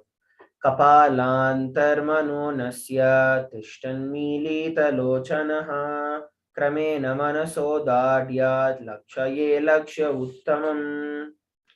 By fixing the mind on the inner space within the ground center and sitting stably without any movement, having the eyes closed in succession, by that stability of the mind and the inner space through the power of third eye, one directly sees the ultimate goal, Lakshyam, by having the vision beyond the sight that reveals any object or place attaining the space of oneness with the source, Paramashiva. Here we're looking at the Apta Pramana, where Bhagavan Krishna initiates Arjuna into the power of third eye. Natu mam shakshyase drishtu maninaiva svachakshisha divyam dadami te chakshuhu pashyami yogameshwaram. Bhagavan Krishna says to Arjuna, you cannot see my cosmic form with these physical eyes of yours. Therefore, I grant you the divine third eye vision. Behold my cosmic opulence.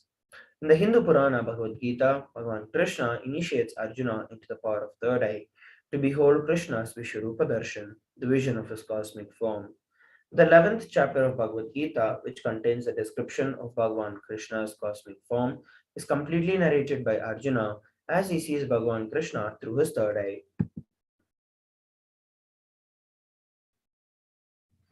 The Atma Pramana, Swamiji shares in Swamiji's own words, the first experience that I was able to see everything around me, above me, the whole 360 degrees, 10 directions, below me, everything. I realized not only I was able to see, I was able to feel everything and experience as me. All of that as me. So this is the Atma Pramana.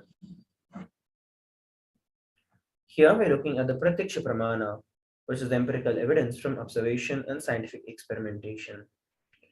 So this is a study that was done on the brainwaves of the Supreme Pontiff of Hinduism. And this study measures and compares the metabolic cell activity of the brain in the conscious and meditative states using the positron emission tomography. It was found that when doing the daily activities, there is high activity that is measured in the brain where the third eye is located. When Swamiji is in the deep state of Samadhi, only the third eye region is active and almost the 90% of the rest of the brain is at peace. So this is the Pratyaksha Pramana. The next is the Sakshi Pramana. This rare sacred science of third eye awakening is being made available to the entire humanity for their further enrichment and conscious evolution. By the Supreme Pontiff of Hinduism, His Divine Holiness Bhagavan Nithyananda Paramashivam, as a living incarnation of Paramashiva, the Supreme Pontiff of Hinduism embodies the most profound yogic states that surpass all the bounds of time, space, and matter. The Supreme Pontiff of Hinduism is gifting this pure, great science of third eye awakening, along with many other spiritual sciences, through the initiation to millions of people. And they all have been initiated by the Supreme Pontiff of Hinduism and are experiencing profound results as extraordinary powers in their everyday life. So here is the Sakshi Pramana. Let us now enter into the power manifestation itself. You will need your timestamp application. So you can go over to your App Store or the Play Store if you haven't downloaded it yet. You can download it. This will be used for us to record our power manifestation and upload it on the social media. So it becomes a testimonial and as part of the history as our power manifestation. So please get your timestamp application, ensure that the time is shown. And you want to make sure that the camera is actually facing you, so that while you record, the whole power manifestation is recorded. So now let us enter into the power manifestation. Please take the blindfold or an opaque cloth and close your eyes. Please close your eyes. We'll be entering into the power manifestation shortly. Please get yourself, if you haven't got your items yet, please get the items that are needed for your power manifestation. If you have any of the Aushadha products like the Jnananjana or the Krishnasila or any other alchemy products, if you have, you can get those as well.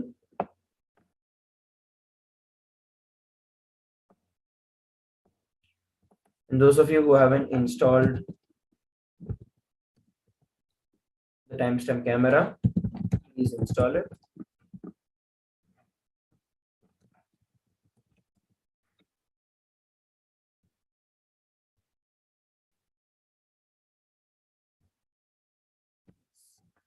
So let us now enter into the power manifestation.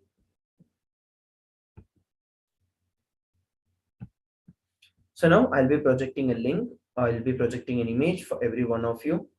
And all of you are now requested to see through your third eye and verbalize whatever you are able to see.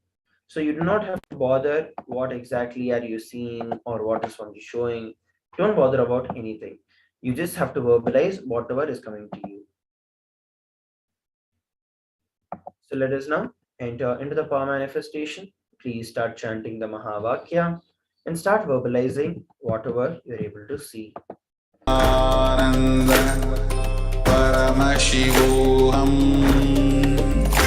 Om Nithyananda Paramashivoham. Om Nithyananda Paramashivoham. Om Nithyananda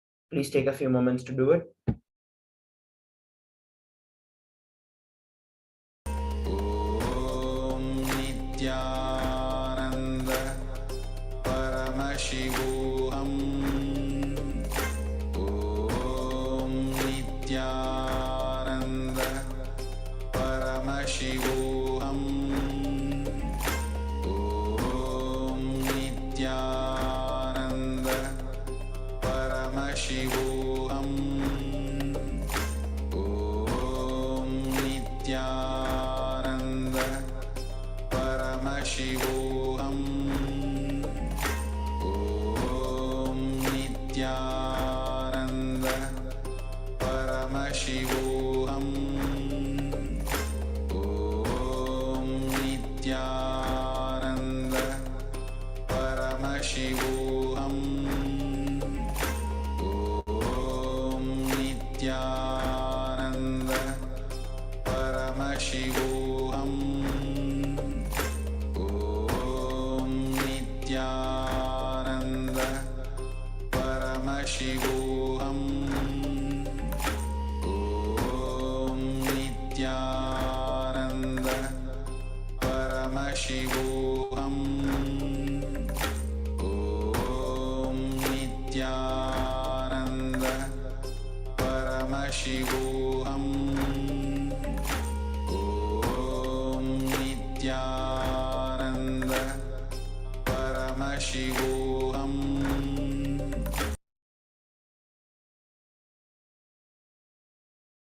Yes, let us now look at the answer that was being projected to every one of us. Here we can see the answer that is being projected to all of us. It is the image of Meenakshi Sundareshwara Tirukalyanam. We can see Devi Meenakshi, we can see Lord Sundareshwara as Paramashiva, and we can see Vishnu, who comes as Bhagavan Devi Meenakshi's elder brother. So here is the entire scene of this Tirukalyanam. So if you got anything from this, if you saw the entire scene, great. But if you saw like one or two people, for example, you saw Paramashiva, or you saw Meenakshi, or you saw Brahma, or you saw Vishnu separately, or you saw Saraswati, Narada, or even if you saw like you saw flower garlands, or you saw the fire, you saw the blue color designs. So whatever you saw, even if one item you're able to see, you are actually manifesting. The more and more for you to manifest would be for more and more to establish yourself in the space of oneness with Swamiji by chanting the Mahavakya and manifesting the powerful truths that Swamiji is giving. Especially now that we've been receiving multiple initiations, even the last night, we received a very powerful initiation from the Supreme Pontiff of Hinduism. And now let us move on to the next segment of today's power manifestation. We are going to be manifesting the power of scanning the thought currents. The Shastra Pramana is from the Shiva Sutras.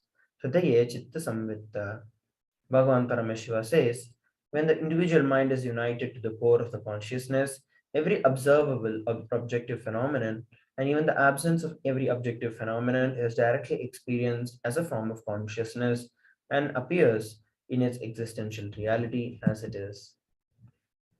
The Apta Pramana is in Mahabharata, where on the 15th day of the Kurukshetra war, when Guru Drona was convinced that his son Ashwatthama was killed in great grief, descended from his chariot, laid down his arms, and sat in meditation, ready to accept his death. Then Lord Krishna had a conversation with him where they discussed about things like the differences between right and wrong, love and attachment, differences between Guru and the teacher. Krishna explained to Drona that what he felt for his son was not love but attachment, which is not dharma but adharma. Krishna told Drona that he failed to give his son the knowledge that would make him capable of differentiating between dharma and adharma. So here we can look at Krishna manifesting this power where just by looking or just by connecting with Drona, he was able to read his mind and exactly give him the solution for the problem in which he was stuck. Here we're looking at the Atma Pramana. Swamiji shares, I was sitting on the banks of the Ganga called the Tail Ghat. It's a small temple and one room where this Naga Baba used to stay. He asked me to explain the Ishavasya Upanishad. So I was just trying to explain, and during the 18th verse, I felt somebody was intently looking at me. I turned, I saw Hamsananda Swami only, and he was staring at me. Too strongly, he was staring at me. I asked him, why? Why are you looking at me like this, Baba?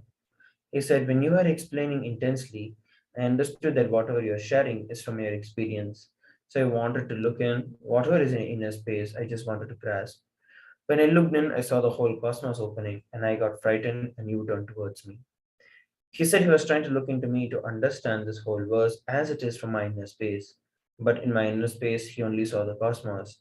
He got frightened, and the moment he got frightened and started losing himself, I just turned my head and he said, I can see very clearly everything is directly from your own experience. These people are blessed. And he was telling about few devotees who were listening. He said, those fellows are blessed.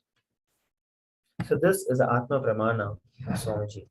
So let us now enter into this power manifestation, the level 1. We are going to be pairing up with a partner. If you're on two-way, you can partner up with one of the two-way participants, or if you're watching from social media, reach out to your friends, family members, or any relatives. For this power manifestation, you'll need a pair, and ensure that you have your timestamp application ready and for us to use it during the power manifestation. Please take a few moments to reach out to your relatives or people for the power manifestation.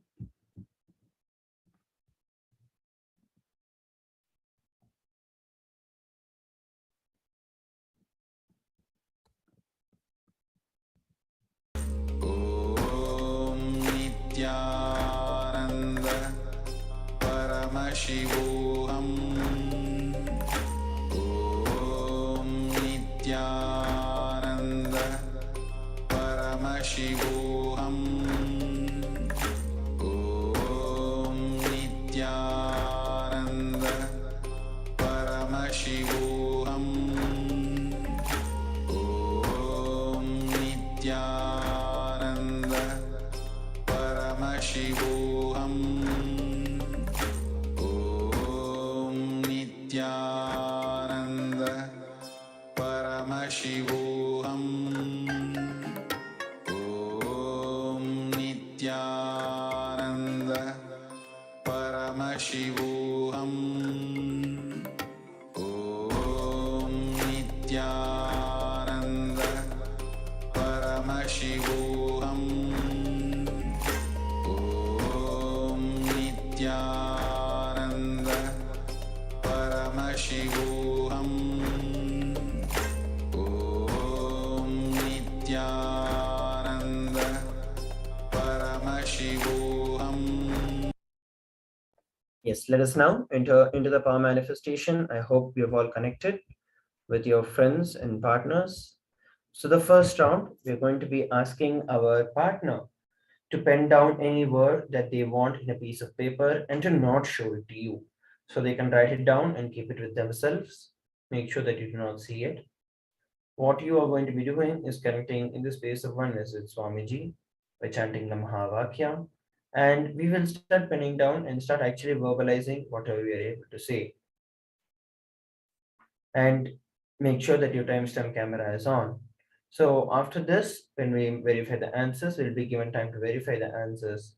At that time, we can verify it.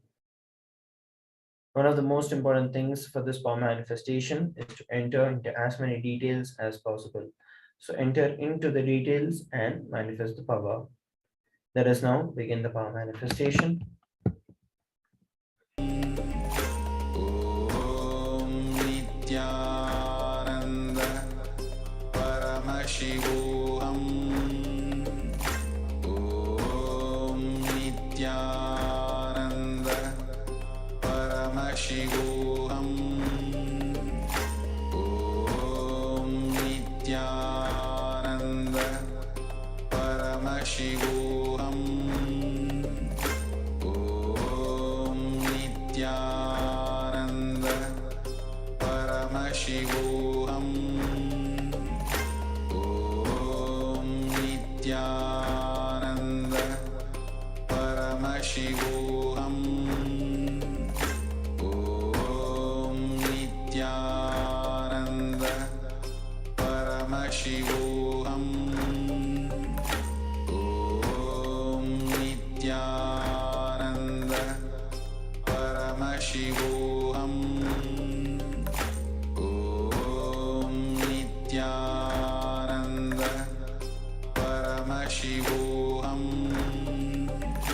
Om Nithyananda Paramashivoham. Om Nithyananda Paramashivoham. Om Nithyananda Paramashivoham.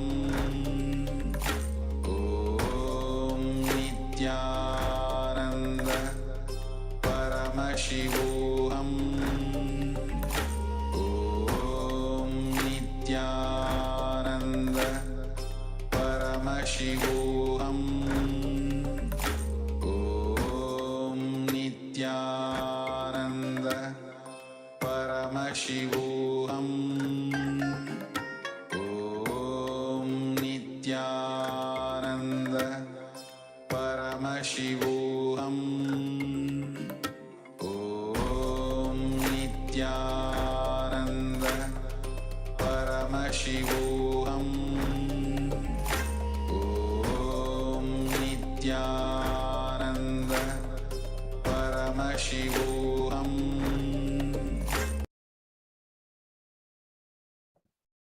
Please take a few moments to post your answers.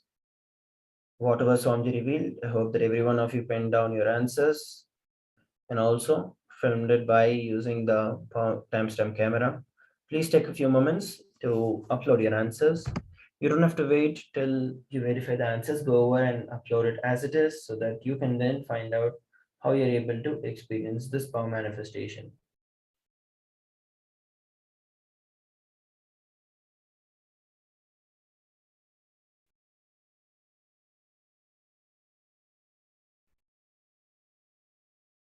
Yes, let us now connect with our partners and pen down, like you can verify the answers with your partner. Om Nithyananda Paramashivoham. Om Nithyananda Paramashivoham. Om Nithyananda Paramashivoham. Om Nithyananda Paramashivoham. Om Nithyananda Paramashivoham.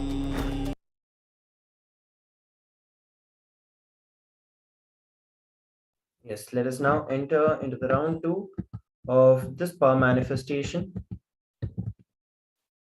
So in this round 2, once again, we will need a partner. This is a partner power manifestation again. So make sure you have your partner.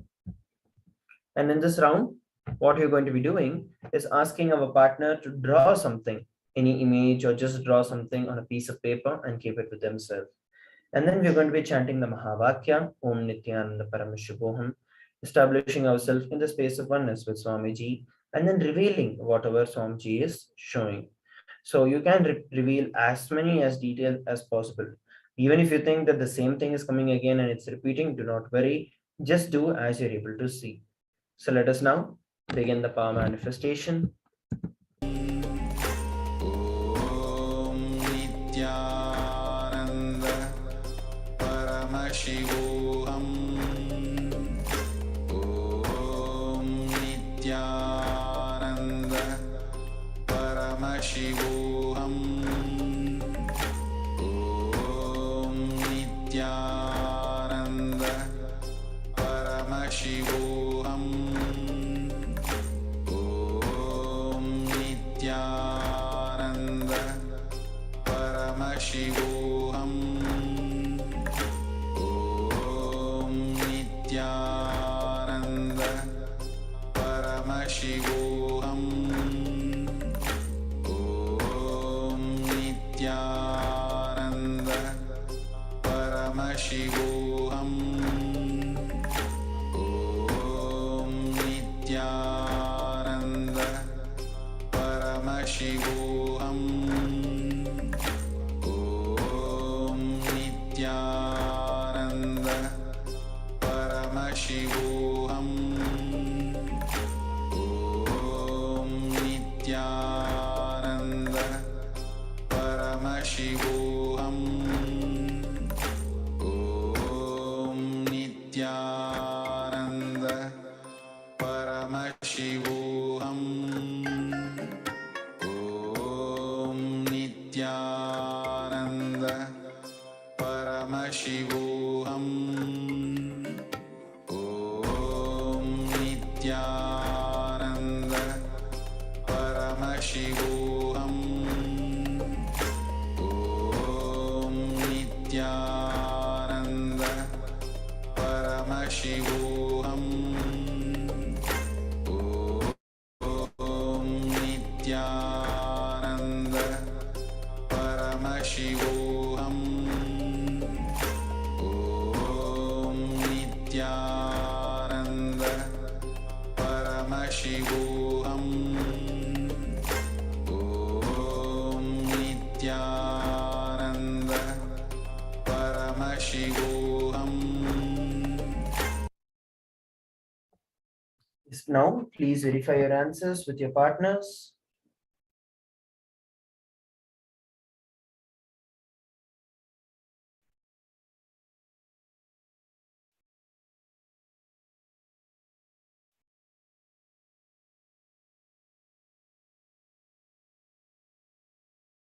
Yes, please verify the answers.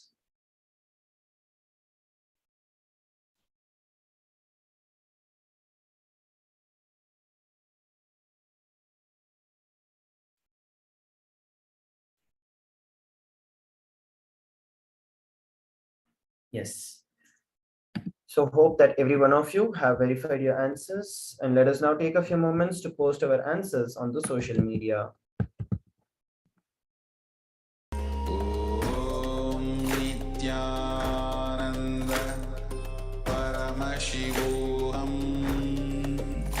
Om Nithyananda Paramashivoham. Om Nithyananda Paramashivoham. Om Nithyananda Paramashivoham. Om Nithyananda Paramashivoham. Om Nithyananda Paramashivoham. Om Nithyananda Paramashivoham. Om Nithyananda Paramashivoham. Om Nithyananda Paramashivoham. Om Nithyananda Paramashivoham. Om Nithyananda Paramashivoham.